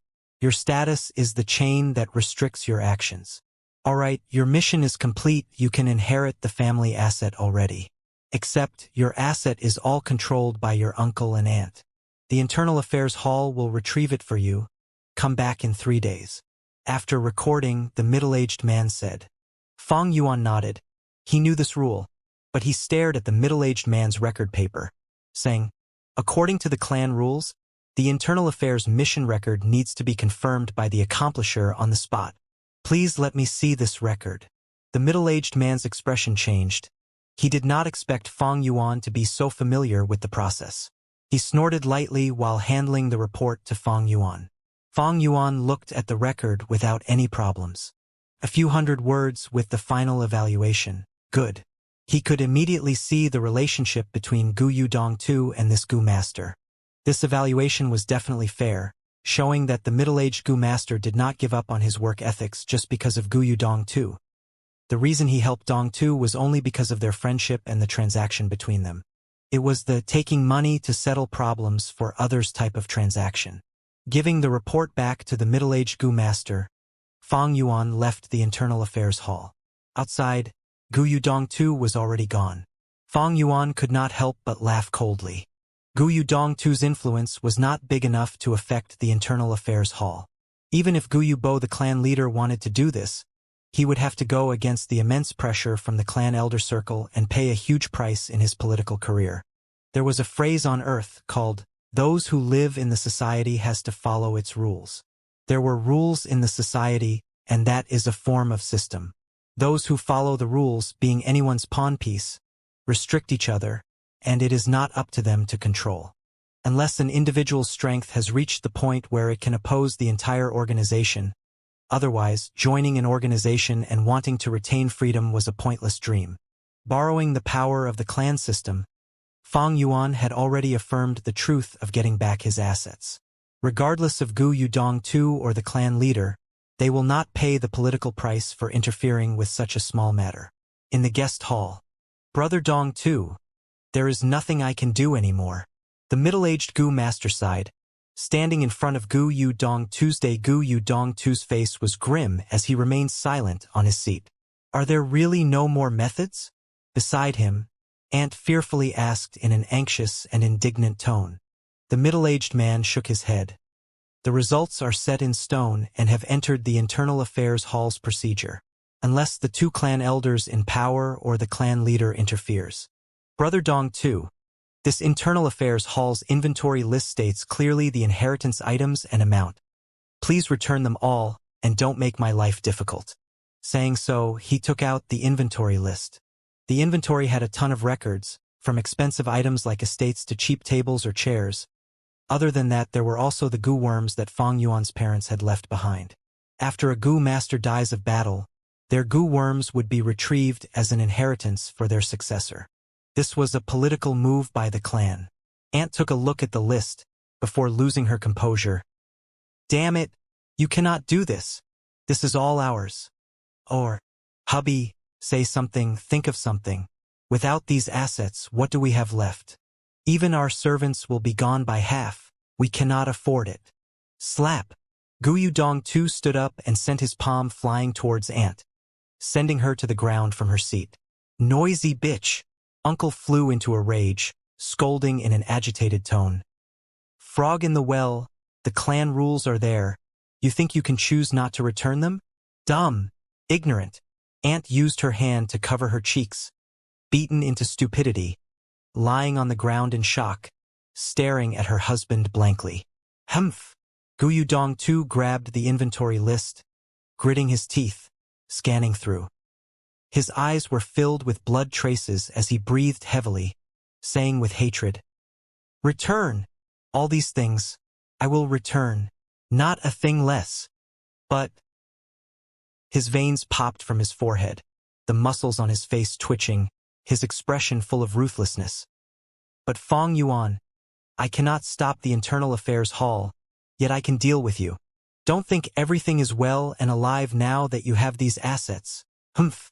3 days later, Fang Yuan walked out from the Internal Affairs Hall with a stack of house and land deeds and sold human contracts in his hands. To think this inheritance is so abundant. He was slightly stunned. Even though Fang Yuan had some estimations, after receiving this asset list, it was way out of his expectations. Over 10 mu of farmland, 8 family servants and 3 bamboo buildings, and a wine tavern. No wonder Uncle was so insistent, thinking of all ways to stop me. Fang Yuan could understand Gu Yu Dongtu's actions.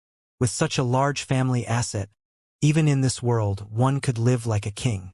10 mu of farmland, 8 family servants, put this aside first.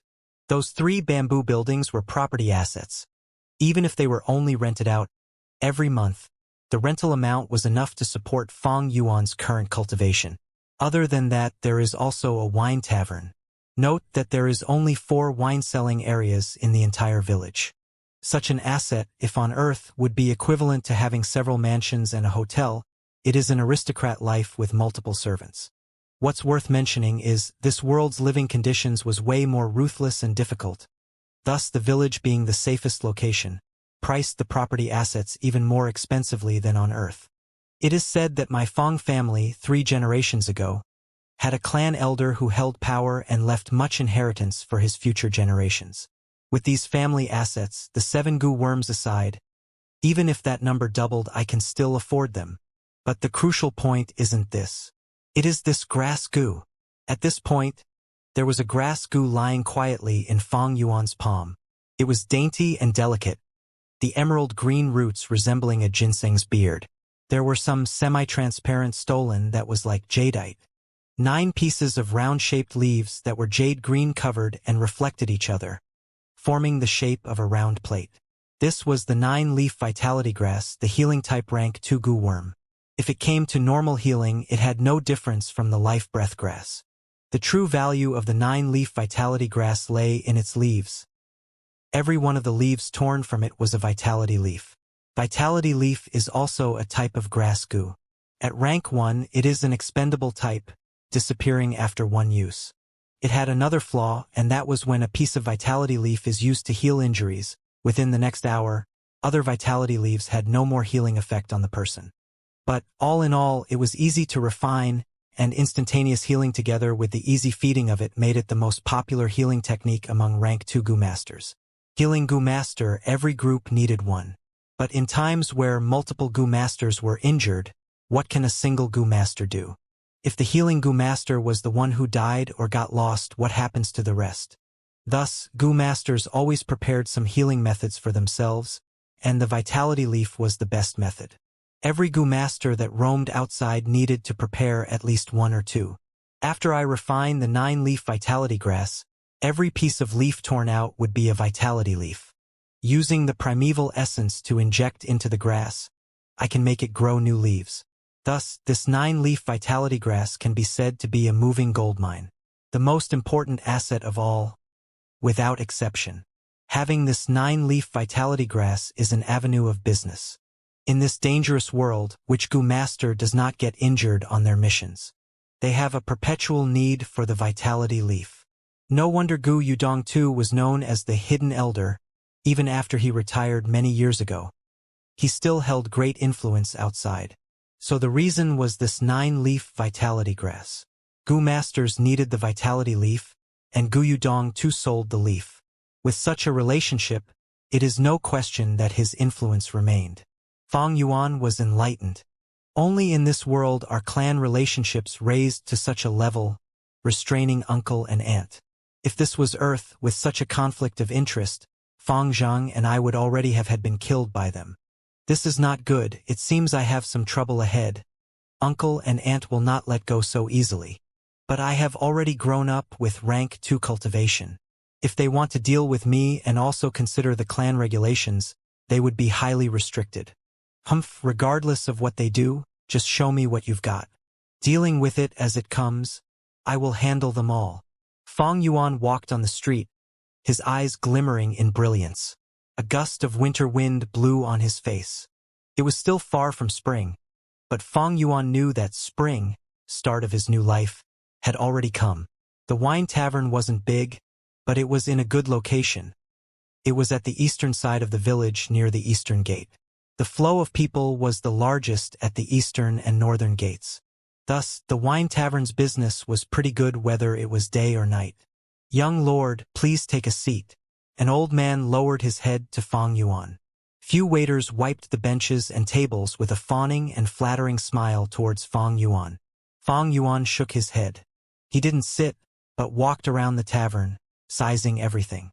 He thought inwardly, "This is my wine tavern."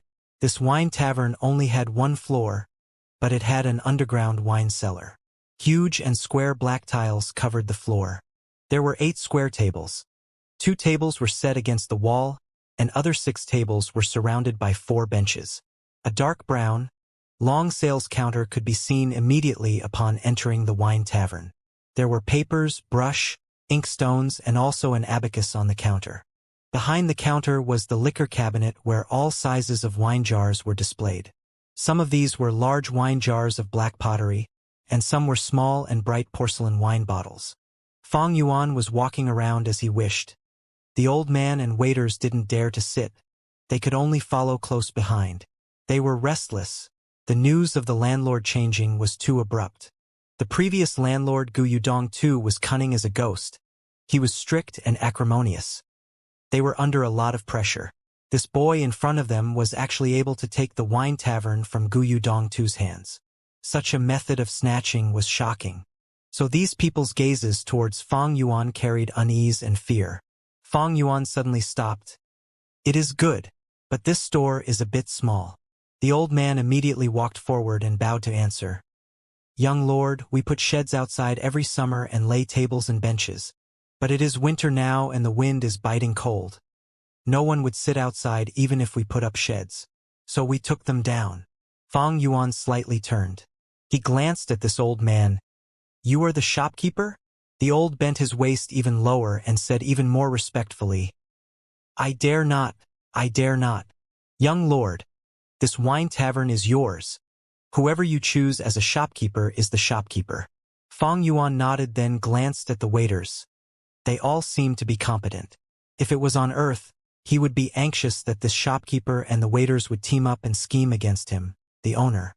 But in this world, Gu masters were high and mighty. Killing mortals would only require a thought.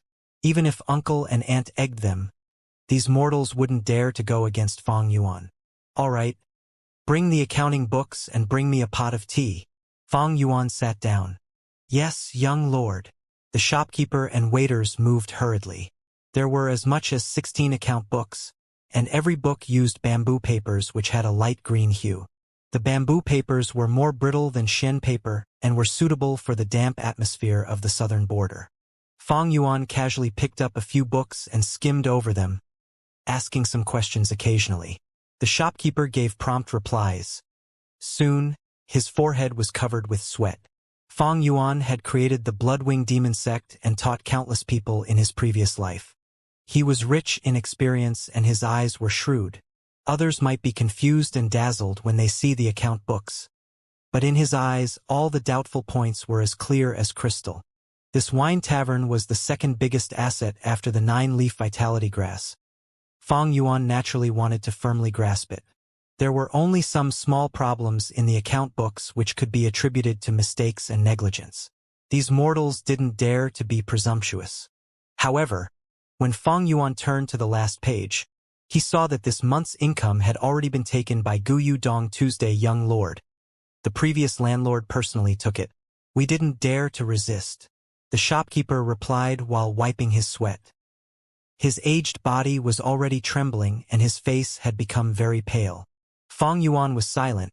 He put down the account books on the table and glanced at the shopkeeper. The shopkeeper immediately felt a huge pressure as if a mountain was pressing down on him. He was scared witless, kneeling on the ground. Seeing the shopkeeper kneeling down, the waiters also astutely knelt down one by one. Fang Yuan calmly sat and turned his gaze towards them. The waiters immediately felt like they were in a world of ice. They couldn't resist Fang Yuan's aura. They were all silent. To these mortals, the wine tavern's work was both stable and safe, the ideal job. They didn't want to lose this job. Fang Yuan stopped upon seeing that his authority had been established. Going too far could end up being detrimental. He slowly spoke. I won't bother about the past matters. I saw that your wages are somewhat low. Waiters' wages will be raised by 20% and the shopkeepers by 40% from now on. Work properly and you will get more benefits. Fang Yuan stood up and walked to the entrance. The group of people kneeling on the ground were stunned for a good while before coming back to their senses. All of their eyes brimmed with tears that flowed down their faces. Thank you, young lord, for your great kindness. Young lord is compassionate. We will definitely work with all our strength. Young lord, you are our benefactor, please take care. Tearful sounds came from behind. There were also crisp sounds of forehead smashing on the black tiles from continuous kowtowing. Use might alongside mercy. This was the only way the top controlled its subordinates no matter in which world. Might was the foundation, and under this might, any small kindness would be magnified by countless times. A benefit without might would only give a title of a good Samaritan. But as time passed, people would no longer feel grateful for such kindness, and it would instead result in greed and disaster. But these ways to control people are all unorthodox methods. It would be highly esteemed on earth, but in this world, raising one's own strength is the one true way. No, even on earth, strength is first. Fang Yuan thought of the scarlet-red imperial ancestor. In those days, the scarlet-red imperial ancestor had gone through and experienced a trial, and he had come to a conclusion. Political power comes from guns. This was the naked truth. Strength was the foundation of any political power. So-called authority is only an accessory to strength. Actually, not only authority, wealth, and beauties were also derivatives of strength. Fang Yuan headed towards the 3 bamboo houses after leaving the wine tavern. These 3 bamboo houses were rented out by uncle and aunt. They were practically full. This world paid attention to more birth. To the ever-growing huge population, the space in the village seemed narrow. The clan had the system of the eldest son inheriting the property. Other sons and daughters would have to rely on their effort. Even if a lot of people relied on clan politics to get a meager split of the family assets and work hard outside, they might not even be able to save enough to buy a bamboo house in their whole life. On one hand, raising gu consumed a lot, and on the other, the village had limited space, so the house prices were very expensive. They could naturally build house outside the village, but that was not safe. Wild beasts and snakes would always roam around and could intrude into the houses. Above all, every time a beast tide occurred, all the houses outside the village would be destroyed. Extending the village was the only way to solve this. But extending meant the area to defend would increase and the village wouldn't be able to defend against beast tides attacks. Moreover, if the area was big, then it would be difficult to guard against and search for infiltrating gu masters of other villages. Guyu village had extended several times in history but had been devastated by beast tides. After learning from this lesson, the current village size was already the largest. Fang Yuan skimmed through it, and after understanding some situations, he already got the picture. These 3 bamboo houses were operated very well by uncle and aunt. The rent was also customized to get more profits, so he might as well just let it run like that. He calculated that the earnings from these 3 bamboo houses were not as much as the wine tavern, but the difference was not much. The overall situation was much better than Fang Yuan's original expectations. Just the day before yesterday, he was left with nothing and had become so poor that his primeval stones count didn't even reach 5. But now, all of a sudden, he rose to the list of richest people in the clan. The female tenants in these rented houses were all rank 2 female gu masters in difficulty. After knowing Fang Yuan's identity, their gaze towards him turned amorous. If they could be near to Fang Yuan and get married to him, then they would no longer have to rush about facing danger. Their lives would be smooth and steady. Such a life was what they were pursuing and using all their strength to fight for. That is to say that if Fang Yuan wanted, he could retire and live a rich life now like his uncle used to. With a tap of a finger, many female gu masters would flock to him. But that is not what I want. Fang Yuan stood at the 2nd floor of the bamboo house, letting female gu masters' provocative gazes fall upon his body. He frowned as he held the railings and gazed afar. Far away, stretched of green mountains went on continuously, looking like a sleeping giant with the gray-blue sky as its quilt. The endless rivers and boundless earth. When can I move unhindered on them? Amidst the winds of change, dragons and snakes rise from the lands. When can I look down upon all living things? Since rebirth, I have been drifting with the waves like a rootless duckweed. I spared no effort to get the family assets. With this base, I can be said to have become independent and gained my footing. Next would be to unearth the flower wine monk's inheritance and put all my effort in cultivating to rank 3. Then I can leave this village and go out to the wide world. Fire burned in Fang Yuan's deep black eyes. Qing Mao Mountain was one of the countless mountains in the southern border. And the southern border was only a corner of this world. Too small, too small. How could such a place sustain his lofty ambitions? Compared to his ambitions, these family assets, which others were cracking their brains to obtain, which was a thing of yearning, was as tiny as dust. Big brother, come down, I need to talk to you. At some point in time, Guyu Fangzheng had reached the bamboo house. He looked up at Fang Yuan and yelled. Fang Yuan's train of thoughts were broken. He looked down at Fang Zhen with an indifferent look. The brothers' eyes met. It was silent. Younger brother Fang Zheng was downstairs and was shrouded by the shadow of another house. He was facing up. His eyebrows were raised and his 2 eyes were flickering with light. Big brother Fang Yuan was upstairs. Sunlight shone on him. His slightly drooping eyes had pupils as dark as night.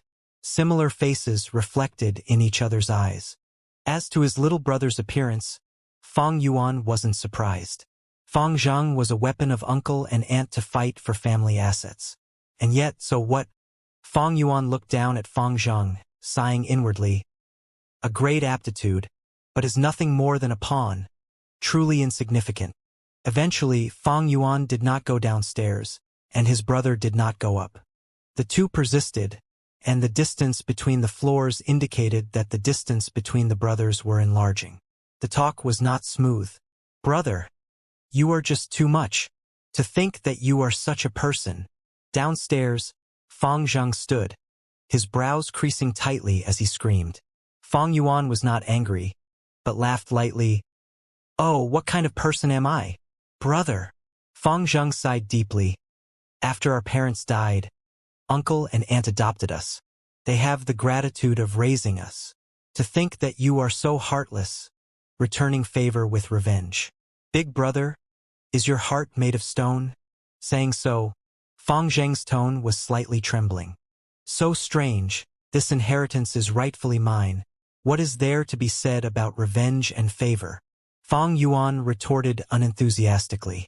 Fang Zheng gritted his teeth, acknowledging, yes, I know this inheritance is from our parents. But you cannot take them all, you have to at least leave some for aunt and uncle to let them enjoy their life in retirement, right? Doing so, you really are making our hearts bitterly disappointed. You let me look down on you. Pausing, he continued. Did you ever return home to see the living conditions that they are in now? Half the servants at home were already retrenched. They cannot afford it. Brother, how can you be so cruel? Fang Zheng's eyes were red. Clutching his fist, he screamed at Fang Yuan. Fang Yuan laughed coldly. He knew that uncle and aunt had controlled the assets all these years and must have amassed a huge fortune. Even if this was not so, just with the profits at the end of the month from the wine tavern, they would be able to afford all those servants. They are only pretending to be poor so Fang Zheng would come and find trouble. Fang Yuan used his gaze to size up Fang Zheng and said directly, my adorable little brother, if I insist on not returning the assets, what can you do?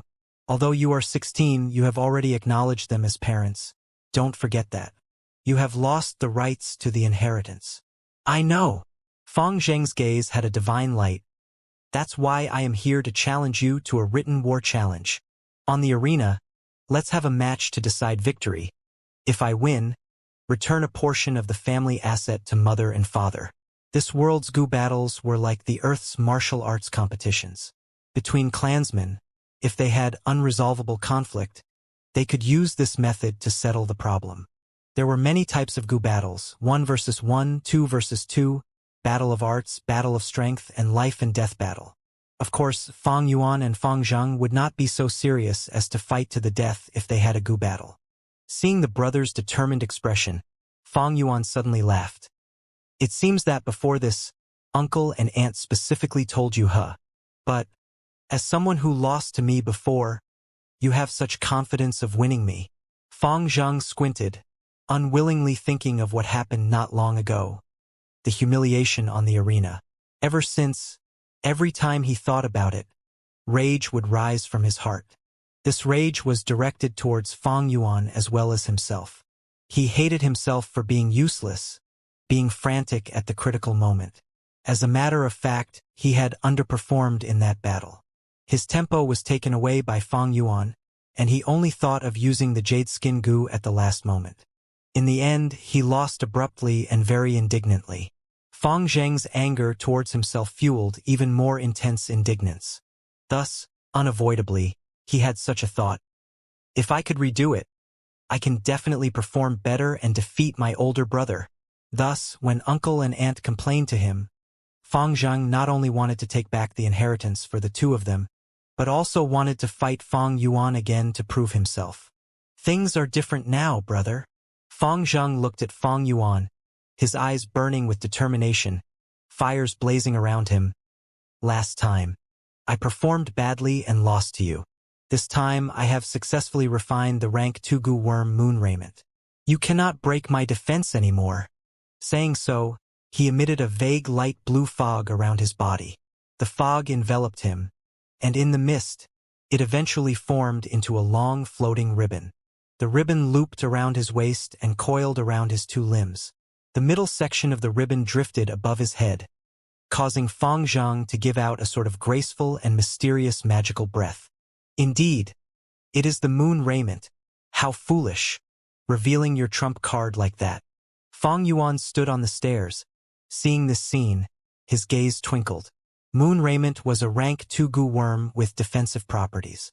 Although the defense was slightly lower than the white jade goo, it could assist others in defending and had greater contribution towards small group fights.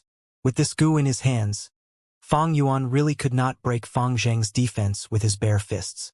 Sending the fist over was like hitting cotton, absolutely losing its kinetic force. Even if he used the moonlight goo, he could not break through unless it was the moonglow goo. Thus, if Fang Zheng wanted to fight and invited Fang Yuan to a goo battle, according to the clan rules, he has to accept. Without revealing the white jade goo, Fang Yuan might really lose. A grade is a grade, and with the clan leader's nurture, Fang Zheng is growing rapidly. Could be said that, during the academy phase, Fang Yuan suppressed Fang Zheng. But now he had to admit, Fang Zheng was starting to show the brilliance of a genius and was showing imposing threat to Fang Yuan. But, you think I did not expect this? Fang Yuan stared down at his brother, his lips curling. He said to Fang Zheng, "My persistent little brother, of course you can challenge me. But have you gotten the approval of your teammates? If during the battle, your group has to go on a mission, how would you choose?" Fang Zheng paused. Indeed, he did not think of this. He had to admit his brother was right. The group had to work together, and if teammates wanted to go on individual operations, they would need to report first. Thus, you might as well go back, find that leader Gu Yuqing Shu of yours, and explain the situation. "I'll wait for you guys at the Northern Gates Wine Tavern," Fang Yuan said. Fang Zheng hesitated slightly, then gritted his teeth. "I'll go now, brother. But let me tell you, delay tactics don't work." He came to Gu Yuqing Shu's residence, and the family servant led him in.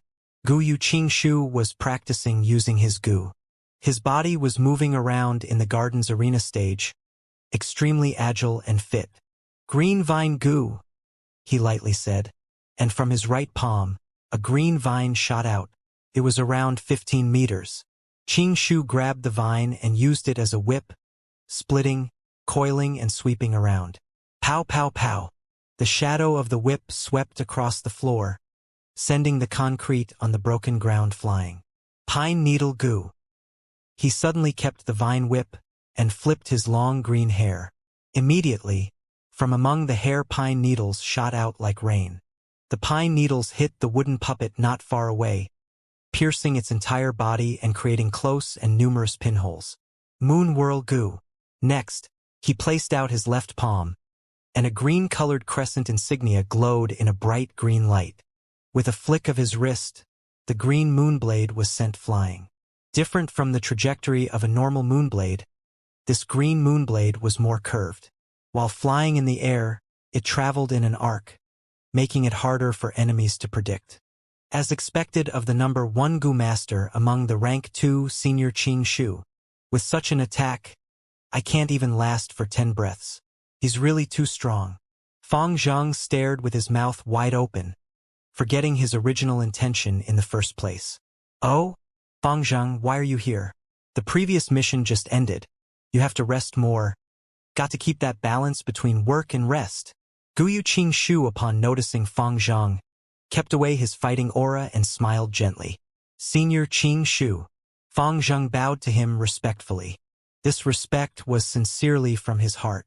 Ever since he joined the group, Fang Zhang had been attentively taken care of by Qing Shu, and in Fang Zhang's eyes, Qing Shu was like an elder brother. Oh Fang Zhang, it seems you have business with me? Qing Shu wiped the sweat off his forehead while going towards Fang Zhang with a smile. It's like this.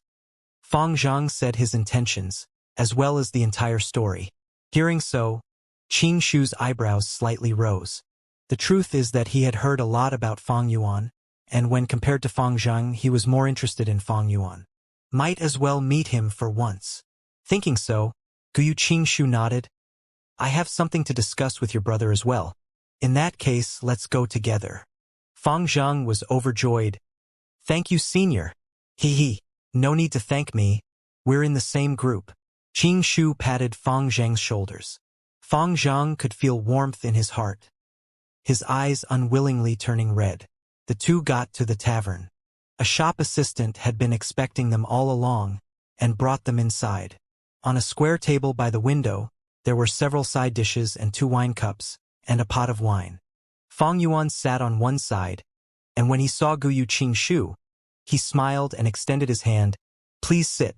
Guyu Qing Shu nodded to Fang Yuan. He took his seat, then said to Fang Zhang, go take a stroll around. I'll talk with your brother. He was a smart person. Upon seeing only 2 wine cups, he knew that Fang Yuan wanted to have a chat alone. The truth is, he had such intentions as well. Fang Zhang acknowledged and left the shop indignantly. I know you, Fang Yuan. Qing Shu smiled, opening the wine pot skillfully, pouring a cup for Fang Yuan and one for himself. You are a very interesting, smart person. Saying so, he raised his cup towards Fang Yuan. Fang Yuan laughed and raised his cup as well to return the toast. The two drank it in one shot together. Qing Shu poured another for Fang Yuan again, as well as for himself. As he poured, he said, There's no point beating about the bush when talking to a smart person. I'll be open. I want to buy your liquor worm. How much would you sell it? He did not ask Fang Yuan if he was selling it, but asked directly how much, showing his immense confidence. He was the number 1 rank 2 Gu Master. At a young age, he reached rank 2 peak stage, overpowering the rank 2 upper stage Qishan and Mo Yen. Once he appeared, he took the initiative and poured the wine and toasted Fang Yuan. His confidence together with his gentle smile formed a unique aura.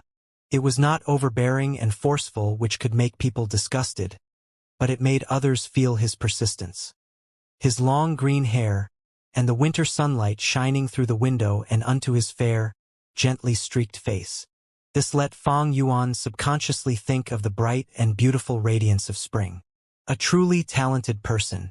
What a shame, Fang Yuan thought. He was not bothered by Qing Shu's act of taking over the initiative. In fact, Fang Yuan was slightly appreciative of him, and he sighed lightly. Guyu Qing Shu was also an orphan like Fang Yuan and Fang Zheng. His parents had died in a wolf tide when he was young. He was personally raised by clan leader Gu Yubo.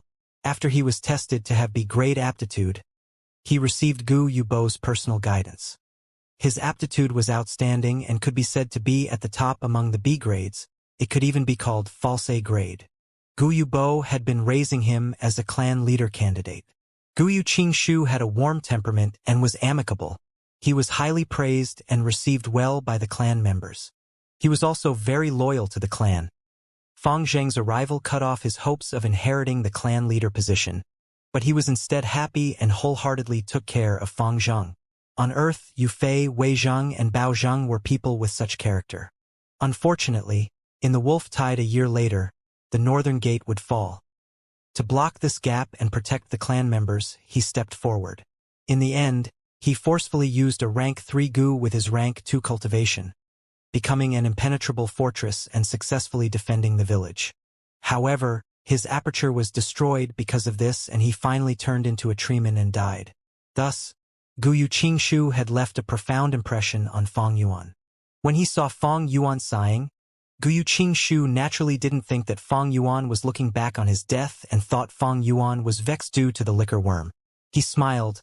Fang Yuan, you should already be clear on the limits of liquor worm. The liquor worm is only a rank 1 gu worm and can only refine rank 1 green copper essence. But you are already a rank 2 gu master. The liquor worm has no use towards red steel primeval essence.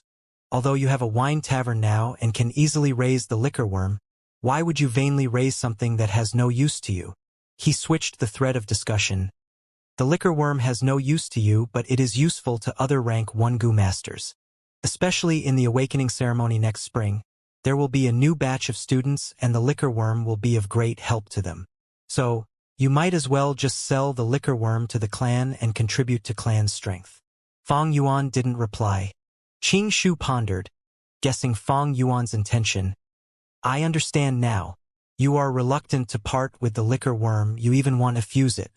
If I am not wrong, you should be thinking of going the route of the rank 2 white chrysalis, then the rank 3 mist perspiring butterfly fusion route, right? This is the most widespread and also the most practical recipe. The mist perspiring butterfly is a great goo worm, but the white chrysalis has no ability. This fusion route wouldn't have much value to you. You have C grade aptitude and now have rank 2 cultivation. White chrysalis doesn't have any ability and will only squander food. It will be of no help to you. What is the possibility of you reaching rank 3? Even if you succeeded in advancing to rank 3, you will probably be middle-aged by then. Will you raise the useless white chrysalis for tens of years? It will be better to use the expenses of raising white chrysalis on nurturing goo worms. That is more practical and will be more helpful to you. Am I wrong? Liquor worm's true value lies in refining primeval essence and raising a small realm. If you go through this fusion, you will only be treating the liquor worm as a material. Won't that be a pity? All goo worms had only one ability. For instance, the spring-autumn cicada was a rank 6 goo, but it only had the ability of rebirth. The new goo worm that comes from fusion usually took an ability from one goo worm and enhanced it. White jade goo, for instance, took the defensive ability of jade skin goo and enhanced it, while losing the white boar goo's ability to gain increased strength. That is to say, if someone obtained white jade goo, it would only help in defense and couldn't increase the goo master's strength. Qing Shu was correct. The liquor worm's value was in refining primeval essence and raising its stage by a small realm. To goo masters, this was another form of increasing their primeval essence reserves while also being an enormous help in nourishing their aperture and increasing their cultivation speed.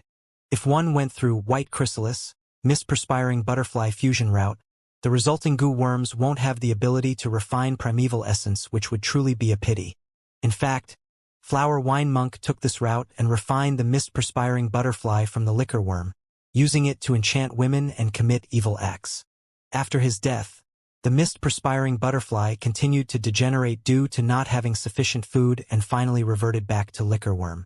Qing Shu's eyes flashed upon seeing the silent Fang Yuan and continued, Actually, our clan has a recipe.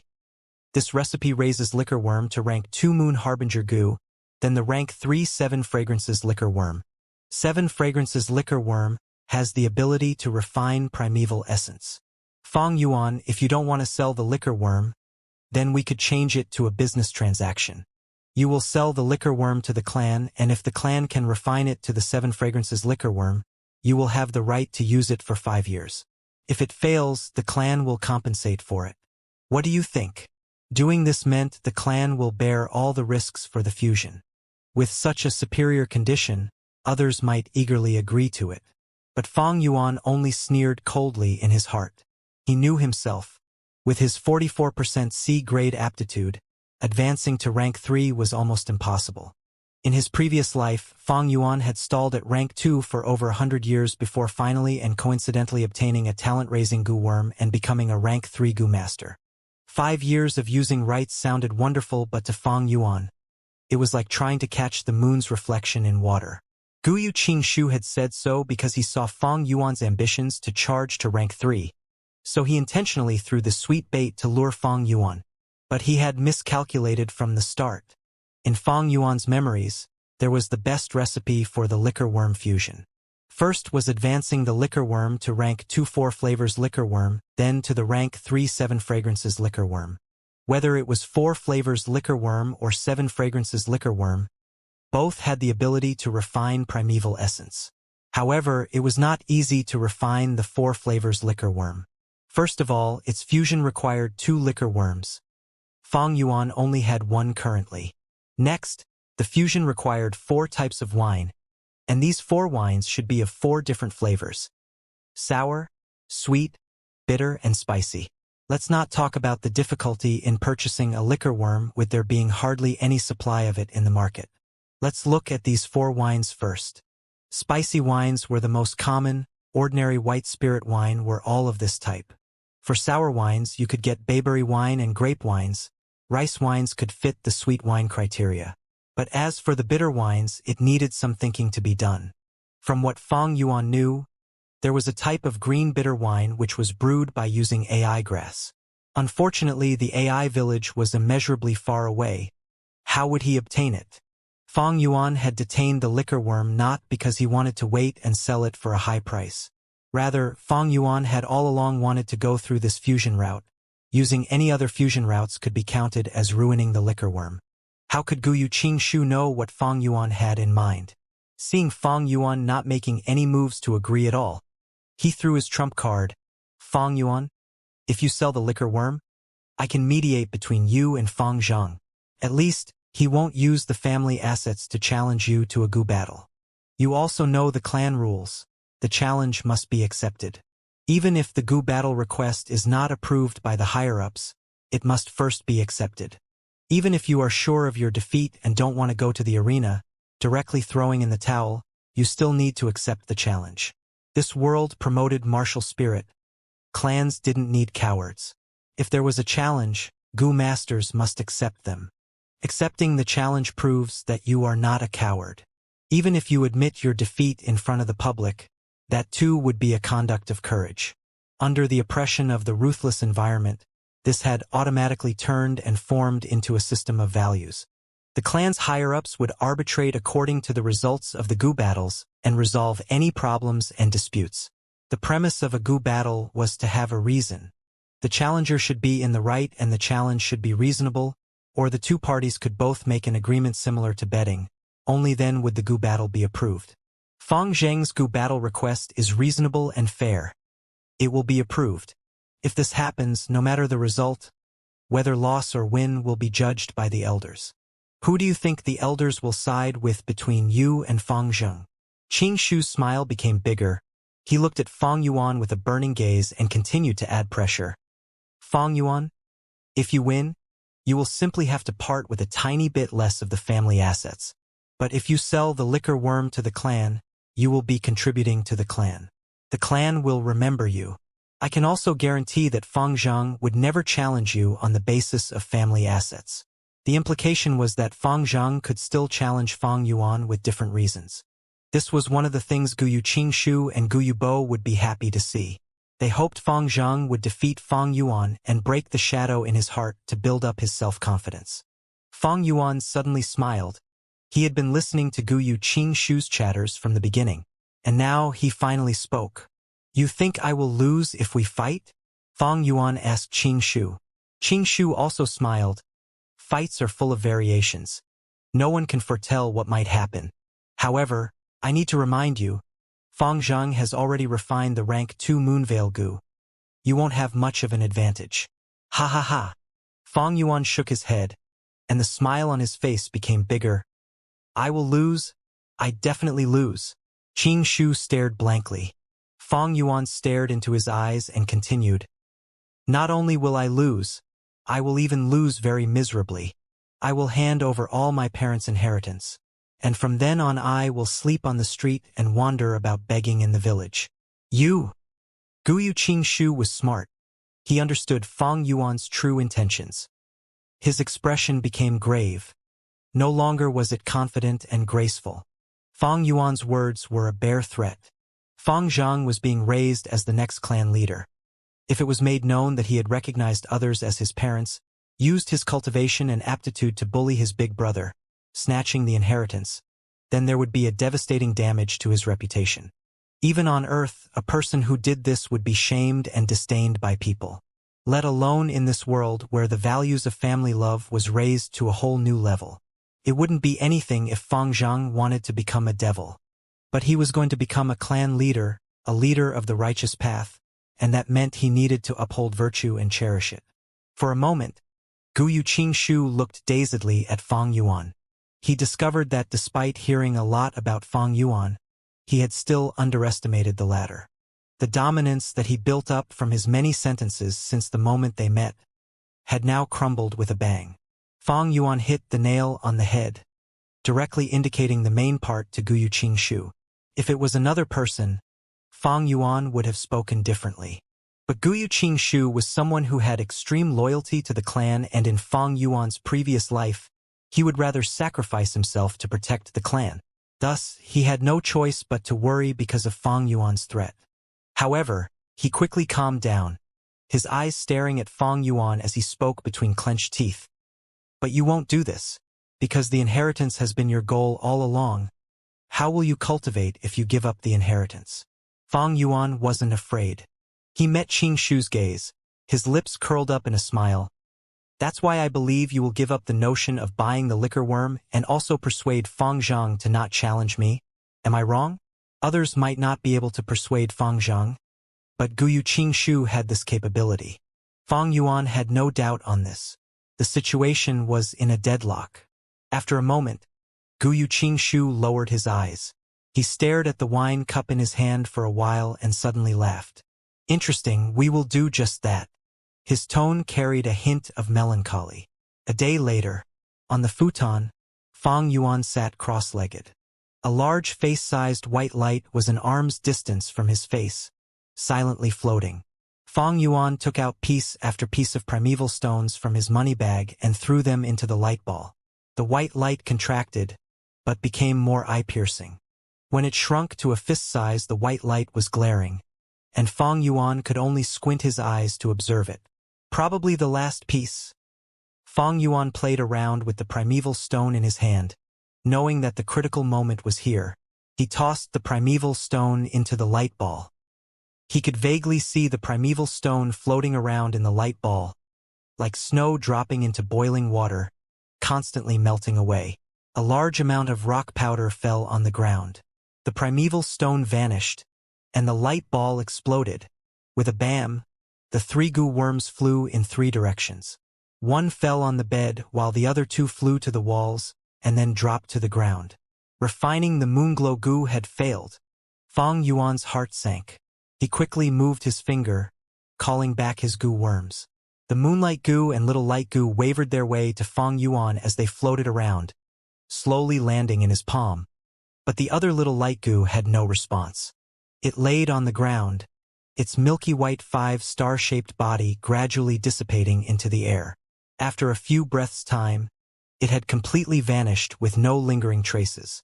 This was the price of a failed fusion. According to the different fusing recipes, the goo worm might get injured as a result, or when unlucky, might even die. Even with his rich experience, adding on to the fact that Fang Yuan could multitask and had the right recipe, there was still a chance of failure. Fang Yuan was not upset. He had seen such an event many times. He had already performed to his best, and if the result still failed, it could only be attributed to luck. Luckily, it was not the moonlight goo that died, but the little light goo. I can just buy another one from the shop. It is easy to replenish. If the moonlight goo died, it would not be easy trying to get another one. He had lots of cash now. Even if one little light goo died, he could just purchase another one. Next, he inspected the moonlight goo and the remaining little light goo. On the surface of both goo, it was slightly dimmer than usual. This was the result of an injured goo due to fusion failure. Once a goo worm gets injured, the chances of a successful fusion would drop drastically. I have to wait for them to recover before I continue trying. Fang Yuan knew that haste does not bring success, and quickly kept the two goo. He estimated the time, around at least 3 days later would he be able to perform another try. Cultivation did not end there. Fang Yuan opened his right palm. His left hand was pale, and on his palm, there was a green insignia with a grass pattern, like a dark green tattoo. Fang Yuan's thought moved, and the primeval essence in his aperture began to move, like light red fog flowing towards the insignia on his left arm. The green insignia was instantly brought alive. From Fang Yuan's palm, the tip of the grass emerged, followed by the round leaves of 9 dark green leaves, lastly followed by the jade green transparent stem. As for the roots, they were not exposed. On his palm, the original dark green tattoo was gone, only leaving behind traces of dark green lines. It represented the intertwining of the grass with Fang Yuan's palm. It was the rank 2 grass goo 9-leaf vitality grass. Right now, Fang Yuan's palm was like a piece of land, and a 9-leaf vitality grass was growing on top of it, like the exquisite art made of jade stone carvings. Fang Yuan stretched out his right hand's finger and plucked the leaves. With every piece of round leaf that he plucked, Fang Yuan could feel a slight pain himself, like the feeling of pulling his hair. After the 9 pieces were plucked and placed at the bedside by Fang Yuan, there was only the bare stem of the 9-leaf vitality grass left on his palm. Fang Yuan continued to deploy his primeval essence. The light red-colored rank 2 primeval essence continued to rise from his palm like a cloud of mist and covered the jade green stem. The stem continued to absorb the primeval essence, and eventually a bud started to grow from deep within the stem. This budding was pinkish green, small, delicate, and very fragile, breaking upon contact. Fang Yuan continued to use his primeval essence, and the bud grew bigger, its color deepening. Eventually it grew into a piece of dark green color, a completely mature leaf. I used up 20% of my primeval essence. Fang Yuan inspected his aperture and concluded. He only had 44% primeval essence in his C. That meant that he could only create 2 vitality leaves at one go. After creating another piece, Fang Yuan grabbed a piece of primeval stone and rapidly recovered the primeval essence in his aperture. When the primeval essence rose to 40%, he nurtured the vitality leaf again. Rinsing and repeating like this after half a day, he had finally made the 9-leaf vitality grass grow back to 9 full leaves. He did not pluck the leaves this time, but with a thought, kept the 9-leaf vitality grass back into his left palm, turning it back into a green insignia. He took the leaves that he plucked and placed them into a small bag, bringing it with him. A piece of vitality leaf was a rank 1 goo worm, each worth around 50 primeval stones in the market. This meant that with just these 9 leaves, it could allow Fang Yuan to earn 450 primeval stones. Of course, he incurred costs in creating them, but excluding costs, he still profited around 400 primeval stones. Among all of the family assets, the most valuable one was no doubt this 9-leaf vitality grass. Owning it was tantamount to owning a gold mine, and this 9-leaf vitality grass had an advantage too. It was easy to feed. It only needed water and sunlight to survive. Thus there was virtually no cost in raising it. To Fang Yuan, he could give up all the other family assets, but for this 9-leaf vitality grass, he needed to grasp it firmly in his hands. Of course, this type of 9-leaf vitality grass goo was not owned by Fang Yuan alone. In the village, others held this grass goo as well. In fact, there were 5 9-leaf vitality grass goo that was collective property owned by the clan. Every day there were specialized goo masters whose missions were to create large numbers of vitality leaves. To Fang Yuan, this is a good thing. If he alone had the 9-leaf vitality grass, the clan would definitely strike and buy this grass goo by force. Just like how Guyu Qing represented the clan and came to buy his liquor worm. Precious goo like liquor worm, black and white boar goo and the 9-leaf vitality grass, the clan higher-ups all wanted to control it and make it useful for the whole clan. 3 days later, a light ball under Fang Yuan's supervision suddenly exploded, and a new goo worm floated in midair slowly. It was sparkling and translucent, bent like a crescent, resembling a piece of water-blue crystal. In a nutshell, it was like the moonlight goo that was enlarged in size by twofold. Yet it was not the moonlight goo, but the higher-ranking rank 2 moonglow goo. This time, Fang Yuan's fusion succeeded. The moonglow goo is made by fusing a moonlight goo and 2 little light goo. A little light goo can raise the power of the moonblade by 100%, but 2 little light goo still raised its power by 100%. This boost was not additive. But the refined rank 2 moonglow goo, its attack power reached 3 times of the moonlight goo. Actually, there are many different recipes to refine the moonlight goo, and it has many advancement paths. Fang Yuan took this path to raise the moonblade's attack power to the limit. The attacking range remained unchanged. It still had a scope of 10 meters. There was a route using the moonlight goo and the stone scar goo to perform fusion. The result would be the moon scar goo. Its attack power remained unchanged, but the range doubled, reaching 20 meters. There was another common route, which was using the moonlight goo with the whirlwind goo to fuse, creating the moon whirl goo. Using it, the moonblade turns from blue to green, and at the same time its attack trajectory becomes curved. Guyu Qing took this path. As for Guyu Fangzhang, he used the moonlight goo and jade skin goo to create the moon raiment. This was a rare route and had an upper limit of rank 5, becoming the moonlight treasure king goo. However, having a rank 5 recipe did not mean it was definitely possible to create a rank 5 goo worm. Many rank 5 goo masters did not have a single rank 5 goo in their possession. What causes this awkward situation is not a lack of ingredients, but the success rate. Goo fusion was not a 100% success rate. The higher the ranking of the goo worm you are trying to refine, the lower the success rate. In his previous life, Fang Yuan's spring-autumn cicada had a success rate of less than 1%, and it failed countless times. Sometimes he was lucky and less goo worms died. Other times all the goo worms died together. To refine the rank 6 spring-autumn cicada, it needed all rank 5 goo worms. Once these goo worms die, all of Fang Yuan's hard work and accumulation would go up into smoke, becoming an illusion. Fang Yuan failed countless times and started over many times, fusing once again and collecting goo worms and special ingredients all over again. Eventually, he caused too much of a commotion and incurred a public outrage, causing the will of the people to become disorganized, and many deaths forming seas of blood and floating corpses. He was lucky, though, as he finally succeeded and obtained the spring-autumn cicada. But once he obtained this rank 6 goo, all the righteous cultivators who were eyeing his goo all along came to attack, and before he even got a chance to familiarize himself with the goo, he suicided. Thousands of millions of years, it was because of this disgusting failure rate that caused many high-ranking goo masters to waste their efforts and go back to square one. The only way was to slightly curb this failure rate, and that is vital goo. No matter the fusion result, failure or success, the vital goo never dies. At most it gets injured. Why? Many people guessed that it was because the vital goo is the goo master's first goo worm and is linked to the goo master's life, forming a mystical relationship and connection. As long as the goo master is alive, if the vital goo's fusion fails, at most it would be almost dead. Of course, the other goo worms used in the fusion had a possibility of death.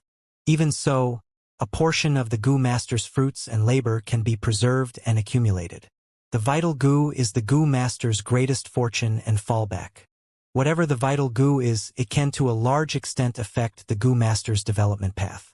Conversely, goo masters also find new recipes aggressively to raise the level of their vital goo. Some rank 2 and rank 3 garbage recipes to goo masters it worsened their future prospects. When Fang Yuan found that the spring-autumn cicada had become his vital goo, why was he so happy? This was why. The spring-autumn cicada was an extremely rare goo worm, allowing others to rebirth. It was a heaven-defying ability. No matter how it is refined, it will not die. If this was Fang Yuan's previous life where the spring-autumn cicada was not his vital goo, if he continued refining, it could potentially die. Spring-Autumn Cicada was rank 6, something many Gu masters would never be able to reach in their lifetime. An extremely large number of Gu masters did not even have a rank 6 recipe, and are still desperately searching. Spring-Autumn Cicada, although unable to be used to its full potential by the current Fang Yuan, was still his greatest treasure. The flower wine monk's inheritance compared to this was a difference between heaven and earth. The cold snow came to an end, and spring wind took its place. Without realizing it, winter had already passed, and the days of spring arrived. The frozen mountain creek began to flow again. The ice cones under the eaves of bamboo buildings and trees were sparkling and translucent, dripping water in the sunlight. In the morning, the wine tavern was quite empty. There were not many drinkers. Fang Yuan sat inside at the seat near the window. According to his request, the surrounding was covered by wooden plank screens, creating a small room for him. A gust of wind blew in from the window, and the fresh and fragrant smell of the earth was wedged between the air, letting people who smelled it feel carefree and pleased. Jiang Ye sat opposite Fang Yuan, his face full of smiles. "These are the primeval stones this time. Please confirm it." He took out 4 money bags, placing them on the table and pushing it towards Fang Yuan. What was inside the money bag was naturally primeval stones. Fang Yuan did not open them one by one, but checked their weight by holding them in his hand. He had over 100 years of experience making deals and transactions, so he could easily tell the number of primeval stones in his hands. One less and he could immediately tell. This was nothing special, to be honest. On Earth, there was an oil seller who placed a coin on the bottleneck and dripped oil inside, where the oil dripped in a line and entered the bottle through the tiny hole without any spillage. There was another divine shooter who could shoot tree leaves at 100% accuracy from 100 meters away. There was also a butcher who worked for many years using his hands to check the weight. He could tell their exact weight and when scaled was exactly as he said. How to train such a skill? Nothing else but practice makes perfect. Accumulation of experience, when enough, can stir up a miracle. After his rebirth, this kind of experience was naturally brought over as well. Fang Yuan used his hand to check, and on finding no problems, he then took out a small cloth bag and gave it to Jiang Ye. Jiang Ye received it with both hands and opened the bag, checking the quantity carefully. Although Fang Yuan had 9 vitality leaves in his possession, he did not plan to sell it himself. If it was Gu Yudong too, he would rather do this to sustain his social relationships and increase his influence. But Fang Yuan was reluctant to do this. It wasted too much time and effort. Thus, he sold them all to Jiang Ye, who was a shop owner. So Jiang Ye could sell the rank 1 healing grass Gu to the clansmen. Jiang Ye is Jiang He's brother, and when Fang Yuan was searching for the liquor worm, they met before. His brother was even Fang Yuan's half-alliance mate. Thus, having him take over the transaction and sell to the clan was a reliable method. 1, 2, 3, 9. Indeed, it is 9 vitality leaves. Jiang Ye counted 3 times before closing the bag and carefully keeping the bag close to his body. Next, he raised his cup, toasting to Fang Yuan. "Lord Fang Yuan, happy doing business with you. Let me toast you." His gaze towards Fang Yuan carried deep admiration, even turning into a hint of jealousy. A year ago, when it was also spring, the first time he met Fang Yuan, the latter was still a student at the academy, not even having the rights to wear the Gu Master's battle attire. But now, Fang Yuan was not only wearing battle attire, his belt was also red color, and a square steel piece in the center of the belt. A rank 2 Gu Master. However, he himself was still a rank 1, carrying a green-colored belt. Never mind that what made him jealous was, after getting the inheritance, Fang Yuan turned from a pauper into a tycoon. He owned the wine tavern, bamboo buildings as well as the 9-leaf vitality grass. It was all fortune that Jiang Ye would never be able to earn throughout his lifetime. But Jiang Ye did not dare to show his deep emotion of jealousy. Fang Yuan sold the vitality leaves to him and allowed him to earn the difference in price. Fang Yuan is already his money tree, and Jiang Ye no longer dared to offend this junior. Sigh. Comparing among people is odious. Jiang Ye held the cup. His face was full of smiles, but in his heart, he was sighing deeply. Fang Yuan raised his cup and drank it in one shot. Jiang Ye's expression, although secretive, with Fang Yuan's old fox wits, how could he not tell? Fang Yuan did not put it to heart, for if Jiang Ye was not jealous, it showed that he had much greater heart, and that would make Fang Yuan think more highly of him. But he stared at Fang Yuan's small fortune and got jealous. This showed how little his world was insignificant. Drinking with him was solely because he still had some value to exploit. Jiang Ye put down the cup, excitedly saying, "The clan's vitality leaves are sold at 55 primeval stones apiece. I followed your instructions and only sold our grass goo at 50 primeval stones. And the demand is overwhelming. Lord, why don't you make more leaves daily? That way we can earn much more." Fang Yuan listened and slowly shook his head, rejecting outright. "No, creating 9 leaves is already my limit. It is already wasting much of my cultivating time." This was the difference between Fang Yuan and a mere frog like Jiang Ye.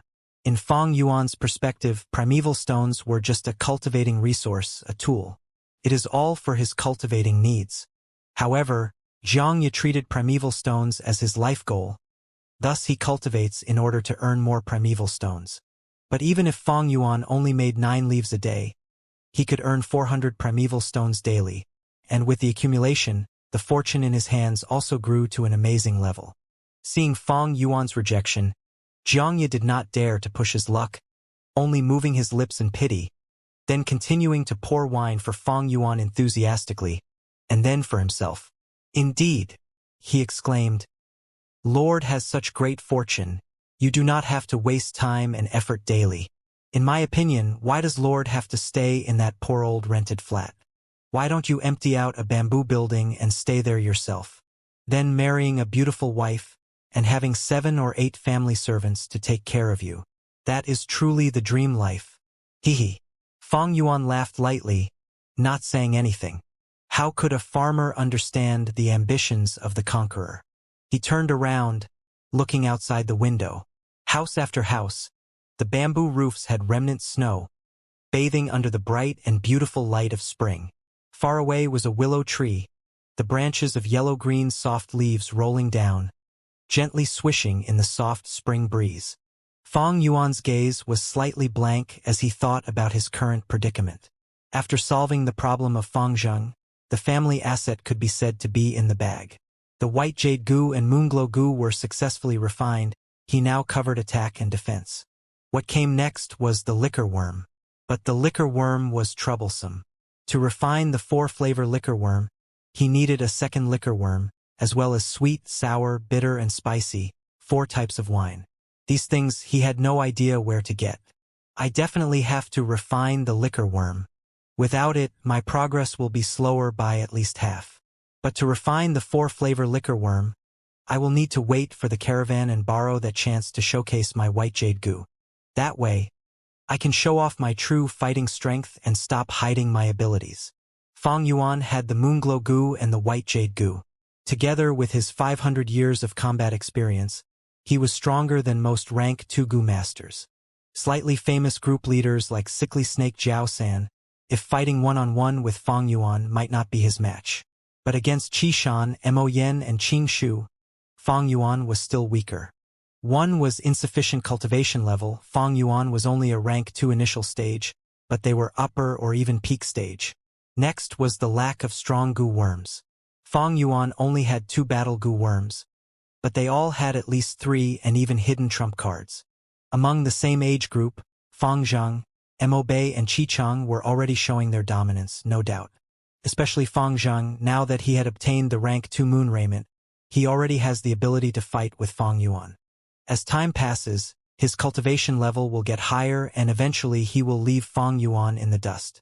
Unless Fang Yuan can fuse the 4-flavor liquor worm and maintain the same cultivating speed as Fang Zheng. As for the higher ranks, those rank 3 or rank 4 goo masters. To Fang Yuan, battle results aside, even keeping his life is a difficult thing, not to mention challenging a higher rank. Transcending rank was very difficult. One was that Fang Yuan did not have trump cards, and 2, he does not have talent. Even with his rich fighting experience, a woman cannot cook without rice, without a strong goo worm, his experience cannot display their worth. If I can successfully fuse the 4-flavor liquor worm, my cultivating speed will be satisfactory. But I also have to replenish my goo worms. Defense I have white jade goo, offense I have moonglow goo, healing I have 9-leaf vitality grass, but I need a movement type and recon type goo. These two, although are support types, they can cover up my weakness and at least triple-fold my fighting strength. Fang Yuan pondered. He did not need to learn step by step. With his rich life experience, he already knew the direction to take. Beside him, Jiang Ye's voice came. I heard. Recently someone is finding trouble with you, Lord? Purposely finding trouble at your bamboo building and wine tavern. Fang Yuan frowned. His train of thoughts were broken. But Jiang Ye was right. Fang Yuan had investigated. This was his uncle Gu Yu Dong Tu's act. After Gu Yu Qing Shu warned his uncle, he did not dare to use Fang Zhang to instigate trouble anymore. But after waiting for a while, the indignance and anger in his heart rose, and using his relationships, he got a few Gu masters to find trouble at Fang Yuan's places. People who do business hate these kinds of problems. Thus, recently he had been finding time to look after the locations. Owner. Someone is finding trouble again. At this time, a clerk carried a scared expression and walked towards Fang Yuan. Oh! Fang Yuan's brows raised, not expecting to encounter this immediately. Not waiting for Fang Yuan to react, Jiang Ye stood up abruptly, eagerly saying, Wait a moment, Lord. Let me go see. He walked out of the partition and came back almost immediately. It is Gu Yu Man, sure. Jiang Ye's expression was pale, suppressing his voice. His gaze revealed shock and worry. Gu Yu Man, sure? Fang Yuan did things carefully and knew the importance of information. During this period, he had gotten the information of all the rank 2 Gu masters in the clan, and memorized most of them.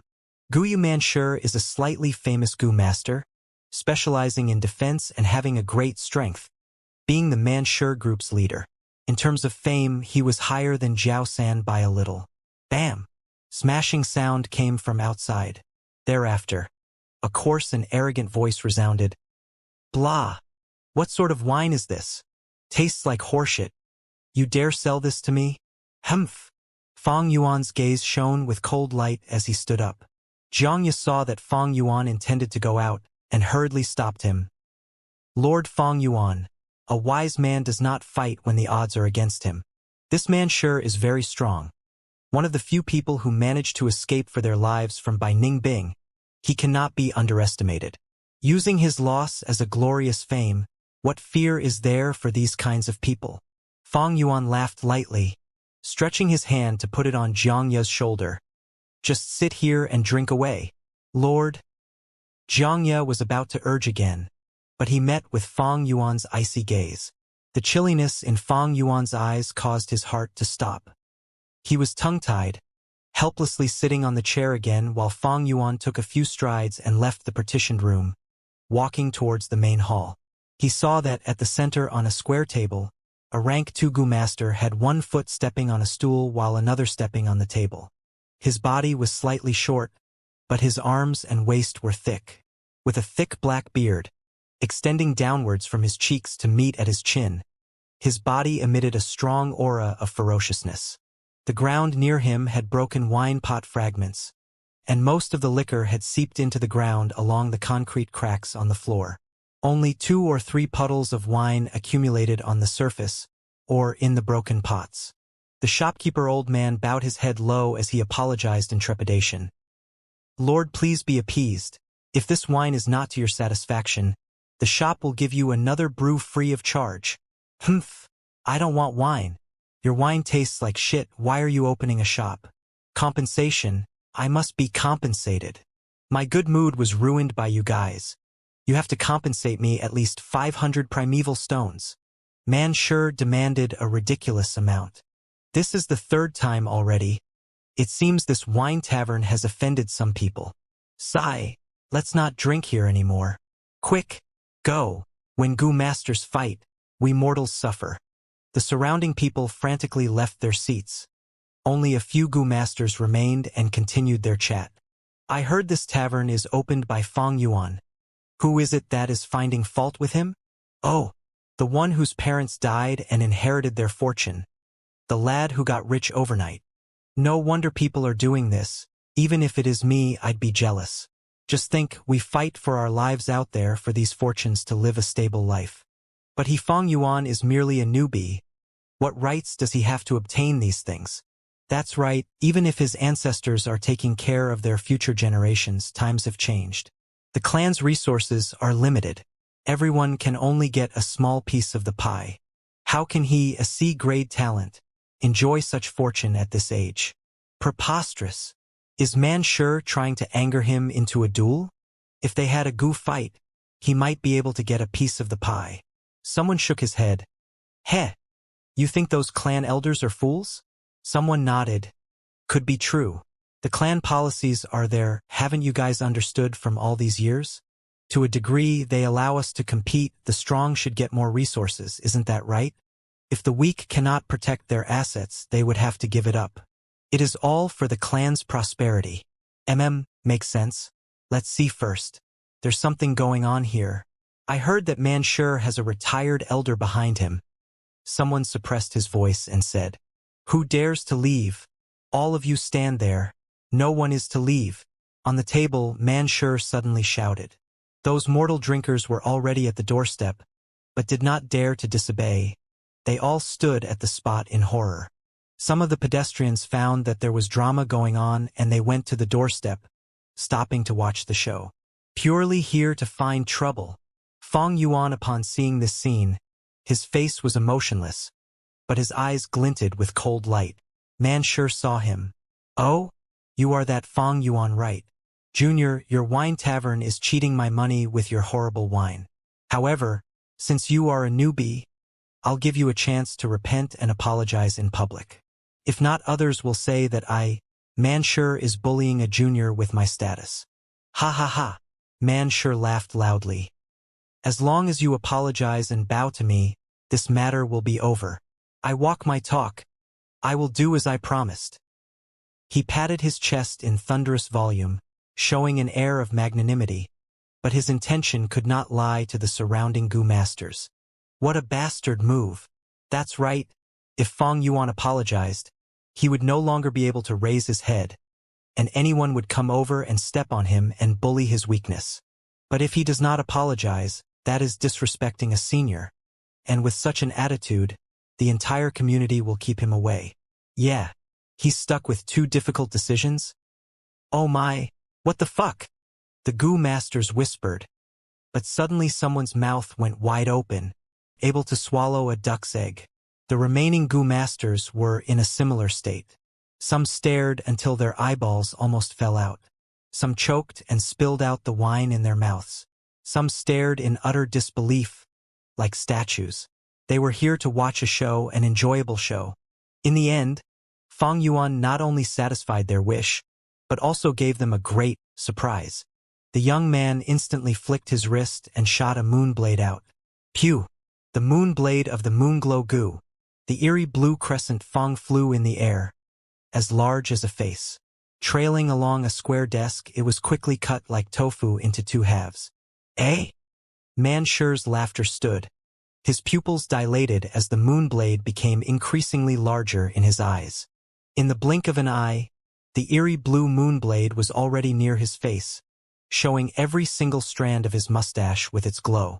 Facing strong feelings of death, at the very last moment, Man Sure screamed out in panic, Monolith Gu!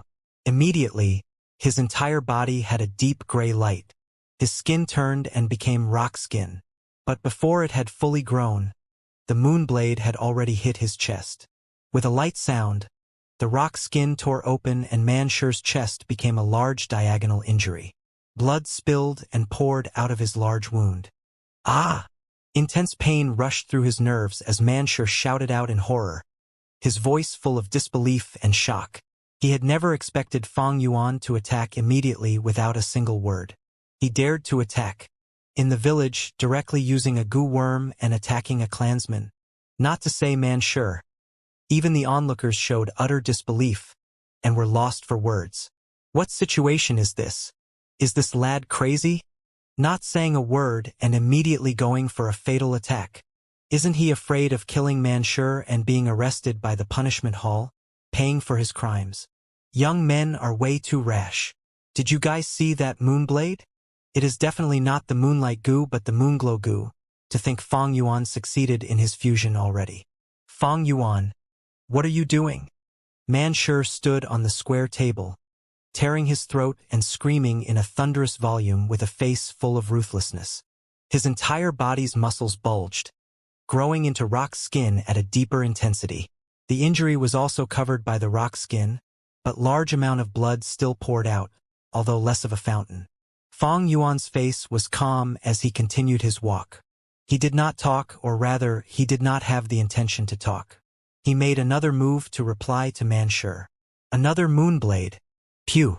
The moonblade flew across the short distance and shot out. You! Mansur had no time to talk, but raised his arms and protected his brain and chest. His limbs were covered with a thick, deep gray-colored rock, as if arms made from a statue, sturdy and thick. The moonblade hit his arms, cutting a deep wound, numerous small rock fragments flying out. The moonblade's strength caused Mansur's body to fly backwards. His entire body was made of rocks, causing his weight to rise drastically. Finally, the table under him could not bear the weight, and with a crack, it collapsed completely.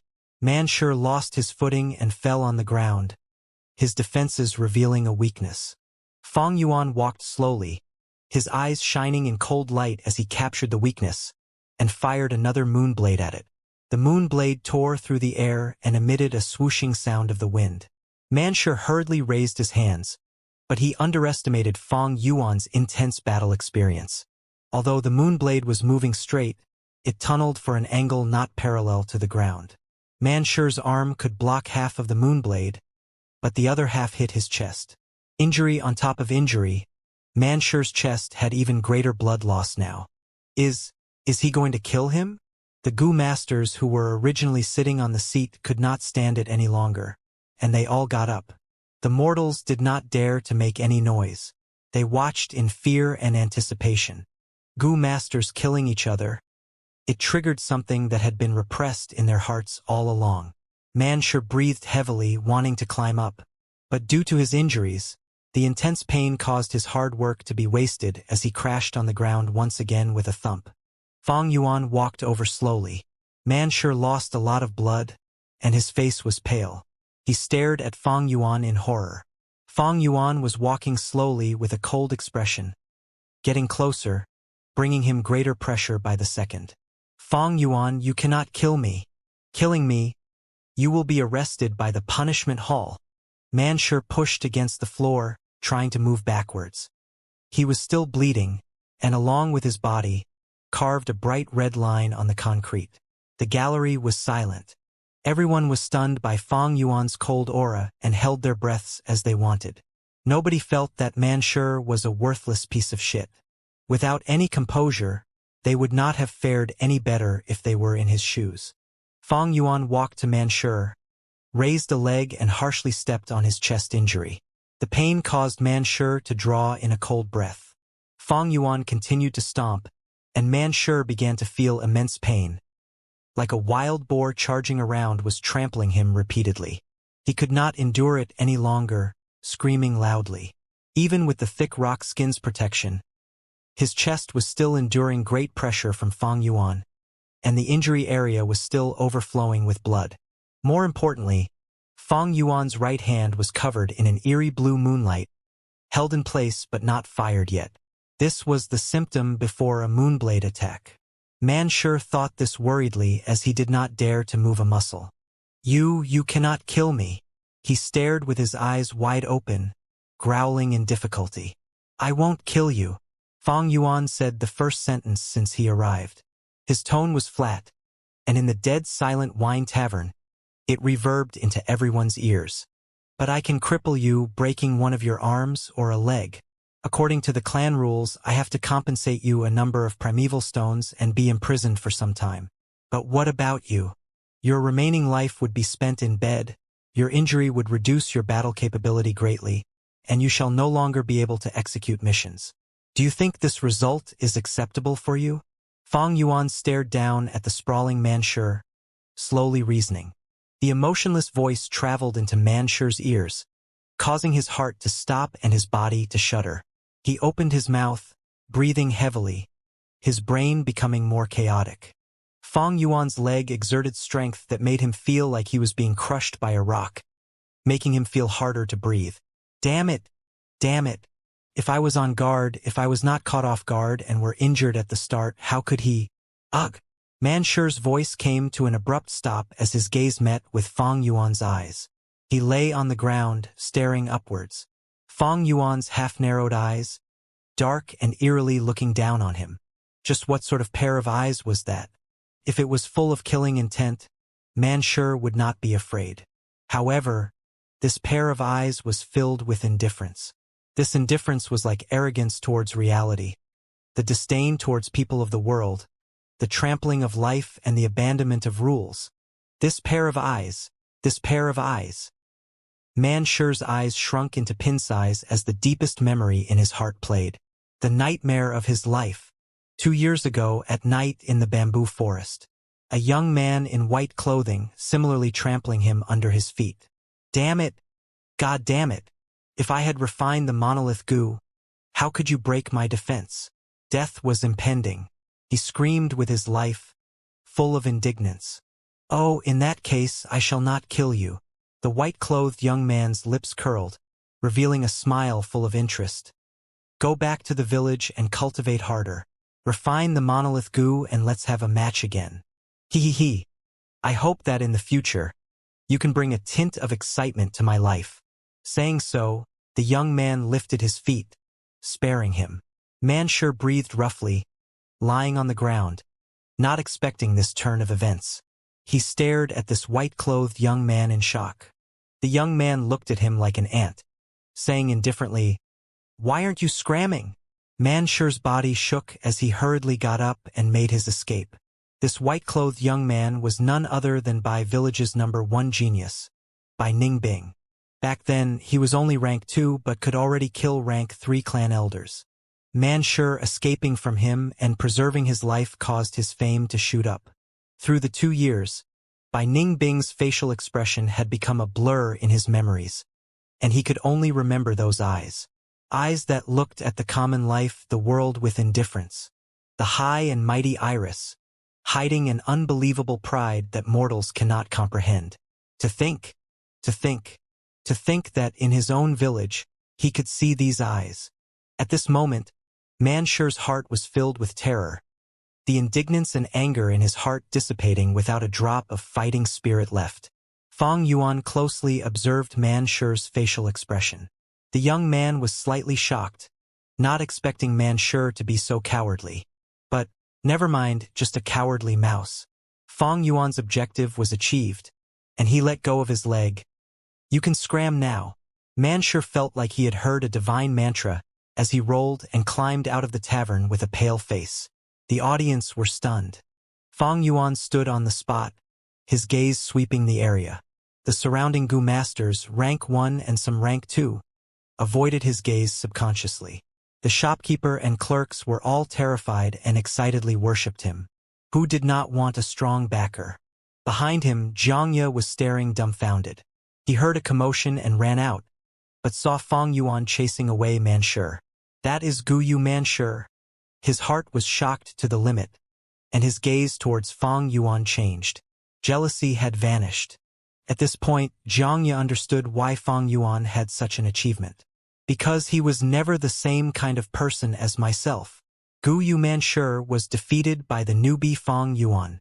The news spread quickly and caused small waves of gossip among rank 2 Gu masters. Everyone was familiar with the 2 main characters of this event.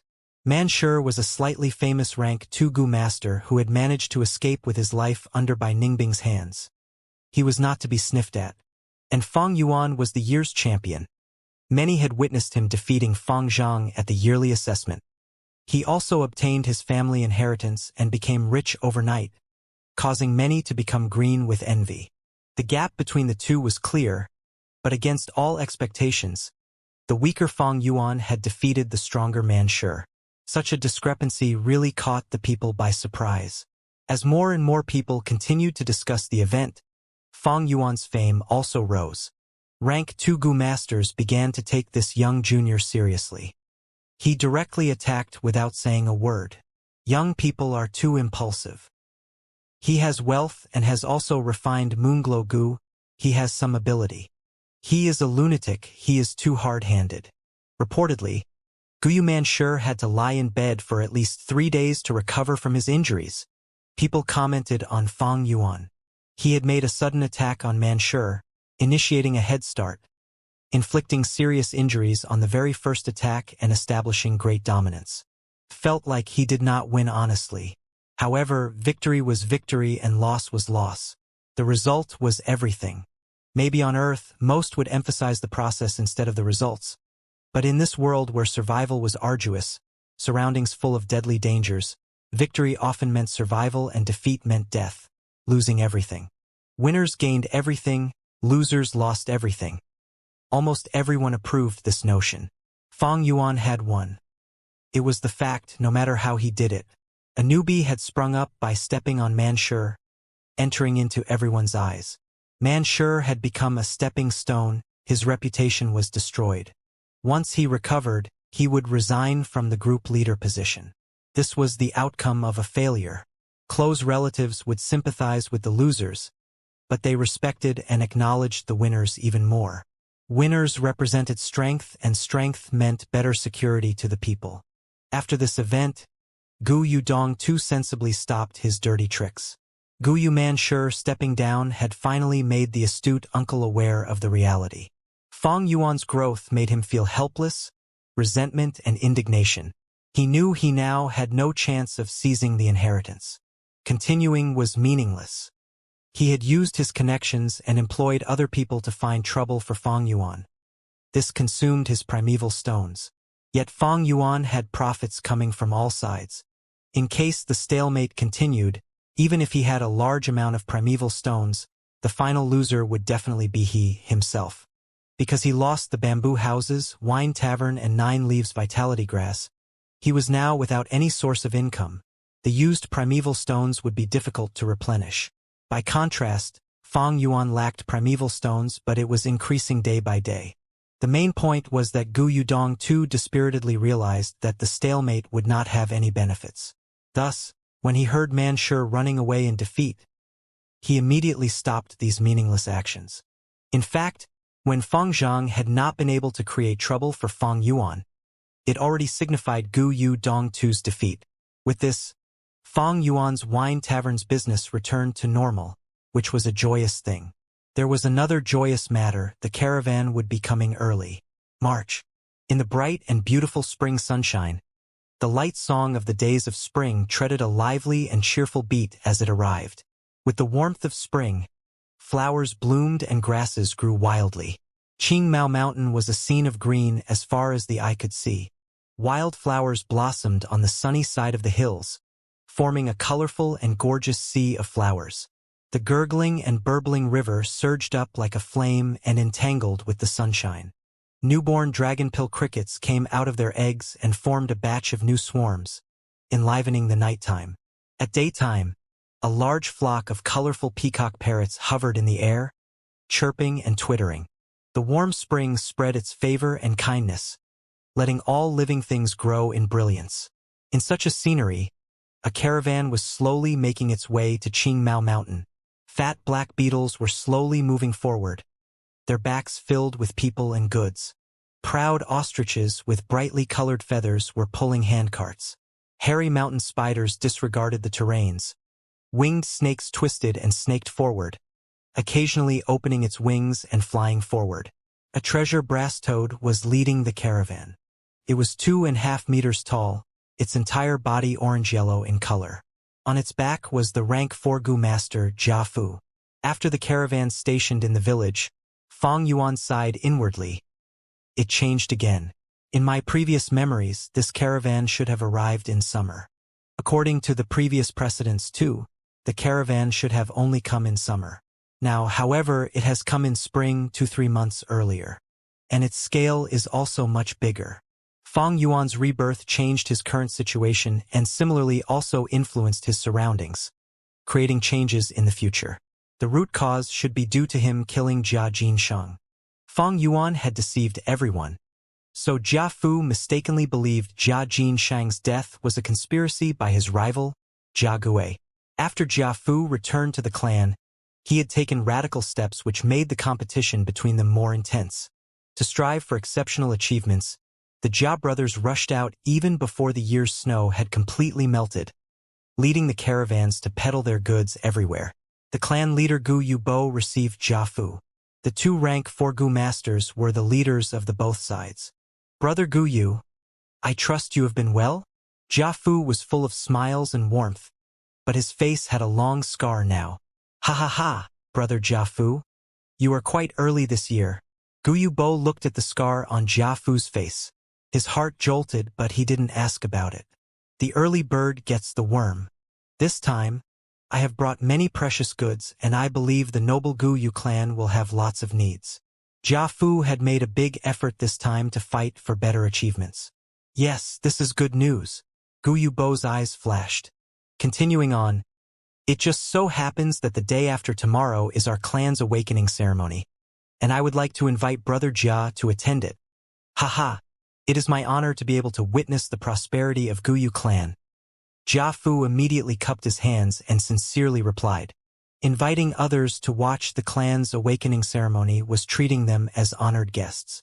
Jia Fu could feel Gu Yu clan's sincerity from this invitation. In fact, there is also another matter. Jia Fu hesitated. You have come from afar, so if you have any requests, please say it. Our clan will definitely do our best to fulfill it. Gu Yubo said. Jia Fu sighed. Ah, it is regarding Jia Jinsheng's matter. I have especially brought over a few investigation experts from the clan, and I hope that in the course of our investigation, you can allow us some convenience. Gu Yubo immediately revealed a look of understanding. Apparently, Jia Jinsheng's death had caused Jia Fu to fall into an awkward and passive situation in the competition for family assets. It was said that after returning to the clan, Jia Fu had squabbled with Jia Gui in public and the situation had erupted into an intense fight. The scar on his face could very well be a trace from that fight. It was no wonder he had come running over at the start of spring. He had a lot of pressure on his shoulders. Fang Yuan was strolling around tents and street stalls. The scale of this year's caravan was much bigger than any of the previous years. Not only were there more tents, there was also a Gu house. Gu house was something only large-scale caravans had. A large-scale caravan usually had 2 to 3 Gu houses. Jia Fu's caravan was at most a middle scale, but it had a Gu house. This Gu house was a large tree. It was 18 meters tall and it really seemed to reach to the sky. Its roots and branches were twisted like the tangling of dragons and snakes. The diameter of the trunk at the base was 10 meters. It decreased as it went up, but the decrease wasn't that visible. The brown trunk was not actually a single entity and had 3 layers of space inside. There were also windows on the trunk. Sunlight and fresh air passed through the window and entered the 3 layers of space inside. The branches and leaves seemed to be scarce on the trunk. Only at the treetop was it verdant and lush.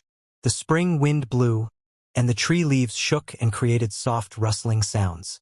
This was the most common type of Gu house. The rank 3 plant Gu named 3-star cave. It could instantly grow once primeval essence was poured into it. There were 3 rooms arranged in these 3 layers of space. The defensive power of these rooms were incomparable to that of the tents. In the continuous stretch of tents, an enormous tree was standing aloft in the middle like a tower. It was like a crane among a flock of chicken. At the base of the enormous tree, there were 2 wide doors used as entrance. Fang Yuan followed the stream of people and walked into the enormous tree. The tree had 3 layers of space which were transformed into the layout of stores. There were rows of counters inside and on them were displayed all kinds of Gu worms. These counters were made of wood and were a part of the enormous tree. On top of growing green leaves and branches, the 3-star cave tree Gu could grow different designs according to the Gu master's will. Apart from these counters, there were stools and benches for the customers to rest upon. A rank 3 support Gu master was constantly operating and monitoring the situation from somewhere in this enormous tree. In case someone snatched the goo worms in the counters, the monitoring goo master could operate the enormous tree to immediately close the doors and create a momentary prison cell. Countless branches would be madly grown and perform group attacks. At the same time, the security goo masters in the tree would also make their moves. The treehouse was much more secure than the tents, and so the goods sold inside were more precious. Fang Yuan had just entered the first layer when he saw a lone counter in the middle, and on it was a liquor worm. Many goo masters were surrounding this liquor worm, assessing it. Some clicked their tongues in admiration. Fang Yuan swept his eyes over the place, where the other counters also displayed many precious goo worms. There were jade skin goo, whirlwind goo, scarstone goo, and so on. All these goo worms were compatible with the moonlight goo and could fuse into higher rank goo worms. Jiafu wasn't completely clear on these fusion recipes, but with his many years of business experience, he knew which goo worms the Guyu clan might need more. Naturally, Jiafu's caravan isn't just targeting the Guyu village. He is really making an all-out effort this time. It seems he was thoroughly provoked when he returned to the clan. Fang Yuan's heart moved when he saw this. Liquor worm, Fang Yuan lightly muttered, walking to the side of the center reception desk. He only needed this liquor worm, along with the sweet, spicy, sour, bitter 4 types of wine, to refine the 4 flavors liquor worm. Of course, such a fusion also entailed a chance of failure. But if Fang Yuan did not have a second liquor worm, he does not even have a chance to try. This is life after all. Hard work does not mean results, nor success. But if one does not work hard, they are destined to fail. The demonic path was the same. The demonic cultivators are good at clearing obstacles in their way, bravely advancing in their paths. To most people in the world, they were seen as extremists and adventurous. I was still worried earlier as to where to find a second liquor worm. To think that fate sent this liquor worm right to my doorstep. The chance is in front of me. How can I give up? I must get this liquor worm. Fang Yuan's eyes shone with determination. If my cultivation reaches rank 4 or 5 with a strong fighting capability, I would snatch it away without a thought, killing gods and slaying Buddhas in my way. If I was rank 3 or 4 with my ample experience, I can steal it without anyone finding out. Sadly, I am just a rank 2 now. In fact, I'm just initial stage. Fang Yuan sighed in his heart. I can only purchase it fair and square like this. He looked at the price on the counter. Liquor worm, 500 primeval stones. The liquor worm's normal price is 580 primeval stones. The price here was actually 80 pieces cheaper than the market. But if Fang Yuan really thinks he can spend 500 primeval stones to buy this liquor worm, then his 500 years of living would have been in vain. The low price was just to attract customers and trigger people's mentality and greed into buying it. This treehouse was obviously Jiafu's asset. Grandma. This liquor worm is only 500 primeval stones. A young girl walked in, screaming in shock. The young girl's eyes were glowing, shaking her grandmother's hand. Grandma, tomorrow is the awakening ceremony. Didn't you promise to give me a present? Why don't you give this liquor worm to me? The young girl's grandma had a white waist belt, and the belt had a square silver piece with the number 3 on it. Once a goo master reaches rank 3 cultivation, they automatically ascend to clan elder position. Only that among clan elders there were differences. There were elders in power who held great political power. While others were not, they would only be controlling the departments with little profits. But this rank 3 elder was not those weak clan elders. Guyu Yao Ji. Fang Yuan recognized her immediately. This was the Medicine Hall's clan elder. The Medicine Hall is the clan's support faction. It can be said to be the most lucrative department. Guyu Yao Ji had very great influence due to her seniority, even towards the clan leader. She could do away with paying respects and reply while sitting. She was the number 1 healing goo master in the clan and had saved many lives of the clan elders, thus having very strong network in the clan. All right. If my obedient granddaughter wants it, Grandma will buy for you. The old woman's face was full of wrinkles. She was a hunchback and had a walking cane in one hand, helplessly sighing and saying with a benevolent face, Grandma is the best. I knew Grandma dotes on me the most. The young girl happily grabbed Guyu Yao Ji. joyfully planting her lips on her grandma's cheek. Then Grandma, let's call the shop assistant and buy this liquor worm immediately. Guyu Yao Ji shook her head. My lovely granddaughter, the goo worm here isn't bought like that. Let Granny teach you. You see that stack of paper and pen over at the counter? The young girl nodded. I see it. Guyu Yao Ji said, go get a piece of paper and use the pen to write down the price of the liquor worm. After that, stuff it into the hole. If among all the bidders, your price is the highest, this liquor worm will belong to you. So that's it, very interesting. The young girl took a bamboo paper and held the pen, but hesitated when writing down. Her lovely eyebrows frowned as she thought hard for a moment. Then finally pouting her lips, she said, Grandma, what price would be appropriate? If I set it too low, other people will get the liquor worm, but if I set it too high, I would be making a loss. Guyu Yao Ji laughed, teasing her. How can it be so easy to buy the liquor worm? Let's see your luck. Grandma, the young girl said coquettishly, hogging Guyu Yao Ji's limp and shaking arm. All right, stop swinging. My body is going to collapse. The old woman sighed. Grandma will fill it for you. The young girl quickly jumped, saying, I knew Grandma is the best. Guyu Yao Ji wrote a price before putting her own name as the young girl watched in anticipation. After she had finished, she folded the paper and signaled to the girl, Go, put the paper in. The young girl obediently took the paper and found the hole in the counter and stuffed the paper in. She returned beside Guyu Yao Ji, feeling uncertain. Grandma, will this do? The old woman nodded. That's about it.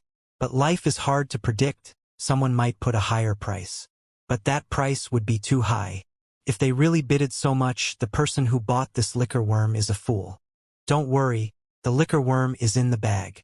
Oh, the young girl nodded with a cute expression. Let's go. Come accompany Grandma upstairs and look around. Okay, Grandma. Seeing them leave, Fang Yuan's eyes shone with severity. This Guyu Yao Ji, to him, was a tough competitor not to be underestimated. But this situation, Fang Yuan had prepared and anticipated it. The liquor worm was precious. Although it was only usable for rank 1 Gu masters, the liquor worm could refine primeval essence, and that was very useful. Refining primeval essence and raising it by one small stage.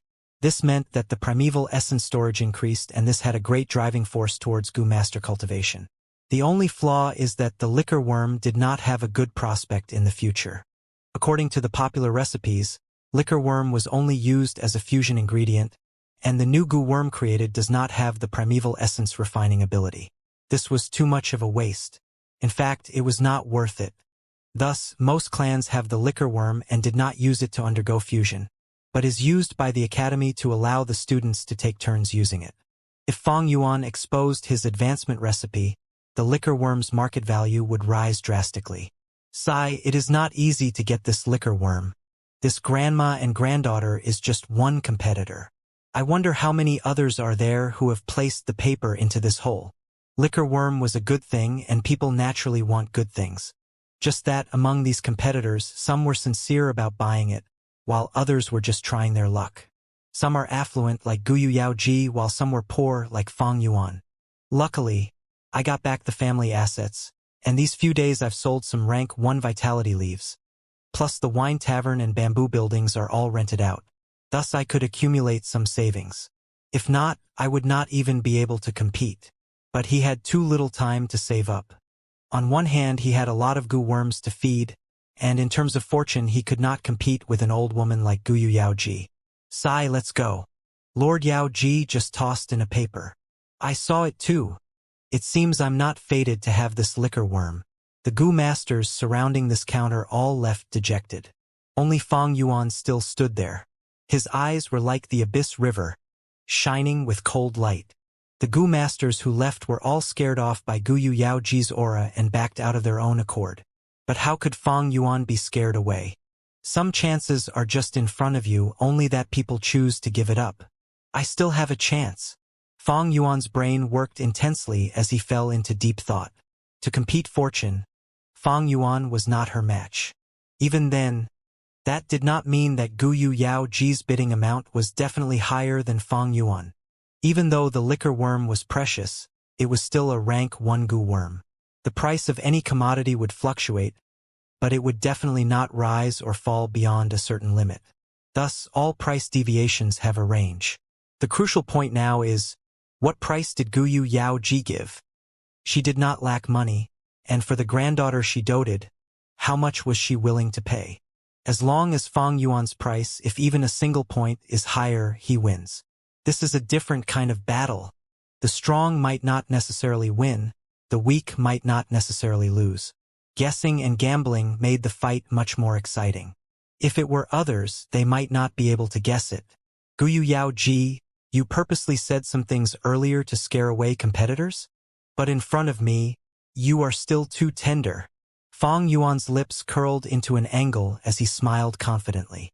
In this world, transactions were very interesting. If it was on Earth, the seller would definitely adopt an auction style when selling rare Gu worms like the liquor worm. But in this world, auction did not work well. An important reason was that kinship is the greatest value here. It is the clan's cohesiveness. If an auction was held, the clan's members would have a subconscious animosity towards outsiders like Jia Fu. Once the auction items are priced too highly, they would step out of the competition and even try to appease the seller, making some leeways to exchange and compensate. This world's people had one viewpoint: losing to the family is okay. But for an outsider to earn from it, that is an insult to the entire clan. Unless a few clans joined in an auction together. In that case, there is competition and it would be full of rivalry. But these auctions were hard to conduct, because transport is inconvenient. Transport is the basis of trade, and if the transport system is not developed, the business and trade would dwindle. Because in trade, it was the movement of commodities that matter. Each village occupied a mountain and stayed far from each other. The roads that connected them are hard to travel, constantly having wild beasts, cliffs, coupled with dangerous terrain and weather, and even dangerous wild Gu worms. It was truly full of difficulties. Such an inconvenient transport system made it difficult for different clans to come together for an auction. Even at Qing Mao Mountain with its 3 clans, Jia Fu did not dare to organize an auction. Firstly, where would it be held? It isn't safe in the wilds, and if it is held in the Guyu village, the other 2 clans would not feel safe. He was only rank 4, and the head of the other 3 villages were also rank 4. He could not suppress the situation. Compared to Earth, trade here was not developed and had its own rules. Using his knowledge of business and enterprise from Earth, Fang Yuan managed to earn and also lose money.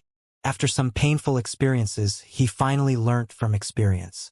Combining the complete business knowledge from Earth, along with his personal experience, without bragging, Fang Yuan had the top-tier knowledge in the business industry in this entire world. Just an old woman who had lived in the Qing Mao Mountains village her whole life.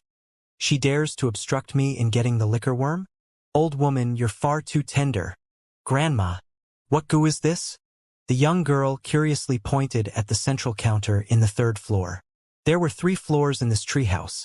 The 1st floor sold rank 1 Gu worms, the 2nd floor sold rank 2 Gu worms, and the 3rd floor sold rank 3 Gu worms.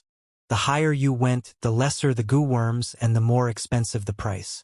Naturally, the Gu worms that were put for sale in the treehouse were all rare and precious. Guyu Yao Ji followed her granddaughter's gaze and saw a round bucket-shaped, tall and thin tree stump. The stump had 5 branches like 5 fingers of a human and were intertwined in the middle.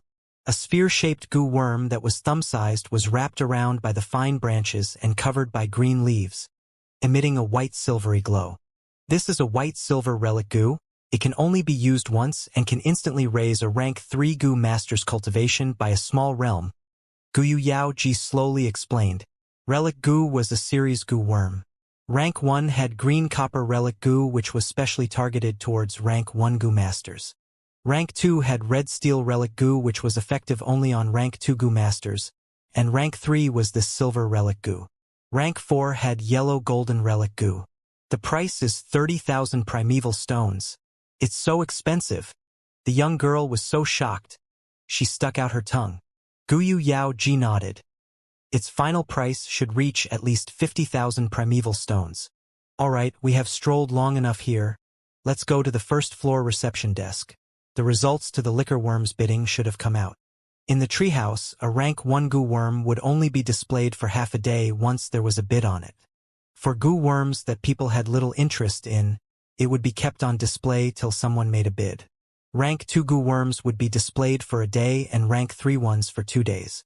At first glance, this practice looked odd, but when put in practice, this was the most suitable way of doing business. At the reception desk. What? The liquor worm has been bought by someone else? Guyu Yao Ji immediately frowned upon seeing the results. She had put a high price and was confident in obtaining the liquor worm, but to think she had actually miscalculated. Humph! Who is it to be so bad as to snatch my dear liquor worm? The young girl angrily asked. Yao Lu. Guyu Yao Ji reminded her granddaughter. The young girl pouted and obediently shut her mouth. The sales clerk behind the counter was a rank 2 female goo master. She slightly bowed and answered the young girl. I am sorry, we can't divulge our customers' information. Each business has special rules. Please forgive me. It was this confidentiality that dispelled many customers' apprehensions and allowed them to freely take part in the bid.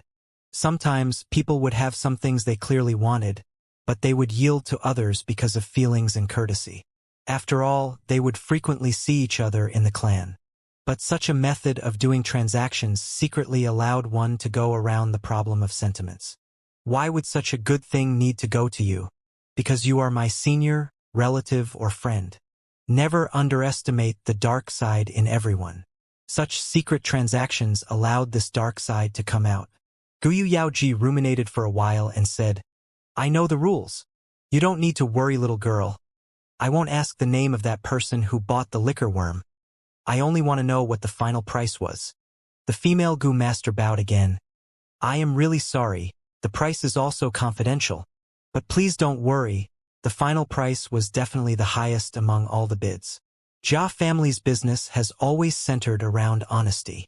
Humph, little girl, do you know who I am?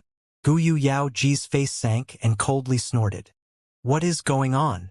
At this moment, a rank 3 middle-aged goo master hurried over. This treehouse was constantly being monitored. They would naturally know if anything occurred. Lord Supervisor. The female goo master immediately greeted this middle-aged man. The man waved his hand at the girl. You can leave now, I will handle it here. He turned towards Guyu Yao Ji and smiled. So it was Lord Yao Ji. She should be your granddaughter, right? She looks smart and sweet. Guyu Yao Ji's expression softened upon seeing that this man was also a rank 3 goo master, but she still asked to know the final price. The male supervisor felt that the situation was rather tricky. He was an elder at the caravan and also a trusted aide of Jiafu. After doing business for many years, he had a deep understanding of the Guyu village's situation and knew the influence this old woman had. To them, even if they offended Guyu Qi Lian or Guyu Emochan, they wouldn't want to offend Guyu Yaoji. The latter's influence was second only to clan leader Guyu Bo. The male supervisor pondered and said, How about this? Since Lord Yaoji wants to purchase the liquor worm, I could call the shots and secretly transfer one over. To be honest, the warehouse has 3 liquor worms and Lord Jia Fu personally decides where to sell them. You should know how precious the liquor worm is. As for the price, let's decide your bidding price as it. However, Guyu Yao Ji slightly shook her head and knocked the cane on her hand on the ground. She said, I am not looking for a bargain. The price will be the same as the selling price of the previous liquor worm. This? The supervisor hesitated. He naturally saw Guyu Yao Ji's aim. Guyu Yao Ji pretended to be annoyed and continued to pressure the male supervisor. What? Is the price so high that you are afraid I won't be able to afford it? Of course, I didn't mean that. Sigh, all right, we will do like you say. The supervisor sighed and set a price. Upon hearing the price, the young girl first heaved a sigh of relief, but soon after that she felt somewhat indignant. What? It was only 20 primeval stones more than ours? Guyu Yao Ji narrowed her eyes, but didn't speak. Meanwhile, Fang Yuan had already exited the treehouse and arrived at the wine tavern. The second liquor worm was already in his possession, and now the only things he needed were the 4 types of wines: sour, sweet, bitter, and spicy wines. I already have the sweet wine. There is still quite a lot of the golden honey wine remaining from the family inheritance mission. Spicy and sour wines should not be a problem. My only concern is the bitter wine. Fang Yuan was a bit worried when he thought of this. If he had bitter wine, he could begin refining the 4 flavors liquor worm tonight. Many things in life were like this: whatever you fear, it will come true. Fang Yuan's worry became reality. He spent several hours rushing through countless tents. He found spicy and sour wines, but he didn't find bitter wine. Not everything in this world follows our wishes. Fang Yuan was very helpless. He could only set aside the fusion plan for the liquor worm. Without the 4 flavors liquor worm, his cultivating speed would be ordinary. In the afternoon, he went to the treehouse again. There were new goo worms in many counters on the first floor. The central counter, where the liquor worm had been displayed, was now occupied by a cleansing water goo. The cleansing water goo resembled the leech on Earth, except it was much cuter than the leech. Its whole body had a light blue luster like that of the glimmering water. Cleansing water goo can remove the mixed aura in the aperture. To Chi-Chung, it is a goo worm that he must have. Fang Yuan thought of Chi-Chung when he saw this cleansing water goo. He knew Chi-Chung only had a C-grade aptitude and had forcefully raised his cultivation with the help of his grandfather Gu Yu Chi Lian's primeval essence. Thus Chi Lian's aura was mixed inside Chi-Cheng's aperture. If Chi-Chung didn't clean it off, then his future prospects would be jeopardized. Chi Lian will definitely buy this goo worm for Chi-Chung. Let me think. His quote should be between 630 to 640. This price was much more than the liquor worm's market value. The main reason was that Chi-Chung especially required this goo worm.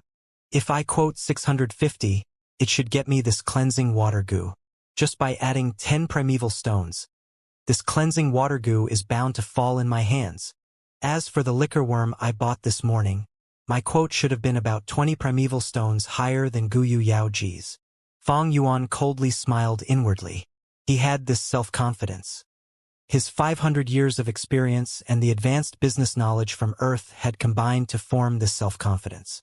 It was beyond ordinary.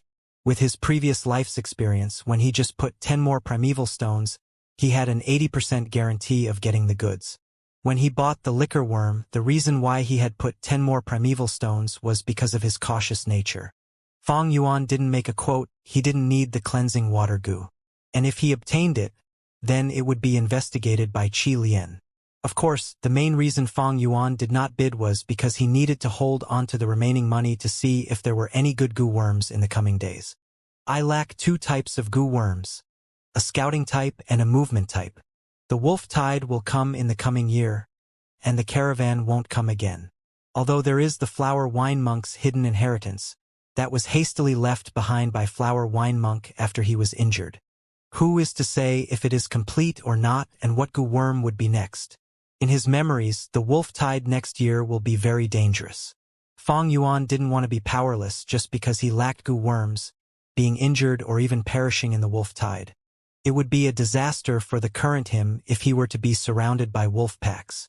Before that happens, he needed to make sufficient preparations. Both his cultivation and goo worms shouldn't be lacking. After this, he repeatedly went to the treehouse for 3 days.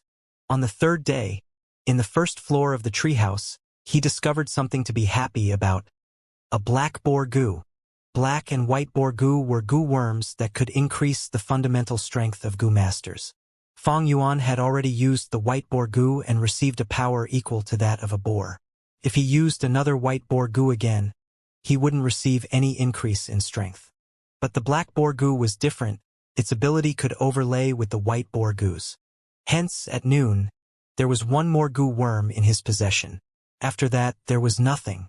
Some scouting and movement-type goo worms appeared on the counters, but they couldn't satisfy Fang Yuan. These goo worms were displayed on ordinary counters and the price wasn't good, so there weren't many who would purchase them.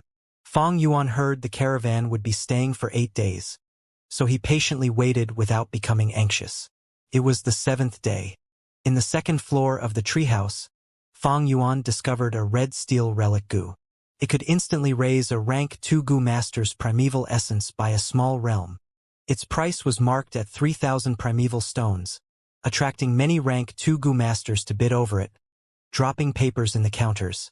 It was a very lively scene. If I obtain this red steel relic Gu, I could push my cultivation to middle stage instantly. With the middle stage scarlet primeval essence, I would be able to use the Moonglow Gu and White Jade Gu many more times. Cultivation was the foundation of a Gu Master. An increase in cultivation meant an increase in fighting power. In terms of its effects, it was far better than getting the scouting and movement Gu worms. Moreover, these two types of Gu worms in the treehouse were all ordinary to Fang Yuan, with none catching his eyes.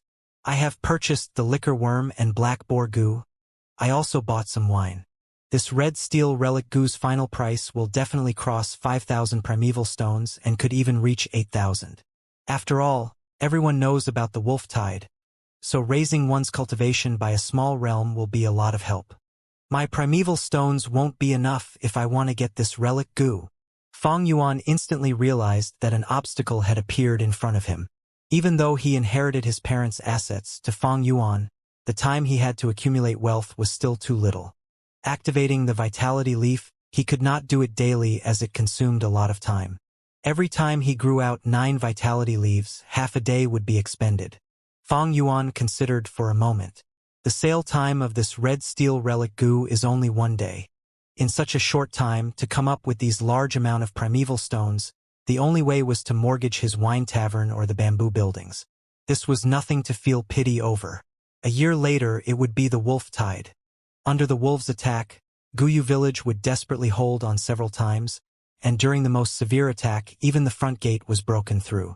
The clan leader and the clan elders restrained the lightning crown head wolf, and Guyu Qingshu sacrificed his own life to block the gate and stabilize the situation.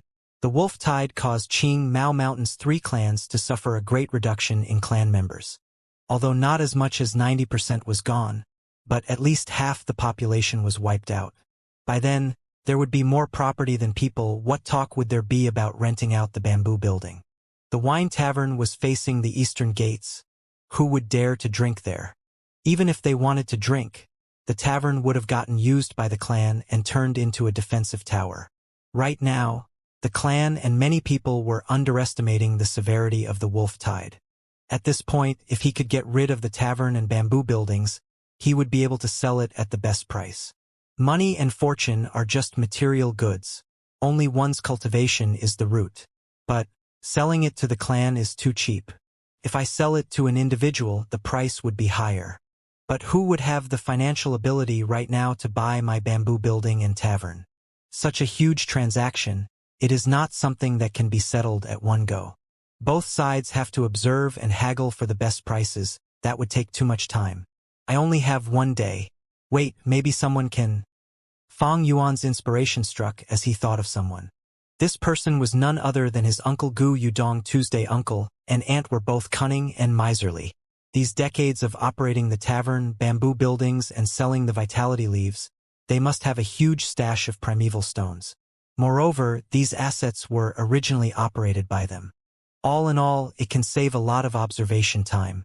The most important part was, they desperately needed this family asset to continue operating. No matter how much assets they had without any income, this was like a river without a source. Their primeval stones would get lesser and lesser. Anyone would also be anxious over it. Could be said, uncle and aunt were the best transaction targets. Thinking of this, Fang Yuan hesitated no longer, leaving the treehouse and walking towards Guyu Dongtu's estate. The one who opened the door was Shin Chui, his former servant. Ah, it's you. Seeing Fang Yuan, she was very shocked. Soon, she realized her slip of the tongue, and her face turned white from horror. Fang Yuan was now a rank 2 Gu master, but she was a mere mortal. The difference between them was like heaven and earth. More importantly, Fang Yuan was the ruthless person who dared to kill the Mo family servant, later mincing the corpse and sending it to the Mo family. This servant pays her respects to young master Fang Yuan. Welcome home, young master. Shun Chui shivered from her fear and her knees went soft, kneeling on the ground. Home. Fang Yuan took a step into the courtyard. Seeing the familiar settings, his face showed a hint of mockery. There was no sense of belonging or attachment. A year later, he had returned here once again. Compared to his mental impression, this place was much more vacant. Just as Fang Zhang had said, some family servants were already sold away or retrenched. Fang Yuan's sudden appearance had alarmed uncle and aunt. As the housekeeper, Mother Shin arrived at the first moment, kneeling and bowing to invite Fang Yuan into the living room, and served him tea by hand. Fang Yuan sat on the chair, observing the living room. Many of the furniture was missing, and the decor was much more simple and plain. But this did not mean that uncle and aunt had no savings. Gu Yudong too is still very cunning. This is an act of self-preservation. He had already stepped into the background, and his battle strength had drastically slipped. Most importantly, he had lost the 9-leaf vitality grass, meaning that he had lost the trump card in maintaining his personal relationships, no longer able to exert influence outside. A man's wealth is his own ruin by causing another's greed. After Fang Yuan inherited the assets, many clansmen were jealous and eyed his fortune. As for uncle and aunt, they faced the same problem. The huge amount of savings they had was both a blessing and a problem. Not showing off one's wealth, to them, this was the correct method of living. At this time, footsteps could be heard. The footsteps got closer, and soon, aunt appeared at the doorstep. Fang Yuan, you actually still dared to come back here. Seeing Fang Yuan, the rage in her heart appeared out of nowhere, screaming shrilly, "You traitorous scoundrel, how did we raise you? And to think you treat us like this? Do you have a conscience? Has your conscience been eaten by a dog? You still have the cheeks to come here, and have the cheeks to drink tea here? Are you here to see our sorry states? Now that you've seen it, are you happy?" Her finger pointed at Fang Yuan, her other hand at her waist as she screamed like a shrew. If not for Fang Yuan wearing a glaring rank 2 Gu master battle attire, reminding her, she would have pounced on him and strangled him. Fang Yuan paid no heed nor showed any expressions to Aunt's finger or her angry accusations. A year of not meeting, Aunt's yellow face, although full of rage and hatred, could not hide her haggardness. Her clothes had already changed to a simple hemp garment, and the accessories on her head had reduced. Without any makeup, her mouth looked sharp and her face small, like a monkey. Fang Yuan getting back the assets had caused a great influence and impact on her daily life. To her furious bantering, Fang Yuan paid no heed to them. He held up his cup and drank some tea before saying slowly, "My trip here today is to sell the tavern and bamboo buildings. Does uncle and aunt have any interest?" "Pa, you traitorous wolf, what good can you have? Wanting to sell the tavern and bamboo?" Aunt's tone stalled as she finally reacted, her face showing disbelief. "What, you want to sell the tavern and bamboo buildings?" Fang Yuan put down his teacup, leaning back on the chair, closing his eyes to rest. "Better to get uncle here to discuss with me." Aunt gritted her teeth, not believing it, her eyes like erupting flames as she stared angrily at Fang Yuan, saying, "I know, you're trying to toy with me. That's why you said that. Once I agree, I will get harshly mocked and ridiculed. You think I'm a fool and would be played by you." This was purely a way of thinking from a person of low social status. Fang Yuan sighed in his heart, before saying one sentence to change his aunt's attitude. "Say any more bullshit and I'm leaving. I believe others would be interested in these assets. By then, I would have sold it to other people, so don't you both regret it." Aunt paused for a moment. "Do you really want to sell these assets?" "I am only waiting for 5 minutes." Fang Yuan opened a slit of his eyes to talk, before shutting them again. He heard Aunt stomping her foot before a series of quick and softer footsteps. Not long after, Uncle Gu Yudong too appeared in front of Fang Yuan, but Aunt did not accompany him. Fang Yuan looked at him. Uncle was already aging extensively. His originally well-maintained face had shrunk, and there was much more white hair on his head now. He had been worrying these few days. Losing the family assets, he lost his financial sources all of a sudden. Without the 9-leaf vitality grass, he also lost his outside influence. His hidden elder title was already falsifying. Although he had a huge amount of fortune in his hands, without his influence, These primeval stones had gotten troublesome. The clan's politics was to encourage the clansmen to compete for resources, especially the rules on goo fighting. It was inhumane and non-friendly. But this could exterminate parasites and the appearance of a good-for-nothing second generation, allowing the clan's people to maintain a sense of alertness. This also allowed the clan's fighting force to maintain at a strong position. In this world, only strong fighting force could ensure survival. Tornadoes, floods, and beasts do not speak sense with you. These years, Gu Yudong too had lived a life of peace, and his fighting ability had diminished. In order to reduce his burden, the goo worms that he used to fight with, he had sold them away already. If someone sent him a challenge now, he would definitely lose more than win. Towards his uncle, Fong Yuan spoke openly about his purpose in coming. Fong Yuan, I shall not beat about the bush. I don't understand something. Why do you need to sell the wine tavern and bamboo buildings? If you keep them, you will have a steady source of income. Uncle could not believe it, but his tone was much more acceptable than Aunt's. Because I want to buy a red steel relic goo. Fong Yuan said honestly, there was no need to hide such things. So that's it. Uncle's gaze shone. Then, you are selling the 9-leaf vitality grass too? That is impossible. Fong Yuan shook his head without any hesitation. I am only selling the wine tavern, the bamboo buildings, the land, and the 8 servants. 9-leaf vitality grass was the most valuable thing in the asset. Fong Yuan needed its healing ability as well as selling them to earn primeval stones. It could sustain his cultivation and also feed the goo worms. Furthermore, next year the wolf tide was coming, and the vitality leaves price would soar. With this 9-leaf vitality grass in hand, Fong Yuan would have no problems with primeval stones for his rank 2 cultivation journey. But if Uncle obtains the 9-leaf vitality grass, his hidden elder influence would instantly recover. Fong Yuan did not want to see this happen.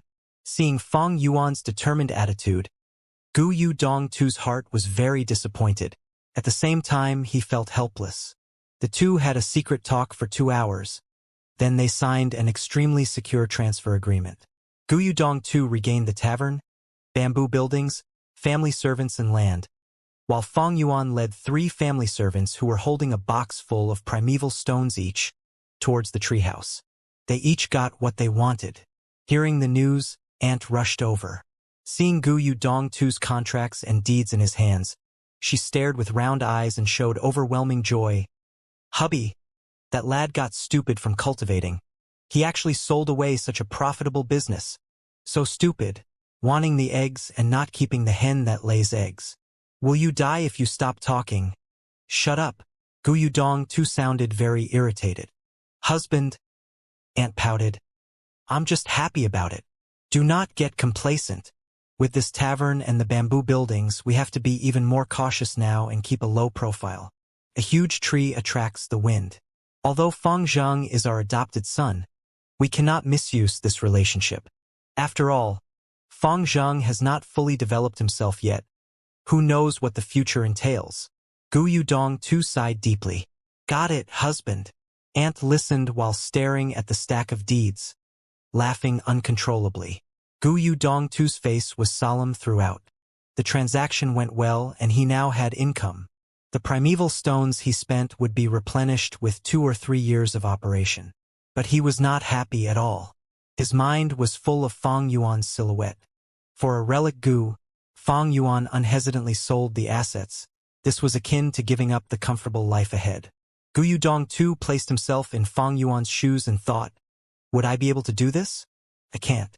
Even if he did not like Fong Yuan, filled with hatred and disgust, at this moment he could not help but exclaim in his heart. Able to give up and abandon his future comforts just like that, what great resolve he has. The competition is really fierce. Who knows who the final winner will be? I have been standing here for just 15 minutes and have already seen over 10 Gu masters putting quotes in the counter. Ah, this is a game for the rich. People like us don't even qualify to compete. In the second floor of the treehouse, Gu masters were surrounding the central counter, discussing and sighing. As night approached, the competition for the red steel relic Gu had reached its peak.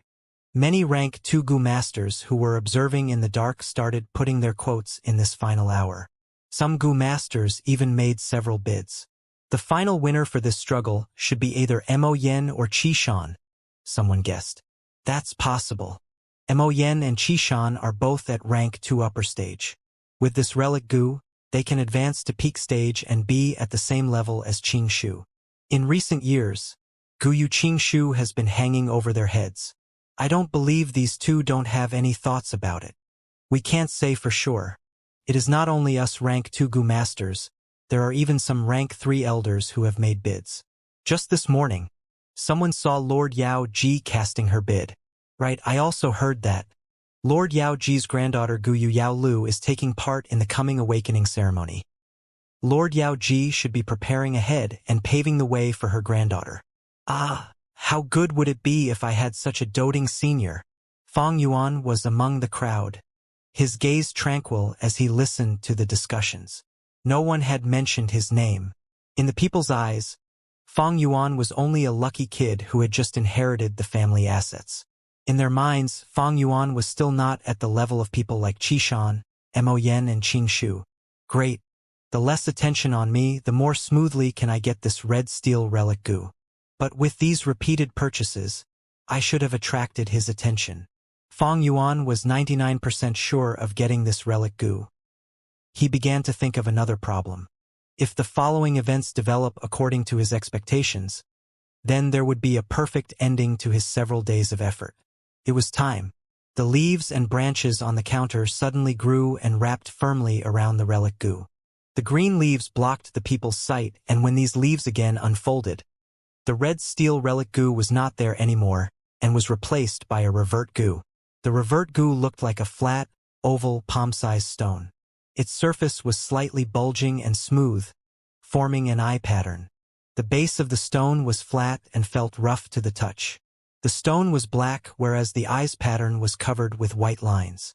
About every 2 seconds, the eye would blink once and the white lines that portrayed the eyeball would swivel, giving the feeling that this stone was rolling its eyes. Revert Gu had a special function. It decomposed rank 2 Gu worm to rank 1. For example, if the revert Gu was used on Fang Yuan's white jade Gu, the white jade Gu would again change back to white boar Gu and jade skin Gu. This process was called reverse refining. Fang Yuan glanced at it and immediately lost his interest. He didn't need the revert Gu. The surrounding Gu masters began arguing. Revert Gu couldn't become everyone's focal point like the red steel relic Gu. Everyone was very curious on who the red steel relic Gu went to.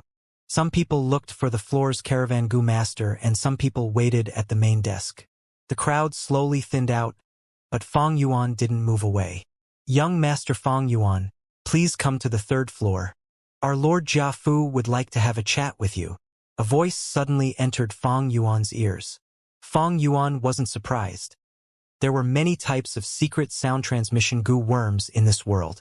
He followed the directions given by the voice and walked to a wall in the 3rd floor. Branches and leaves stacked together and covered the wooden wall. Swoosh! The branches and leaves automatically parted to the sides and revealed a concealed door. Fang Yuan pushed open the door and saw an exquisite whirling staircase that moved up. He walked along the stairs and came to a small study room. In the study room, Jia Fu was handling some accounts, his hand writing away speedily. He raised his head when he heard Fang Yuan's footsteps, revealing the scar on his face. He gave a gentle smile. We meet again, little brother Fang Yuan. Respects to Lord Jia Fu. Fang Yuan clasped his hands and saluted. Come, sit here. Jia Fu pointed at a nearest desk. After Fang Yuan sat, his left hand pushed a bamboo paper on the desk towards Fang Yuan. Fang Yuan took a glance and immediately recognized that this bamboo paper held all his quotes that he had made in the recent days. Under every quote was his signature. He was inwardly happy. It had gone according to his expectations. But on the surface, he wore a doubtful expression as he asked, I am not sure what Lord Jia Fu wants to show me?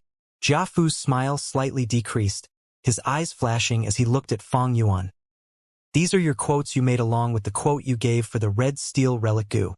I will be honest, I am amazed at your business talent. Do you know, every one of your bids was very close to the final sale price. Although you only succeeded in buying a black boar goo, a liquor worm and the red steel relic goo, your quotes for other goo worms only lacked by 10 or so primeval stones. Brother, do you have any interest in working for me? Jia Fu tried to recruit Fang Yuan. Here it comes. Fang Yuan laughed inwardly. He had repeatedly made bids these days and had intentionally lost on most of them, his bids differing from the final price by only 10 or so primeval stones. He had only successfully won black boar goo, liquor worm and red steel relic goo. And just like he wished, Jia Fu was interested in the business talent he showed and took the initiative to recruit him. However, in fact, if Fang Yuan wished so, he had almost full guarantee of being able to purchase all the goo worms. This? Fang Yuan hesitated, then shook his head. I am greatly honored to receive Lord Jia Fu's kindness, but I don't want to leave the clan. Oh, so it's like that. Jia Fu's gaze flashed. Brother might have some misunderstandings towards me. A year ago, I indeed doubted you, but after using the bamboo gentleman, the suspicions on you have already been removed. Jia Jinshang was my brother. I hope you understand what my mood was like then. There is another piece of good news. I have already invited Divine Investigator Tai Xueleng. There isn't any case which he cannot solve. I believe he will definitely be able to investigate the truth and give justice to you. Divine Investigator Tai Xueleng. This is a problem. Fang Yuan thought over this name. This was not good news to him. In this world, there were many magical places and also many amazing methods that could be used to investigate. When Fang Yuan killed Jia Jinshang, he had only been at rank 1. Even if he knew a lot of methods, he couldn't use them. In his memories, Tai Xueleng had a profound cultivation and wouldn't even tolerate a bit of sand in his eyes. He followed the thought of punishing evil and rewarding the right throughout his whole life. He had an extremely rich sense of justice and his thoughts were meticulous. He was very good at finding subtle traces from any clues. Divine Investigator has a high reputation. I have also heard of him. But when will this Lord Divine Investigator arrive at Qing Mao Mountain? Fang Yuan put on an anticipating look and directly asked. That? Jia Fu awkwardly smiled. Divine Investigator is very busy. From his reply, it might only be the year after the next. Fang Yuan immediately felt relieved. He had a lot of time to prepare. Brother, I think highly of you. I hope you can carefully consider my proposal. Jia Fu made attractive offers. Fang Yuan tactfully refused. Now was not the best time to leave Qing Mao Mountain. If he went to a strange environment without enough strength, he was bound to be bullied and pushed aside. The caravan was also full of unwritten rules on bullying and pushing aside. That is really a pity for your talent. How about this? I will give you this token. If there comes a day where you want my help, this token will be the proof that I will always welcome you. Jia Fu had failed in recruiting Fang Yuan, but he didn't feel surprised. He had a deep understanding towards this type of clan's cohesiveness. If he was to know now that Fang Yuan was Jia Jinshang's murderer, who knows what his expression would be. Fang Yuan apologized in shame as he received the token handed by Jia Fu along with the red steel relic goo. He kept the two items close to him and backtracked his way out. A young female goo master was caressing the leaves on the wall, when suddenly she cried out in shock. The branches and leaves suddenly parted and revealed a door. The door was pushed open from inside and Fang Yuan walked out expressionlessly. You. The young girl widened her eyes and blankly looked at Fang Yuan brushing past her.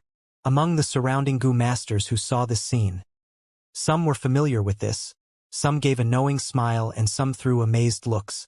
Fang Yuan paid no heed to these gazes and walked down to the second floor. Some goo masters were still waiting there, excitedly discussing who the red steel relic goo went to. Some people brazenly made guesses whereas some people gave some little news. Mo Yen had a mysterious smile when she walked out of the treehouse. Qi Shan's face was ashen, and so on, and to top it all, some people pledged that so-and-so had bought the relic goo, even making an oath. Fang Yuan went past this bored group of people. No one knew that at this moment, the red steel relic goo was so close to them. When Fang Yuan walked out of the treehouse, he bumped into Qi Shan. His face indeed looked unsightly, and at his side, Qi Cheng was asking about the whereabouts of the red steel relic goo. After seeing Fang Yuan, Qi Cheng snorted and turned his head, intentionally not looking at him. Qi Shan silently nodded his head towards Fang Yuan as a greeting. Fang Yuan also nodded his head as a reply, his face carrying a wisp of smile. The last of the sunshine shone on this young boy's face. He was indeed happy. With the red steel relic goo, his cultivation would instantly advance by a level. And there was also the token. A year ago, Fang Yuan wanted to build a friendship with Jia Jinshang and rely on him to take part in the future large-scale goo fighting competition, reaping benefits in that period of upheaval. Unfortunately, life was unpredictable. The final outcome made Fang Yuan not know whether to laugh or cry. Unexpectedly, he ended up killing Jia Jinshang with his own hands. No matter, without Jia Jinshang, relying on Jia Fu also worked. This token was equivalent to the admission ticket to the future large-scale goo fighting competition. 3 days after the caravan left the village, in the rock forest inside the mountain, filled with dark red light, huge stone pillars extended down from the ceiling, resembling long and gigantic tree trunks, forming into a majestic gray-colored stone forest. Fang Yuan was retreating from battle in the rock forest. Chirp, chirp, chirp. A bunch of stone monkeys stared with their green circular monkey eyes, chasing after Fang Yuan relentlessly. Moon glow goo, Fang Yuan called in his mind, his right arm chopping towards the direction of the monkey gang. Pew! An eerie blue moon blade as large as a face formed into a crescent and pierced through the air, cutting into the monkey gang. A jade-eye stone monkey was jumping in the air. With no foothold to escape on, it was hit directly by the moonblade. Before it could scream, in the next moment, its entire body was split into two from head to toe. It had lost all its remaining life force and was enveloped in a deep aura of death. In a split second, its lively eyes became a pair of jade pearls. As its body descended, it turned into a rock statue. Bam! With a crisp sound, the statue fell onto the ground, smashing into pieces. The moonblade only dimmed a little, and after killing this stone monkey, its force remained as it rushed for the monkeys behind. Check. After a few cries, 5 or 6 stone monkeys were killed on the spot. Chirp, chirp, chirp. Their companion's death fueled the monkey gang's rage as they screamed furiously, their influence doubling, imposingly leaping at Fang Yuan. Fang Yuan was unfazed by the danger, his heart remaining as calm as ice. He fought and retreated appropriately. As the stone monkeys neared, he attacked with the moonblade. The moonlight goo in the past, even with the boost from little light goo, each moonblade could only kill 1 or 2 monkeys. But now, with one attack the moonglow goo could kill 5 or 6 stone monkeys. But there were positive and negative impacts. The moonglow goo to the current Fang Yuan had a huge cost. Each moonblade used 10% of his red steel primeval essence. Fang Yuan only had 44% primeval C in his aperture. This meant that he could only use 4 moonblades in one go. If I can successfully fuse the 4 flavors liquor worm and refine my primeval essence, I would be able to shoot 8 moonblades. What a pity. Even though I have the second liquor worm and 3 out of the 4 flavors of wine, I am lacking the final one. I'm stuck at the final step. Fang Yuan sighed deeply. 3 moonblades later, his aperture only had 14% light red primeval essence left. To play safe, he no longer used the moonblade, but activated the white jade goo. The stone monkeys encircled him, the closest monkey jumping to Fang Yuan's leg and going into a frenzy. From down to up, it used its monkey head to hit Fang Yuan's chin. Fang Yuan snorted. He wanted to use his fist to crush this overconfident monkey. But suddenly he had a thought and stopped his hand, using his chin to receive the blow instead. A moment before the point of impact, his chin shone with white jade cold light. A loud bam sound resounded. The force of the attack caused Fang Yuan's head to tilt back. But that monkey laid on the ground, hugging its head and rolling around the ground screaming in agony. Without the white jade goo, Fang Yuan's chin would have been smashed. But now, Fang Yuan only felt slightly dizziness with no injuries. But, even with the white jade goo's defense, he still had to withstand the impact of the attack. Fang Yuan took a few steps back before recovering and seeing the scenery clearly before his eyes again. He had intentionally withstood the monkey's headbutt earlier. It was to have this body get used to such attacks and get used to the slight dizziness. This way, in the future when he falls into a life-and-death crisis, encountering such an attack, he would be able to recover much more quickly and fight for a survival chance. Fang Yuan was always ruthless with his methods. This ruthlessness was not only towards enemies, but also himself. He came here to kill stone monkeys almost every 3 days. His motive was not just the flower wine monk's strength inheritance, but also another motive, to utilize the stone monkeys to train his own fighting ability. A Gu master's physical stats, physical combat proficiency, aperture primeval essence, battle experience, and every Gu worm, they were all elements that affected the overall battle strength. Only by gathering all these elements tightly together can one exert the greatest fighting strength. The stone monkey group was like a hammer, and Fang Yuan was the ingot that had just came out of the cauldron. With every hit of the hammer, he would become more sturdy, more refined, and more compact. 15 minutes later, this battle ended. On the ground, there were rock fragments all over the ground, and within those were dozens of jade pearls. I killed 41 jade-eyes stone monkeys this time, Fang Yuan counted in his heart, and every time he would collate the battle results. From each battle, he'd reflect upon himself and improve upon what he did not do properly. At the same time, he would feel his own improvement speed. In the earlier battle, the Moonglow Gu was the most contributing factor, with 3 moonblades killing at least 17 or 18 stone monkeys. That is about half of the entire battle results. The remaining monkeys were all killed by my close combat. Moonlight Gu's effect on the stone monkeys was not very obvious. But after advancing to Moonglow Gu, it jumped to being Fang Yuan's most powerful attacking method. Not only was its attack power strong, but more crucially, its efficiency was very high. Fang Yuan utilized 3 moonblades only in the span of a few breaths' time, but when he used his fists and kicks to smash the stone monkeys, that took over 10 minutes. These stone monkeys were very agile and had swift movements. When the stone monkeys were on the ground, there was no point thinking of hitting them physically. With a jump, they could easily leap away and avoid Fang Yuan's attack. The only weakness was that when they jumped in mid-air, they couldn't change their moving direction. Fang Yuan being able to kill them was due to this weakness. But this was owing to his rich fighting experience. If it was any other rank 2 Gu master, even Qishan, Mo Yen, or Qing Shu, they would not be able to catch the weakness every time like Fang Yuan. His previous life's memories could allow Fang Yuan to sensitively catch the opportunities in battle and seize them. He could meticulously use every ounce of his strength. Even though he was rank 2, he could already utilize his fighting strength to the limit of his abilities.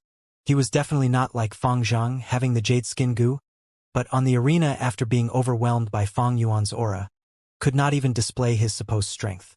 Of course, Fang Yuan's cultivation was still very low, and against the monkey group, he could not overwhelm them by brute force.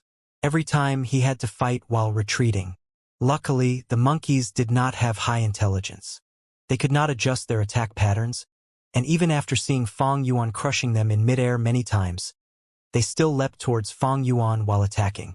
At the same time, every time they chased Fang Yuan, if it was too far from their homes, their longingness to their homes would overwhelm their anger. Many monkeys gave up on the chase due to this. Gu are the essence of heaven and earth, humans are the spirit of all living things. Fang Yuan is relying on the intelligence of humans to understand the stone monkey's habits and using the correct fighting methods to get deeper into the rock forest. At this point he was already near the central area of the rock forest. After many attempts, Fang Yuan finally exterminated the monkey group on this rock pillar. Right now, in front of him was the final pillar. It was the largest and thickest rock pillar in this rock forest. The pillar extended downwards from the ceiling, almost touching the ground. It emitted a majestic aura amidst the silence. Fang Yuan counted the number of rock caves on the pillar, getting an estimation of at least 500 stone monkeys. This was the largest monkey group he had encountered up till now. But no matter how many jade-eye stone monkeys there were, to Fang Yuan it was just a small bit of trouble. At most he'd have to exert more effort and waste a few more trips. What caused his gaze to become serious was the rock cave at the most upper level. The entrance of this cave was larger than any of the surrounding caves, at least twice as large if not more. And below it, the caves were tightly cluttered together, forming and resembling a position where they were worshipping and revering. It seems that there is a monkey king in this rock cave. Fang Yuan frowned. This was where the problem lay. As long as a beast group is large, there would be a beast king created. There was a wild boar king in the wild boar group. Obviously there would also be a monkey king in the monkey group. The threat of a beast king was multiple times higher than a normal wild beast. The reason was that their bodies had one or two goo worms inside. These goo had a mutual partnership with the beast kings, and once the beast king is attacked, they would come out and assist. This Jade Eye Stone Monkey King should not be very strong, at least weaker than the Wild Boar King. Otherwise, the surrounding monkey groups would have been under his control already. Fang Yuan, using his experiences, gauged the Monkey King's strength. Normally, the bigger the beast group, the stronger the beast king. Weaker beast kings did not have the ability to rule over a large number of its kind. According to the beast group size and classifying of the beast kings, from low to high, they could be classified as 100 Beast King, 1000 Beast King, and Myriad Beast King. The Wild Boar King that Sickly Snake's group hunted was 1000 Beast King. It ruled over 1000 wild boars. The Stone Monkey King before Fang Yuan was 100 Beast King. It only had several hundred stone monkeys under its rule. The culprit behind the Wolf Tide, the Lightning Crown Wolf, was a Myriad Beast King. Every single Lightning Crown Wolf ruled over at least 10,000 Lightning Wolves. The difference in ability between the three Beast Kings were huge. 1000 Beast Kings needed 3 teams to cooperate together to be able to barely kill it. The Sickly Snake group was able to deal with the Wild Boar King, mostly due to it being injured beforehand. A Myriad Beast King required the clan elders and clan leader to work together to be able to go against it head-on. As for 100 Beast King, a regular 5-man group would be able to handle it. But for Fang Yuan, who wanted to deal with this Monkey King, he could not borrow outside strength, and could only rely on his own power. Rank 2 Initial Stage Primeval Essence is ineffective here. It seems it is time to use the Red Steel Relic Goo. Fang Yuan eyed the rock cave deeply, then left the second secret room and closed the rock door. If what stands in his way is 1000 Beast King like the Wild Boar King, Fang Yuan would retreat without thinking. But if it is only 100 Beast King, if Fang Yuan had rank 2 Middle Stage Cultivation, he could give it a shot. Of course, the results could go either way. Even with Middle Stage Cultivation, he still had roughly 75% chance of failure, his chances of success not even hitting 30%. The translucent light membrane, faint red primeval sea, and the surging waves. On the sea surface, 2 fat white liquor worms were absorbing the water. In the air above the sea, a black ladybug like black boar goo was shaking its wings and hovering around the red steel relic goo. The pebble like white jade goo had sunk to the depths of the sea and was motionless. Spring-autumn cicada had concealed itself. It was in a deep slumber to recuperate. It is time, Fang Yuan willed. The sea waves paused, and a portion of primeval essence surged up and poured towards the red steel relic goo. The red steel relic goo immediately shook and flew up, giving off bursts of red rays of light. It was like the slowly rising sun, its rays of light shining upon the aperture wall. The rays of light were as hot as fire and as dazzling as a sword. The black boar goo was soon unable to bear it and fell down to the primeval sea. The 2 liquor worms also sunk down to the depths of the primeval sea. White jade goo was flashing inside the sea. For Fang Yuan to advance to rank 2 Middle Stage with normal methods, he could only use the method of grinding, using his light red primeval essence to cleanse the light membrane aperture wall. But now, red steel relic goo gave off majestic red light which replaced the light red primeval essence and poured directly into the aperture wall, giving astonishing results.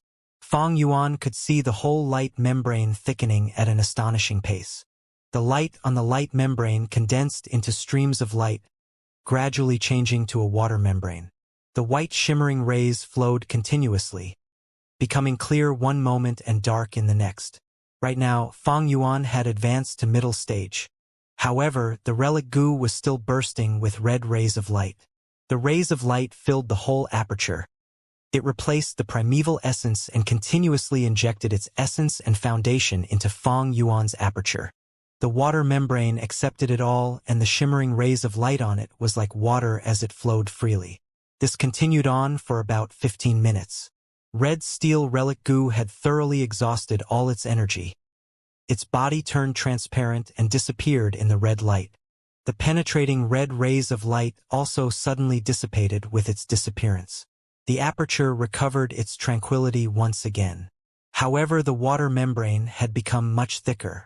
Using the red steel relic goo had saved Fang Yuan from wasting a lot of time and effort. A thread of scarlet red primeval essence appeared in the primeval sea. This was the rank 2 middle stage primeval essence. It was more condensed than the light red initial stage primeval essence. It sank to the depths of the primeval sea and lingered around the white jade goo. A red steel relic goo could directly strengthen the foundation of the aperture. To a goo master, this meant advancing by a small realm. This type of goo worm was naturally better if used early. To a goo master, higher cultivation meant stronger fighting force, better survival rate, more mission completions, and also more primeval stones earnings. It had a great influence on every aspect. After reaching the middle stage, Fang Yuan took several primeval stones and started recovering his primeval essence. He stopped only after the 44% primeval sea in his aperture had completely filled with middle-stage scarlet primeval essence. Half an hour later, he once again stepped into the stone forest, heading towards the central area. He stepped into the warning zones of the monkey groups. Immediately, furious jade-eye stone monkeys came out of the stone pillars. They screeched and pounced upon Fang Yuan. Fang Yuan's expression didn't change. Most of his attention was on that cave at the highest layer of the stone pillar. When encountering a common jade-eye stone monkey, there was no need to be nervous as long as you weren't surrounded by them. The main problem was the stone monkey king. What goo worms resided on it? Fang Yuan didn't know. Fang Yuan slowly retreated while cautiously observing, but the stone monkey king didn't appear. Fang Yuan was baffled. Is there no monkey king in this monkey group? If there was a monkey king, then it would no doubt be the first to come out if someone infringed on its territory. Hold it. Maybe it has already come out. Just as he thought of this, the sleeping spring-autumn cicada in his aperture suddenly floated into appearance. Its body was trembling as it gave a weak, startled cry that resonated only within Fang Yuan's mind. The vital goo's warning. This appeared only when the vital goo felt there was an intense threat against the goo master's life. In that split second, Fang Yuan's hairs stood up. Without thinking twice, he directly used the white jade goo. A layer of bright white jade light covered his whole body. In the next instant, the stone monkey king, who was 3 times bigger than a normal stone monkey, suddenly appeared on the left side of Fang Yuan and fiercely struck out with its sharp claws at Fang Yuan's left shoulder. Bang! The stone monkey king's attack was blocked by the white jade goo's defense. Its attack failed. In the instant Fang Yuan received this attack, the white jade goo in his aperture suddenly lit up and consumed 5% of the scarlet primeval essence. If it was when Fang Yuan was at the initial stage, 10% of light red primeval essence would have been used up. From this, one could see how sinister and vicious the stone monkey king's sneak attack was. Despite Fang Yuan having a calm character, he couldn't help breaking out in cold sweat at this moment. If it were not for him sharpening himself these days and polishing his condition to a peak combat state, he might have really been hit by the stone monkey king's attack. Had his reaction been just a bit late, his left shoulder would have become crippled and unusable. Fang Yuan would then end up miserable just like Gu Yumanshi not long ago. There is actually a wild concealing type goo worm residing in this stone monkey king. Fang Yuan hurriedly retreated. He had no way to detect a concealing goo worm and ended up in disadvantage all of a sudden. The stone monkey king seemed to be more cunning than normal stone monkeys. After its attack missed, it again hid itself away. This undoubtedly was a huge mental pressure on Fang Yuan. He used the white jade goo to form a defense around his whole body. Such a method used primeval essence every moment, and it was impossible for him to maintain this defense. Even when he had fought with the stone monkey troops before, he would only use the white jade goo at the crucial moment. If he continued to maintain this state, then his primeval essence would completely dissipate not long after. Over 500 stone monkeys encircled Fang Yuan aggressively. Fang Yuan used his greatest speed to retreat and pull some distance. Some stone monkeys' momentum became weaker, whereas some stomped on the ground and began to head back to their homes. Chirp! Right at this moment, the Jade-Eye Stone Monkey King appeared and commanded in a loud voice. Chirp, chirp! The stone monkey groups immediately responded. Their confusion and hesitation disappeared and again started their chase after Fang Yuan. Over 500 Jade-Eye Stone monkeys were persistently chasing after him. But Fang Yuan didn't panic, his lips revealing a cold smile on the contrary. This accident was already in his expectations. He had chosen the easiest route towards the central area of the stone forest, opening up a passage. In the surroundings of the passage were large numbers of stone monkey groups. Fang Yuan was very familiar with this passage. However, with the low intelligence of these stone monkeys, how could they know? Under the supervision of the Stone Monkey King, they stormed through the stone forest, infringing on other monkey groups' warning zones and resulting in counterattacks from the other monkey groups. The stone forest was in a great chaos. Countless Jade-Eye Stone monkeys stood at their place, starting a massacre to defend their homes. In 10 or more years, the Stone Monkey King might even advance to become 1,000 Beast King and completely unify this stone forest. But now, it was only 100 Beast King and didn't have the ability to control so many stone monkeys. The different groups of stone monkeys fell into a chaotic battle with each other. For a moment, all Fang Yuan could hear was the screeching and screaming sounds of the stone monkeys. Those 500 stone monkeys that were chasing him were quickly entangled with the other stone monkey groups. But the Stone Monkey King still persisted on chasing after Fang Yuan. Fang Yuan was attacking and retreating. In this period of time, he suffered many sneak attacks from the Stone Monkey King, and every attack would consume great amounts of his primeval essence. Luckily, he had advanced to middle stage before this. Otherwise, with the initial stage primeval essence, he wouldn't have been to handle this consumption. Fang Yuan landed in absolute disadvantage. He had not found any weakness in the Stone Monkey King. The only chance to attack lay in the moment the Stone Monkey King was about to attack. But even if Fang Yuan was able to react, he had no time to even make an attacking movement. The Stone Monkey King possessed a concealment-type goo worm and firmly held the initiative. Could attack Fang Yuan whenever it wanted to attack. Even if Fang Yuan injured it, it could use the concealment-type goo worm to safely escape. It was in an invincible position. Without a stealth removal goo worm, the probability to win this battle is extremely low. If I had a wide area attacking method, maybe I could give it a try. But Moonglow Goo, I will only be able to hit this Stone Monkey King if I am lucky, but the probability is too low. Fang Yuan clearly understood the battle situation and immediately retreated. However, the Stone Monkey King seemed to be determined to kill him. Fang Yuan retreated to about 100 meters from the rock door when he suddenly stopped. I only have a bit over 10% of my primeval essence remaining. It won't be enough to cover this 100 meters of distance. And even if I am able to enter the second secret room and close the rock door, this Stone Monkey King might just break the door.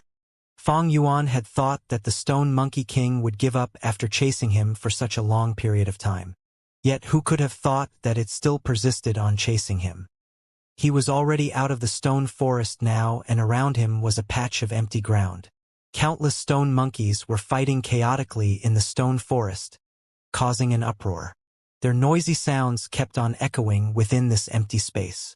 Fang Yuan didn't budge. His battle intuition told him that the Stone Monkey King was hiding somewhere, waiting for him to show a gap before making a fatal attack. Fang Yuan knew he had already fallen into an impasse. Normal rank 2 Goo Masters would have already fallen apart from this fear, unable to endure this formless pressure. But Fang Yuan was still calm.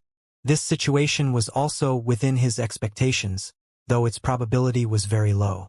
According to logic, the Stone Monkey King should also possess the stone monkey's habits and be reluctant to leave its home. But for some reason, this Stone Monkey King was hell-bent on chasing and killing Fang Yuan. If you choose to take a risk, you need to be willing to risk your life. Fang Yuan's eyes flashed with a cold light.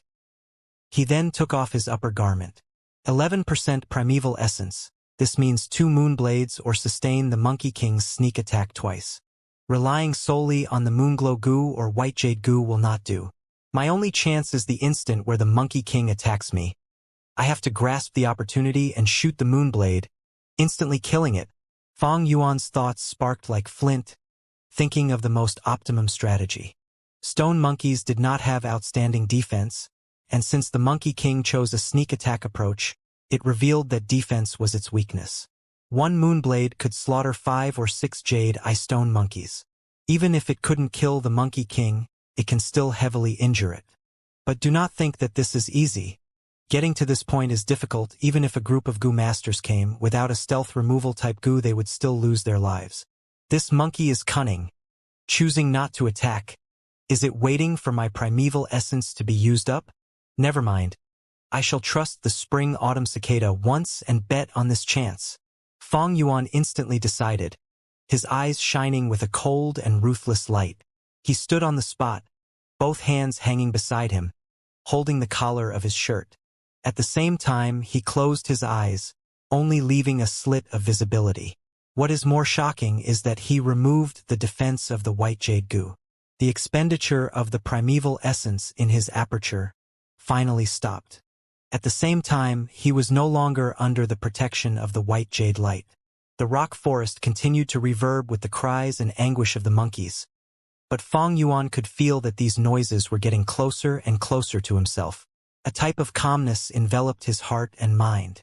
He was silently waiting for the Stone Monkey King's attack. When it attacks, that is when the match is decided. Waiting. Suddenly, the spring-autumn cicada vibrated in the aperture. Pew!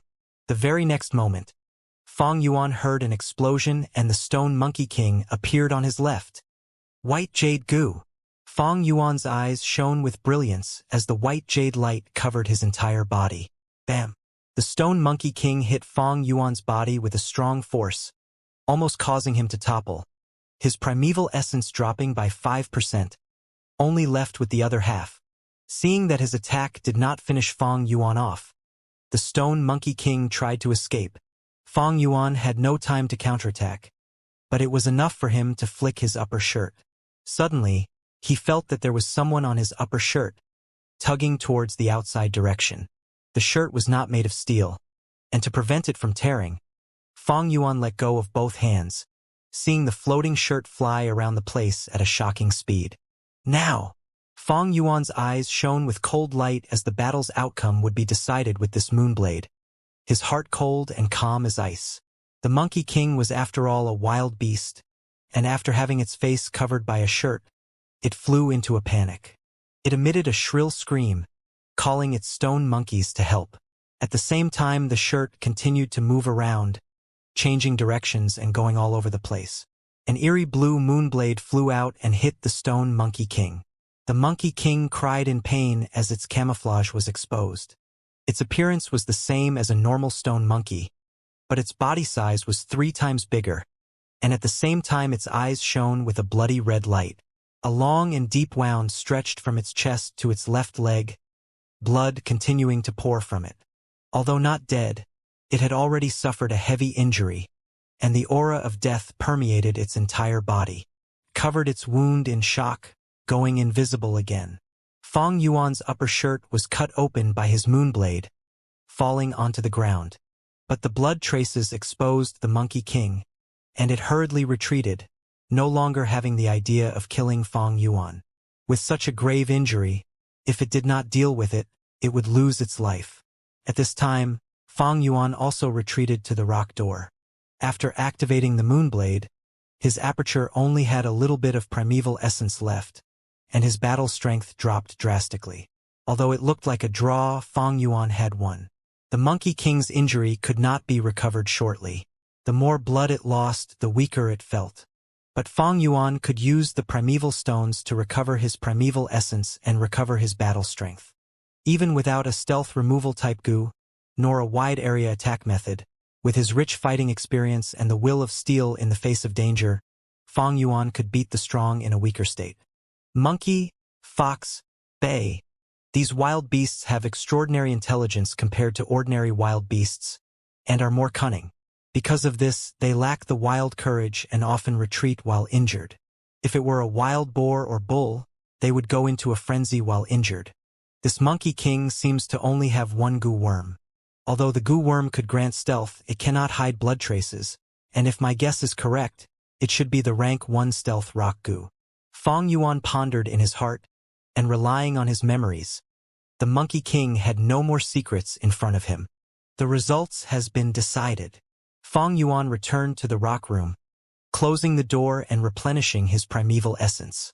A moment later, his primeval essence went back to its peak state, and Fong Yuan opened the rock door, being in the rock forest once again. The rock forest was still a mess, but better than before. After this chaos, the entire rock forest's forces will be reset.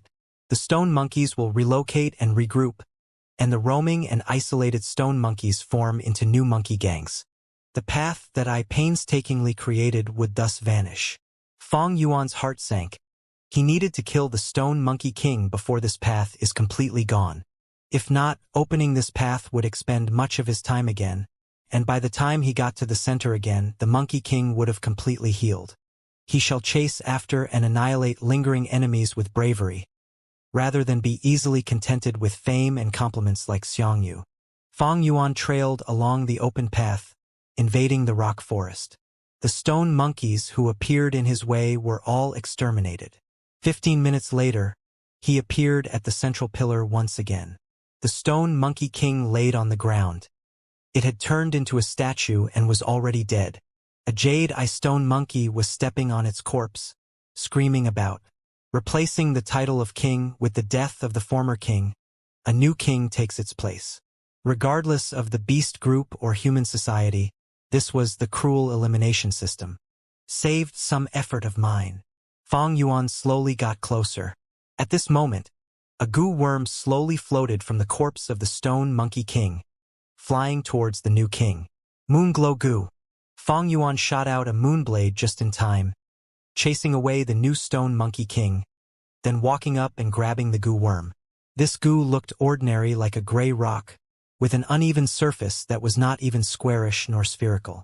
If this goo was thrown on the road, no one would notice it based on appearance. But in reality, it was the essence of a rock, a natural goo nurtured by Mother Nature. It seemed like an inanimate object, a rock. But in fact, it was the real deal, a living being with its own consciousness and thought. As Fong Yuan predicted, it was the stealth rock goo. Grabbed by Fong Yuan, it desperately struggled, trying to be free of his demonic grasp. Spring-autumn cicada. Fong Yuan called in his mind, and the spring-autumn cicada appeared in his aperture, leaking a trace of its aura. The stealth rock goo instantly went dead, not daring to struggle, like a mouse meeting a cat. Fong Yuan's red primeval essence activated and instantly refined it. Another goo in the bag. The stealth rock goo was kept in the aperture and sunk to the bottom of the primeval sea, side by side with the white jade goo.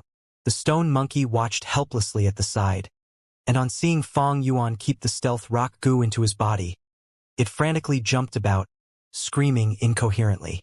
It had just gotten the new position, so not many monkeys obeyed it.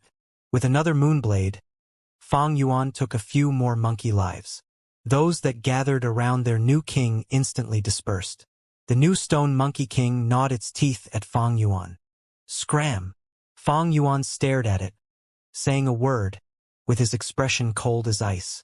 The monkey king shuddered, feeling the intense killing intent from Fong Yuan. It stared at Fong Yuan blankly before gulping and turning around to escape, showing its superior intelligence compared to wild beasts. Fong Yuan chased these stone monkeys away and ignored them, getting to the bottom of the rock pillar as soon as he could. As he got close, he found a cave below the rock pillar. The cave was not big, and some rock stairs extended downwards into the darkness. Fong Yuan had no investigative goo worm, so he could not tell what was down there. With the situation unclear, Fong Yuan did not enter the cavern and walk down the stairs. He had barged his way in earlier, and his body condition was not at its prime. Furthermore, the chaos in the rock forest was disappearing and was stabilizing. He had spent much effort and time to open the path, but many stone monkeys were starting to reside in the pillars along the way. Haste brings no success. Now that I have found the inheritance clue, I have achieved my goal. It is time to return. Fang Yuan controlled the urge to investigate and returned via the same route. On the way, the pressure intensified, but eventually, he endured the pressure as he was chased by hundreds of monkeys, tragically rushing out of the rock forest. Time passed quickly, and summer replaced spring. Unknowingly, it was the scorching summer again already. Fang Yuan spent every second of his time cultivating diligently. Using the red steel relic goo, he instantly caught up to Fang Zhang's cultivating speed. He did not have a special goo that could hide his middle stage aura. After killing the Monkey King and obtaining the stealth rock goo, a day later, his cultivation level was exposed. The clansmen only knew then that he was the one who obtained the red steel relic goo. It was actually Fang Yuan. At the same time, he intentionally revealed the black boar goo. Fang Yuan sold such a huge amount of assets to get the black boar goo and red steel relic goo. Many people could not understand his thoughts, calling him a fool, dumbass, maniac, and short-sighted, as they became his new nicknames. With a rise in attention, Fang Yuan had to reduce the number of times he ventured into the flower wine monk's inheritance. He continued to nurture his aperture as he steadily moved towards rank 2 upper stage, while collecting the ingredients to fuse the liquor worm as well as the stealth rock goo. At the same time, he used the vitality leaf to earn primeval stones, sustaining his cultivation. July, the start of autumn. At the foot of the mountain near the village, a wild rank 5 goo suddenly appeared, causing a huge tremor at Guyu village. A solemn and serious atmosphere filled the conference hall. A group of elders silently sat on their seats. Their faces were either indifferent, gloomy, or serious. Clan head Guyu Bo was sitting on the main seat, his gaze also filled with unconcealed worry. 3 days ago, a river-swallowing toad appeared near the village by the foot of the mountain. This toad flowed along with the Huang Long River and accidentally reached here. Right now, it is blocking up a river channel and sleeping there. If we ignore it, the village will constantly be in danger. So I would like to ask the elders if you have any good ideas to drive this toad away. The elders looked at each other. For a moment, no one spoke. River-swallowing toad was a rank 5 goo. It had an enormous might and could spit out a river. If this was not handled properly and it was provoked, over half of the Qingmao mountain could be submerged with water and the whole village would be destroyed. After a long silence, Guyu Qi Lian spoke. The situation is grave, and we need to resolve this as quickly as possible. If this news gets leaked, we can't say for sure if those with evil intentions might not secretly go and intentionally provoke this river-swallowing toad to entrap our Guyu clan. Elder Qi Lian is right. Guyu Mo-chun nodded in agreement. Although he and Guyu Qi Lian were political enemies, but at such a critical time for the village, he let go of his past prejudices. He continued speaking after a moment. There is another more serious problem. If the river-swallowing toad floods the Qingmao mountain, the wolf lairs will be submerged, and for their survival, the wolf hordes will move up the mountain. At that time, the wolf tide will break out before its time. And we will have to fight with countless wild beasts to fight for the space at the top. The elder's complexion turned pale when they heard this. Guyubo spoke with heavy tone. Everyone, don't forget the foundation of our village. The first-generation ancestor set up the village in this place because of the underground spirit spring. If Qingmao Mountain gets flooded, this spirit spring might also be destroyed. What should we do? Sigh. Even if we withstand the beast tides and survive at the mountaintop, after the flood subsides, the spirit spring will have disappeared.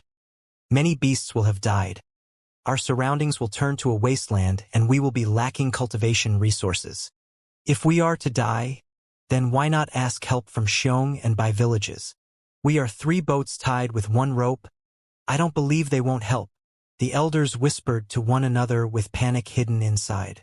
Some had already started thinking of asking for reinforcements. It is too premature to ask for help now. Guyubo shook his head and denied this idea immediately. It is not the most challenging period now. When the first-generation ancestor had just established the village, A rank 5 blood river python attacked the village, but the first generation clan head killed it. Compared to the blood river python, the river-swallowing toad is just so much more adorable. It has a warm temperament and is harmless to ordinary people. Only if it senses the aura of other goo will it be alert. If it receives serious injuries, it will be angered and spit out a river. By chance, I heard the previous clan head talk of a rumor about the river-swallowing toad. Guyubo's composed and calm voice resounded within the conference hall. The group of elders listened attentively. Their nervous and panicked expressions eased up. He is really worthy of being the clan head. He calmed their hearts with just his words. Guyu Yaoji sensed the change in the atmosphere. She gave a profound look at Guyubo and praised him inwardly. If we follow what clan head said just now, chasing away the river-swallowing toad wouldn't be a difficult thing. An elder spoke. We can't say that. Guyubo shook his head. These are only rumors. I haven't personally seen it or even put it to use. The important thing is that we can't be careless. I suggest we first send a group of Gu masters to test it. All the elders agreed. Guyu Chi Lian spoke. Then how about I send a member of my Chi family? If he can't do it, then no one among our clan might be able to do it. Everyone knew who Chi Lian was speaking of, and they approved of it one after another. Clan head Guyubo smiled. Since it is so, then we shall just assign it to the Qishan group. It was early autumn, the weather was gradually turning cool. On a table by the window of the tavern, Fang Yuan was sitting alone, calmly tasting some wine. The tavern shopkeeper was standing beside him, bowing his head. Shopkeeper, is there progress on the matter regarding bitter shell wine that I asked you to look into a few days ago? Fang Yuan asked. Fang Yuan was lacking a bitter wine for the liquor worm fusion. However, bitter wines were difficult to find, and because of the matter regarding the red steel relic goo, people had been focusing on him. Wherever he went, people would point him out. Thus, it was not easy to make inquiries of bitter wines. The disturbance had settled down only recently, and maybe because extreme sorrow turns into joy, Fang Yuan had accidentally found a clue regarding the bitter wine. The old shopkeeper promptly replied, "Young master, the bitter shell wine you wanted me to look into. Someone had drunk it in by village. The raw material of this wine is a type of conch found in deep ponds. This type of conch is completely black, with circles of white lines on its shell resembling a tree's growth rings. We call it a bitter shell. Normal conches can form pearls. The bitter shell swallows the sands and stones in the water, dissolving them and forming bitter water instead. Someone pried open its shell and obtained this bitter water, using it to brew wine, making the bitter shell wine. Its taste is very unique, bitter and fragrant." Fang Yuan slightly raised his brows upon hearing this. "Does that mean by village has this bitter shell wine?" The shopkeeper hurriedly bent down. "I don't dare to guarantee it. I have only heard people talking about it occasionally. However, the truth is by village is famous for its white grain liquid. This wine along with our clan's green bamboo wine and Xiong village's bear gall wine are called the three wines of Qingmao, bitter shell wine. I think even if the Bai village possesses it, there wouldn't be much. Even if there is little, I have to find it," Fang Yuan said in his mind. But this matter was troublesome. Bai village had been gradually showing signs of coming to emergence these years, starting to shake the Guyu village's position as the overlord. If Fang Yuan wanted to enter the Bai village without permission, the patrolling Bai village's Gu masters might kill him before he even sees the village gate. Even if it was so, Fang Yuan still wanted to attempt it. After all, getting this bitter shell wine was more reasonable than the green AI wine that was immeasurably far away. As he broke away from his contemplations, Fang Yuan found that the old shopkeeper was still standing beside him. He waved his hand. "All right, you can leave. There is nothing for you here." The old man didn't leave. His face revealed hesitation, not speaking out what he was about to say. He finally summoned his courage. "Young master, could you please take back this tavern again? All the waiters and I want to work for you. You don't know that when the old landlord came back, he deducted most of our wages. With such little primeval stones each month, it is really difficult for us to support our families." Fang Yuan shook his head, his face without any expression. I have already sold this tavern to him. I can't take it back according to the contract. Moreover, I don't want to engage in this tavern business. You can leave now. But, young landlord, the old man still didn't move. Fang Yuan frowned in annoyance. Remember, I am no longer your landlord. He had previously increased their salaries, only to arouse their passion for their work. It was all for himself. However, these people mistook it for his tolerance and wanted to push their luck. Right now, by selling the vitality leaves, he could only fulfill his own needs. On top of that, he was feeling vexed due to the bitter wine. So why would he take back the tavern for these people? But young landlord, we really can't keep on living like this.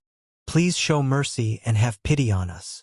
The shopkeeper knelt on the ground and implored. The sound immediately attracted the surrounding guests. Fang Yuan laughed coldly. He picked up a wine jar from the table and smashed it on the shopkeeper's head. Ka-chak. The jar shattered. The wine splashed all around and blood flowed from the old man's head. Did you think I won't dare to kill you? You tactless fool. Get lost. Cold light flashed out from Fang Yuan's eyes. The old shopkeeper's whole body trembled from this killing intent. He was startled and hurriedly left.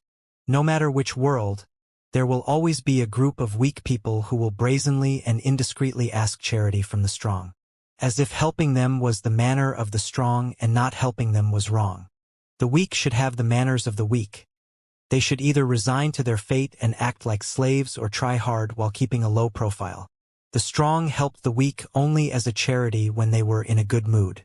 The weak refused to work hard, shamelessly begging from the strong, and even demanding definite results, acting like a leech.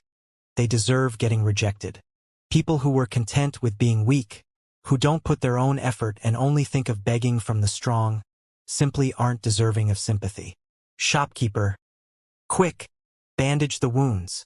The waiters hurriedly surrounded the old man whose face was covered with blood. The old shopkeeper was only a mortal. It wouldn't be a problem even if he was killed on the spot. Such an ending took away the interest of the surrounding guests. They turned back and continued with their discussions. Do you know? Something big happened recently. Are you talking about that river-swallowing toad? Right now, who wouldn't know of this? This is a rank 5 goo. If it isn't dealt properly, the village might fall into crisis. It is said that this river-swallowing toad's food is water. When it is hungry, it opens up its large mouth and directly sucks a river in. If it is angered, it can release the water into the Qingmao mountain. Its power is extremely horrifying. We might die. Then what should we do? We just have to see how the clan's higher-ups will deal with it. After all, we can't escape. Where can we escape to? Bewilderment and confusion pervaded the air in the tavern. River-swallowing toad. Fang Yuan inwardly smiled when he heard this. Fear was infectious, it increased the more it is spread. Actually, the river-swallowing toad was very gentle and was not dreadful. Its natural disposition was to sleep, and people would often see it flowing with the river. The toad would lie down on the water surface with their white bellies facing up, and sleep soundly. When it wakes up, it would swallow the river water up to its fill and return back to sleep. They had no interest towards fighting and killing. If they meet an enemy, their first reaction would be to flee.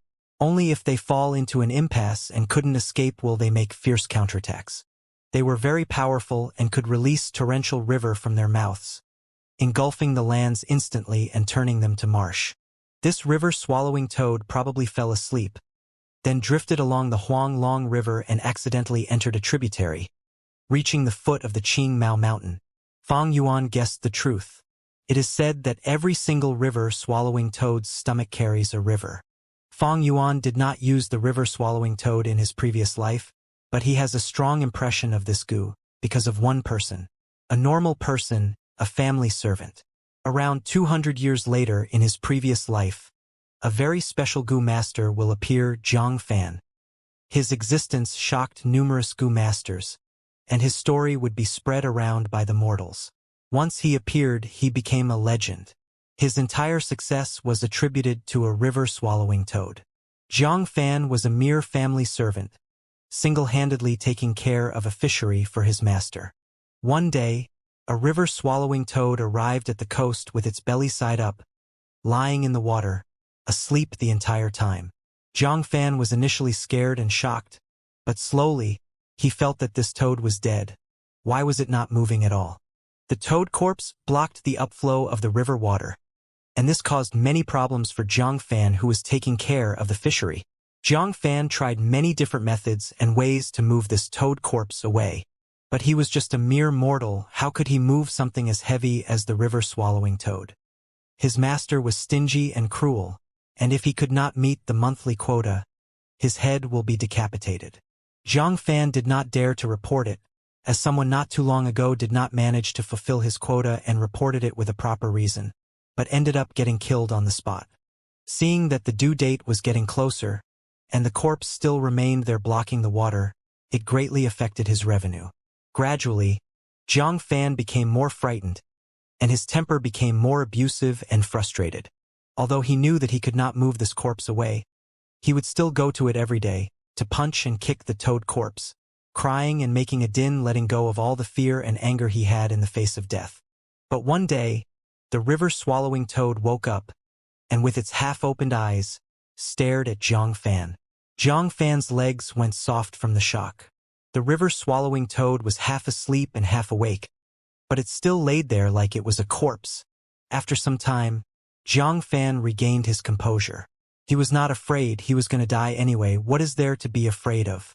He climbed to the top of the river-swallowing toad's belly and lied down face up, staring at the sky. Toad, oh Toad, you are the same as me. With only one last breath left in you, you're about to die too, huh? He did not know about the characteristics of the river-swallowing toad. Looking at its half-dead state, he thought that it was going to die. After saying so, Zhang Fan's face flooded with tears. The river-swallowing toad squinted its eyes, listening to Zhang Fan's words while staring at the sky. For the next few days, he continued to lie on the river-swallowing toad's white and soft belly, crying while talking, complaining about the pain and the repressed feelings of a mortal. Finally, the deadline was here. The person in charge came down from the village to the fishery to collect the fish. Where could Zhang Fan find fish to meet the quota? Left with no choice, he could only give an excuse that he needed to do some packing, and ran to the river-swallowing toad to bid farewell. He patted the river-swallowing toad's belly. Old toad, to think that I'm going to die first. It must be affinity that led to me knowing you. I hope that in your remaining days, you will have a better life. At this moment, the river-swallowing toad started move. Zhang Fan was taken aback. Seeing that the river-swallowing toad's actions were becoming larger, he quickly jumped off. Plop! The river-swallowing toad turned around, with its belly side down and back facing upwards. It had fully woken up. Zhang Fan's body was drenched, and on having seen this scene he became angry and stomped his foot. Old toad? Oh, old toad. So you can still move? Ah, you have caused my death. If you had moved a few days ago, I would not have to die. The river-swallowing toad ignored his words. It had just woken up and felt hungry. Half of its body was submerged into the water as it opened its mouth, starting to suck in the river water in order to sate its hunger. Seeing this, Zhang Fan was dumbfounded. He shockingly saw that the water level was receding, dropping at an observable pace, rapidly falling. Large amounts of river water were swallowed into the toad's belly, but its belly did not even expand a bit. It was almost like a bottomless hole. A moment later, the river-swallowing toad stopped its meal. The river water had already dropped to an extreme level, and the bedrock was exposed. If a person stood in the river, the water would only reach their knees. Zhang Fan stood at the coast, at a loss for words. The river-swallowing toad glanced at him and suddenly burped. Its stomach expanded and contracted, its mouth opening wide as it vomited out a large amount of seafood. Fish, prawn, turtle, crab, snails, eels, everything. The river-swallowing toad only ate water as its food, but did not consume these seafood, hence it vomited all of them out. At this point, it seems like it was raining seafood. In the blink of an eye, the seafood gathered into a mountain, and Zhang Fan, upon seeing this, was overwhelming exhilarated. He screamed loudly, "I'm saved! I'm saved! These seafood is enough for me to hand up for 3 months. Old Toad! Oh, Old Toad! It is all thanks to you." He packaged those seafood and quickly handed them to the person in charge. The person in charge was both shocked and suspicious. How could there be so much?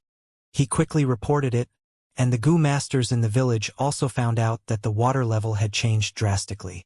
After investigating, they found out about the river-swallowing toad's existence. It was a rank 5 goo. The village fell into a panic and they formed into large groups, trying to expel the river-swallowing toad. Zhang Fan did not want the river-swallowing toad to be harmed. These days he had treated the river-swallowing toad as his only friend. He kneeled in front of the goo masters and pleaded hysterically. But why would goo masters care about a mere mortal? They kicked him aside and were about to murder him. But at this moment the river-swallowing toad arrived. Nobody knew if it had treated Zhang Fan as its friend, or felt that being with Zhang Fan was interesting and could cure boredom. The point is, it struck. It carried Zhang Fan and vomited out a stream of river water that engulfed the whole village and drowned half the hill. This battle startled the entire southern continent. Thereafter, Zhang Fan's name spread throughout the 100,000 mountains. With the river-swallowing toad staying by his side, it meant that he owned a rank 5 goo worm. After all, even a rank 5 goo master might not have a rank 5 goo worm. Rank 5 goo masters were rare. Even in the Guyu clan's history, there were only 2 people, the 1st generation clan leader and the 4th generation clan leader.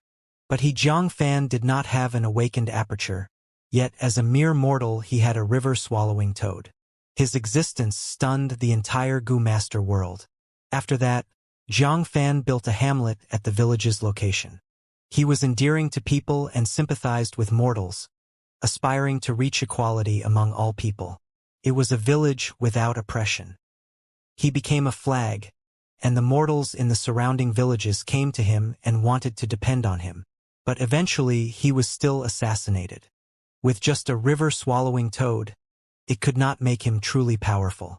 He was not a Goo Master after all, and after his death the river-swallowing toad left. Goo Masters razed his hamlet to the grounds, and slaughtered the mortals who dared to oppose them. With his mortal self, Zhang Fan challenged the entire system of society, and that brought forth the rage of the Goo Masters. I wonder if Zhang Fan will still appear this time after my influence. After his recollection, Fang Yuan laughed. But Qi Shan could not laugh. His face was grim as he returned. The villagers at the mountain foot were waiting for the Goo Masters to deal with this problem. But the great Guyu Qi Shan arrived and still could not solve the issue. This caused the villagers to panic, and the panic spread and reached a high point. They dragged their families, brought big and small bags, and rushed up to the village. They naturally did not dare to step inside. Thus more and more villagers kneeled outside the village's doors, begging the Goo Masters to have mercy and let them in. In the hall. What? These lowly commoners dare to surround the main gate. Atrocious. They are getting more and more daring. Kill! Kill them all! The Punishment Hall clan elder screamed. Medicine Hall's Guyu Yaoji's face was also grim. Although these lowly commoners deserve death, killing a few is enough to threaten the rest and chase the group away. But it would be like a joke for the other villages to observe. Guyu Qi Lian said, "The important thing now is not this. If even Qi Shan cannot wake this river-swallowing toad, who else in our clan can? It seems we have to get reinforcements. The Xiong clan specializes in strength." He sighed and continued, "For the safety of the clan, we should get them to do it. Even if we have to pay a price, it is worth it." These words got the consent of the other clan elders, and even clan leader Gu Yubo was moved. Clan leader and the other clan elders. This junior has something to report. Guyu Qi Shan had been standing in the hall, listening to the clan elders, but suddenly he bowed and spoke. Guyubo nodded. He had an appreciative attitude towards Guyu Qi Shan. "Qi Shan, if you have any ideas, you might as well say it." Qi Shan asked instead, "Elders, to push this river-swallowing toad awake, does it really need one person's strength?" Guyubo said, "According to the previous clan leader's words, The river-swallowing toad has a mild temper and loves to sleep. Even if it is awakened by someone pushing it, it would not rage. Thus, we asked you who has the greatest strength in the village to wake it. But it ended in failure. Chi-Shan said, "Then can clan leader grant me a brute force longhorn beetle goo? With one bull's strength and my inborn strength, I would be able to push this river-swallowing toad awake." You definitely cannot use a goo worm's strength. Just as Chi-Shan finished speaking, a clan elder denied his request. A goo worm's aura will invite the vigilance of the river-swallowing toad. If this causes it to feel threatened and rampage about, who would face the consequences? That's right. Guyubo nodded. By using a goo worm, even if we wake up the toad, we cannot get its approval. It has to be a single person, using his own strength to wake it and get its approval. Goo is the spirit of heaven and earth, but it behaved more like wild beasts. Wild beasts have their territories, and roaming wild beasts when encountering the king of a territory would have a battle. The victorious takes the territory and the loser roams. The formation of a beast tide is also based on this wild beast instinct. Strong beast groups will invade and conquer neighboring land. Weaker groups would be exiled, and this forms the beast tide. To chase the river-swallowing toad away, they have to abide to its habits. River-swallowing toad has a mild temperament, not enjoying conflict, and as long as the territory's beast king can be recognized, it would leave. Thus, using goo worms is a no-no. The goo worm's aura will be sensed and cause the river-swallowing toad to take unpredictable actions. Using everyone's strength was not possible too. Once there are many people, even if it is moved, the toad would not leave. That is because everyone acting together was not fair, and would not be recognized by it. Thus, the clan leader got Chi-Shan to go ahead, as he had the greatest strength in the village. So that's it, I understand. Chi-Shan finally understood the situation. He cupped his fists. In that case, I will recommend someone to the clan elders. He has greater strength than me. Oh, who? There's such a person. Why did we not know? Chi-Shan, don't keep us waiting. Quickly say it. This person is Guyu Fong Yuan. Chi-Shan said a name. Guyu Fong Yuan? The elders couldn't help but look at each other upon hearing this name. They clearly recognized this name. In fact, from the beginning, Guyu Fong Yuan's name would occasionally reach their ears. Especially after the awakening ceremony, when his Gu master cultivation started, this lad had been getting restless. He frequently caused some disturbances that attracted attention. Ah, I remember him. Isn't this kid the one who sold his family assets and bought a red steel relic Gu? An elder came to realization. Guyu Qilian and Guyu Mo Chen's faces turned ugly. If Chi-Shan or Mo Yen had used the red steel relic Gu, they could ascend to rank 2 peak stage and be equal to Guyu Qingshu. This would reflect towards the higher-ups. Whether it was the Mo faction or Qi faction who got the relic Gu, it would be a political victory.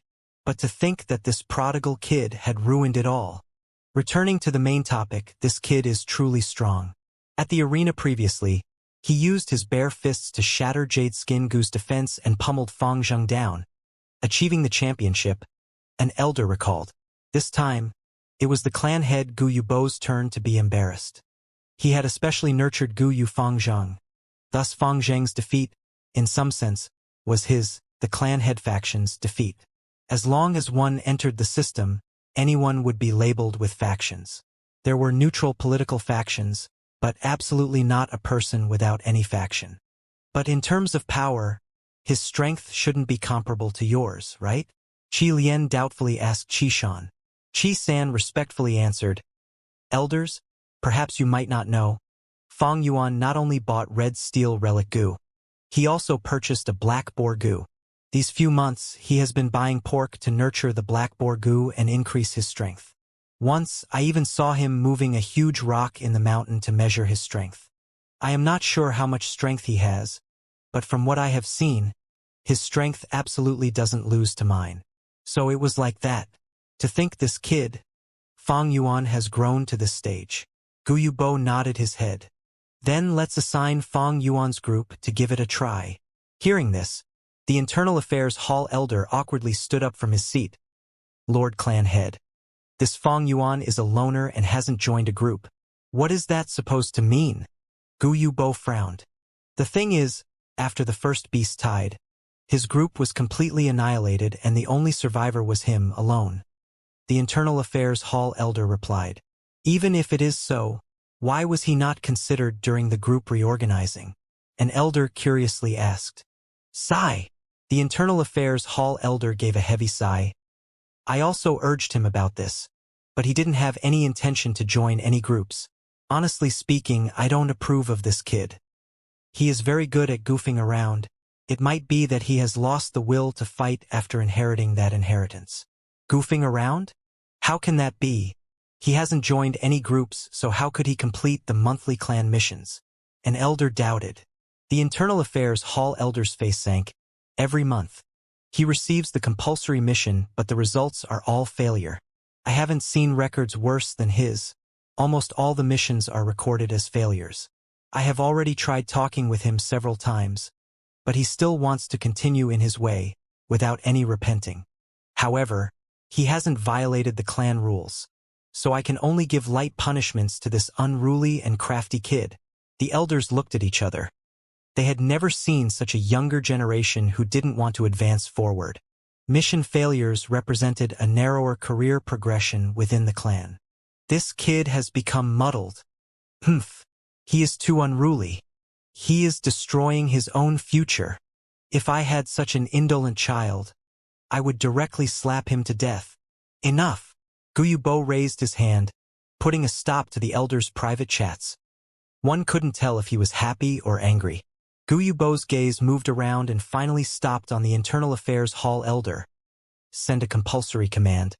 Let Gu Fong Yuan try his strength on river-swallowing toad. This kid is stubborn, rebellious, and unruly. He needs to be polished. If he fails, we can use this pretext to give some punishments. It will be as Lord Clan Head says. The Internal Affairs Hall Elder promptly agreed. There was a racket in the tavern. Do you guys know? The clan sent the Chishan group to the foot of the mountain, but they ended up returning in defeat. The villagers living at the foot of the mountain are all kneeling in front of the clan's entrance, blocking the gate. Humph. These lowly commoners don't even have a bit of knowledge. River-swallowing toad is a rank 5 gu. Do they really think they will be safe in the village? Although this was said, the air was dense with panic. These gu masters were all forcefully calming themselves. Fong Yuan listened for a short moment before no longer paying attention. This was no longer fresh news. He stood up and was about to leave when a person entered the tavern. This person was tall with a thickly built body. The upper half of his body was naked and his muscles were the color of bright red, seemingly wanting to erupt. It was Gu Yu Chishan. The chatters within the tavern immediately stopped. Countless gazes landed on Chishan. Chishan ignored these gazes. He glanced around and found Fong Yuan. You were here. Under the numerous gazes, he walked in front of Fong Yuan. Let's go. The clan has already given a compulsory order. Let's head to the foot of the mountain. I will tell you the details on the way. Fong Yuan's gaze flashed. He couldn't refuse a compulsory order. Moreover, there was not much danger when facing the river-swallowing toad. Thus he agreed. Only after Fong Yuan and Chishan left the tavern did the racket start again in the tavern. Shopkeeper, the heavens have eyes. Look at this. Such a quick karmic retribution. That is a rank 5 gu. Even other Lord Gu masters are helpless facing it. Whereas he is so young. Isn't this just losing his life in vain? We thought young Master Fong Yuan was different from other Gu masters and would empathize with us mortals' pain and sufferings. Humph, to think he would also be of the same mold. Screw him, we wouldn't have any regrets even if he dies. Shopkeeper, you didn't suffer this wound in vain. Getting a Gu master's life for it is absolutely a profit. The old shopkeeper's head was bound with circles of white bandages. Right now he continued to groan, leaning weakly against the corner. Several waiters were by his side, consoling him. The old man's eyes flashed with resentment, but his mood slightly eased up upon hearing these words. However, after a while of listening, he hypocritically berated them in a low voice. Shut your mouths. Is this something we can talk of? Aren't you afraid of losing your lives if the other goo masters hear it? The waiters giggled. Shopkeeper, you are too worried. It is so noisy in the tavern. Who could have heard our whisperings? They had just said this, when a goo master sitting nearest to them spoke. I heard it. The shopkeeper and the waiter's complexion changed greatly. They were extremely terrified. Lord? The old shopkeeper ignored the dizzy feeling in his head and hurriedly walked towards the goo master to ask for forgiveness. This goo master raised his hand and stopped him. You all spoke very well. I liked what you said. Fang Yuan. This bastard. Even if he dies, it shouldn't be regretted. Speak more. I will give you great rewards if I like what you say. The goo master took out a primeval stone and slammed it on the table with a bang. If Fang Yuan was here, he would recognize this person. This person was that healing goo master of the previous small beast tide. Fang Yuan had used the girl this goo master sought after as a shield to cover his body. Thus, this goo master had a deep hatred towards Fang Yuan and it was irreconcilable. The waiters looked at each other. One of them with more guts started staring at the primeval stone on the table with wide eyes. The goo master's 3 companions frowned, but didn't stop him. They could only listen to the waiters scolding Fang Yuan as if they were in a competition. It was early autumn and the scenery was good. In the forests, some leaves were of dark shade and some were of light. Green leaves had started changing to yellow and yellow leaves faintly showed red.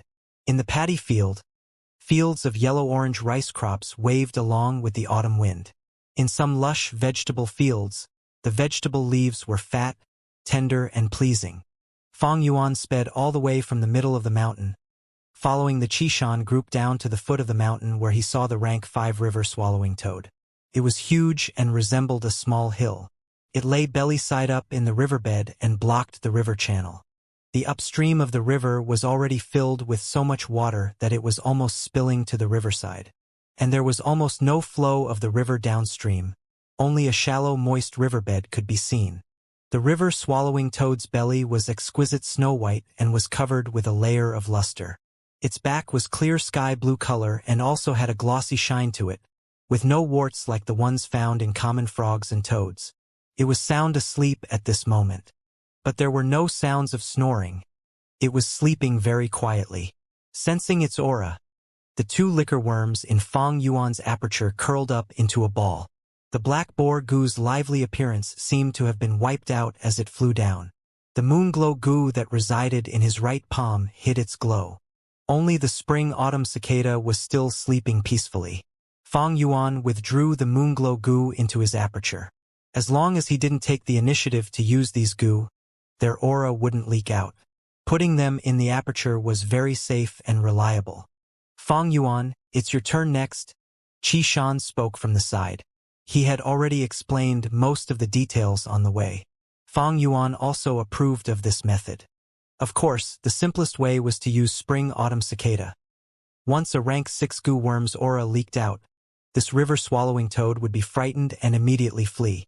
This was also because the river-swallowing toad didn't like fighting.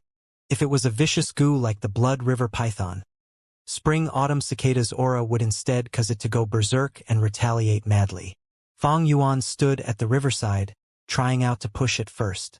The river-swallowing toad's skin was slippery, making one feel that his strength has been nullified.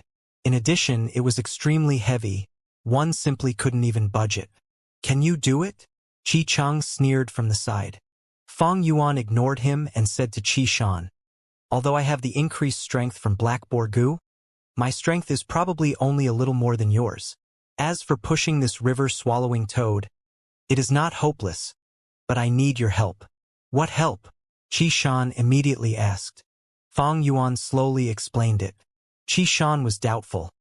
If we do this, wouldn't it be teaming up? Even if the river-swallowing toad wakes up, will it still acknowledge you and then willingly leave? Fang Yuan smiled. You don't have to worry about it. As long as you guys keep a distance and not let it detect you, it will be possible. After all, it is a goo. Don't think it as too intelligent. At the height of autumn, the air was refreshing, and the breeze moderately flowed under the beautiful sun. The blue dome of heaven was clean and clear like a crystal. The wind blew gently, brushing Fang Yuan's appearance into motion. Looking from afar, the nearby villages had little people. Nearby, the hill-like river Swallowing Toad was slumbering, blocking the river bed. Fang Yuan, who was standing at the river edge, looked like a tiny monkey beside a large elephant in comparison to this rank 5 gu. Fang Yuan's heart was calm as water, without a trace of nervousness, thinking internally. I used the white boar goo and the black boar goo to enhance my body and raise my strength, having the strength of 2 boars. Together with my own strength, I have around the strength of 5 or 6 adults. But to push this river Swallowing Toad, I need to have around 2 bulls' strength. With just my current strength, it will not do. But if I borrow the power of the tides, it's here. Swish, swish, swish. Fang Yuan turned his body around and saw that waves were crashing and approaching, causing a huge movement in the peaceful river water. The tides got bigger and continually crashed against the river Swallowing Toad, causing the waves to fly high into the sky. Fang Yuan only stood for a while before he got drenched. He did not mind it, and began to push the river Swallowing Toad with vigor. The river Swallowing Toad was still dead asleep. It was originally a goo worm that lived in the rivers and sea, and to it, the force of the waves was normal and could not awaken it. With the force of endless waves, Fang Yuan tried for some time and finally managed to push the river Swallowing Toad away from its original location. The riverbed was wider as the river got downstream. Along with the flow of water, it made Fang Yuan's pushing easier. After about 300 meters, the river Swallowing Toad opened its sleepy eyes. A pair of deep green eyes, in its sleepy state, gradually contracted and stared at Fang Yuan, who was beside it. Fang Yuan was fearless as he matched its gaze. From its dark, eerie eyes, Fang Yuan could see his own reflection. Jiangaong. River Swallowing Toad raised its head, suddenly opening its mouth and emitting a strange croak. The cry spread out and reverbed throughout Qing Mao Mountain. At once, Fang Yuan could feel his ears going deaf from the ringing noise. River Swallowing Toad lowered its head, its mouth sucking at the river water that was approaching. Swish, swish, swish. The river water flowed at 10 times the original speed as it was all sucked into its stomach, and the water level could be seen decreasing at an observable pace. Fang Yuan stood beside the river Swallowing Toad, clearly seeing a large amount of seafood also being sent into the river Swallowing Toad's stomach along with the river water.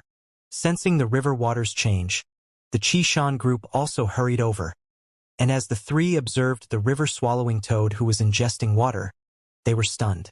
What a spectacular sight! Qi Cheng observed, unable to hide his shock. You succeeded? Qishan looked at Fang Yuan. Seems so. Fang Yuan nodded lightly. The water level decreased until the water stopped flowing, and the river Swallowing Toad raised its head once again, its stomach expanding and contracting, vomiting out numerous fish, prawns, turtles, etc. At once, a large amount of seafood fell onto the ground, emitting a crisp sound. A fish splashed on the ground. A turtle fell on its back confused. The crabs walked away horizontally, and then they were smashed by the falling seafood. Fang Yuan did not mind it and only looked casually, but suddenly he smelt some wine fragrance. Strange. Why is there a wine smell? Qi Cheng sniffed, a face of surprise. It should be the 100-year bitter shell, the female goo master in the group said, and pointed at a disc-sized broken black shell. This shell was black as ink with white round markings on it, like the rings in a tree trunk. That's right, bitter shell can turn the sand and rocks into bitter water juice. 100-year bitter shell's bitter water, after the accumulation through time, can turn into wine. Bai Clan's current clan leader loves to drink this bitter shell wine. Qi Shan added on. He needn't go into detail. Fang Yuan had already long taken up this seashell, starting to collect his bitter shell wine. Not too long ago, he was still worried about how to get this bitter shell wine, but to think it appeared in front of him like this. Truly the phrase, spending lots of effort looking for something fruitlessly, but it appears in front of you when least expected. The river Swallowing Toad had pretty much swallowed all the water in this river. Deep in the river bed, there had been some 100-year bitter shells buried in the soil, and because of the river Swallowing Toad, the shells were exposed. Fang Yuan quickly collected 6 little 100-year bitter shells. 2 of the shells were broken, but the other 4 were intact. I've finally collected the bitter wine. This way, I can start refining the 4-flavor liquor worm. This moment, Fang Yuan was overjoyed, but had no one to share the joy with. Jiangang. After the river-swallowing toad vomited the seafood, it croaked again, and then looked at Fang Yuan once before moving its large body to swim downstream along the river. He really succeeded, Qishan muttered, his heart feeling relief. He observed the river-swallowing toad leaving until its shadow was completely gone, away from his vision. What, he scared it away so easily. If I knew this earlier on, we could have done it ourselves. But now we let Fang Yuan become a hero so easily. Qi Cheng pouted, his tone full of jealousy and indignance. Fang Yuan, no matter what, this time you have done a good deed. You are the Guyu clan's hero. Qi Shan stared at Fang Yuan with a complicated expression. Oh, Fang Yuan replied absent-mindedly, giving a half-hearted feeling. At the same time, his gaze shone as he continued to rummage and search for 100-year bitter shells among the seafood. What hero? It was merely a title. Between praise and slander, they were all views and expressions of others onto oneself. What opinions others had of him, Fang Yuan did not give a damn. You can think all you want, I live my own life. Hero? Zero? I rather have a bitter shell. News of chasing away the river-swallowing toad reached the village at once. Guyu Bo said good 3 times continuously, and the solemnness in the hall was swept away at once. Only the internal affairs elder's face was complicated. He did not think well of Fang Yuan. Not too long ago he even criticized Fang Yuan, but now that the village was in danger, Fang Yuan was the one who resolved the issue. With these 2 issues coming together, wasn't it a slap in his face? Guyu Fang Yuan has the credit of chasing away the river-swallowing toad. We'll make an exception to promote him to team leader and reward him 500 primeval stones. Guyu Bo thought before giving the order filled with a special meaning. In the wine tavern. What? Fang Yuan actually succeeded? Strange, he's just a newbie. How can he chase away a rank 5 gu worm? Even Qi Shan failed miserably, but he did it. The news spread, and everyone was filled with shock. Fang Yuan became the savior of our clan? The male gu master who had animosity with Fang Yuan was lost for action after hearing this news. His group leader suddenly shouted, pointing at the clerks in the tavern. You mere mortals, you dare to slander our clan's hero? You deserve execution. Even before finishing his words, he shot a moonblade. The elderly shopkeeper did not expect that such a life-threatening situation would occur, and after being hit by this moonblade on his neck, he was beheaded. Lord, spare us. The clerks upon seeing this were first stunned but quickly kneeled on the ground, begging for mercy loudly. Group leader, what are you doing? The male gu master stood up. What am I doing, huh? His group leader moved his brows, sighing solemnly. Times have changed, ahai. Fang Yuan has turned into a hero suddenly. The higher-ups will pay attention to him. If words of our slander towards him spread, what do you think will happen? There are lots of detection-type gu masters around, and if someone wants to harm us and said several bad things to the clan elders, our future would be ruined. The male gu master broke out in cold sweat from fear. It was indeed like this, clan relationships ruled above all. Fang Yuan had gone and dealt with a rank 5 gu worm, risking his life to defend his clan. At the same time he was slandered and insulted by them. What mindset was this? This was ungratefulness, coldness, emotionless and utter disregard for relationships. Like history on Earth, Yu Fei fought in the battlefields, defending his country, but Qin Hui framed him as a spy in court. Although these gu masters did not go as severe as framing, but if this matter was spread out, would the higher-ups feel safe with these people around? If it was Mo Yen or Qi Chang, people with tough backgrounds, that would still be alright. But these few were people without backing. Trying to climb up the system's ladder, it was push and shove, stepping on each other. If others used this incident and attacked them, to their future it had a destructive influence.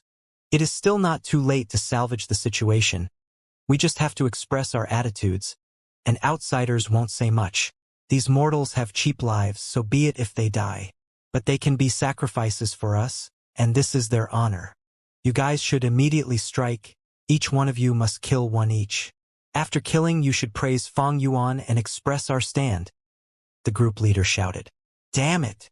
The male Gu master cursed. Between hatred and his future, he unhesitantly chose the latter. With a moonblade, a clerk died on the spot. Lord, please spare us. At once, all the other clerks were paralyzed on the ground, scared until they peed their pants.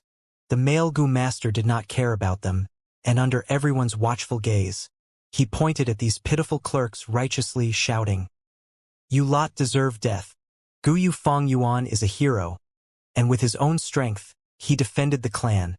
What gave you the courage to slander him? The male Gu master said this while frowning. This was his true emotion. Fang Yuan was someone he deeply hated, but he had to praise him in public. He felt a strong sense of disgust and irk for himself. Lord, didn't you ask us? Ugh! A clerk felt feelings of injustice deeply, shouting out loudly. But he could not finish his sentence before he stopped. A moonblade went flying, splitting him in half. A bunch of lowly slaves, not only slandering Fang Yuan, but also wanting to implicate us. A female Gu master struck, her expression cold as she shouted fiercely. Other Gu masters seeing this felt like they were watching a soap opera. Some smirked, some were indifferent, and some continued chatting, but nobody stopped them. So what if a few mortals died? Just compensating a few family servants would do. Everyone was part of the clan, they were family. No one would interfere or pursue the matter for these outsiders, causing conflict for themselves.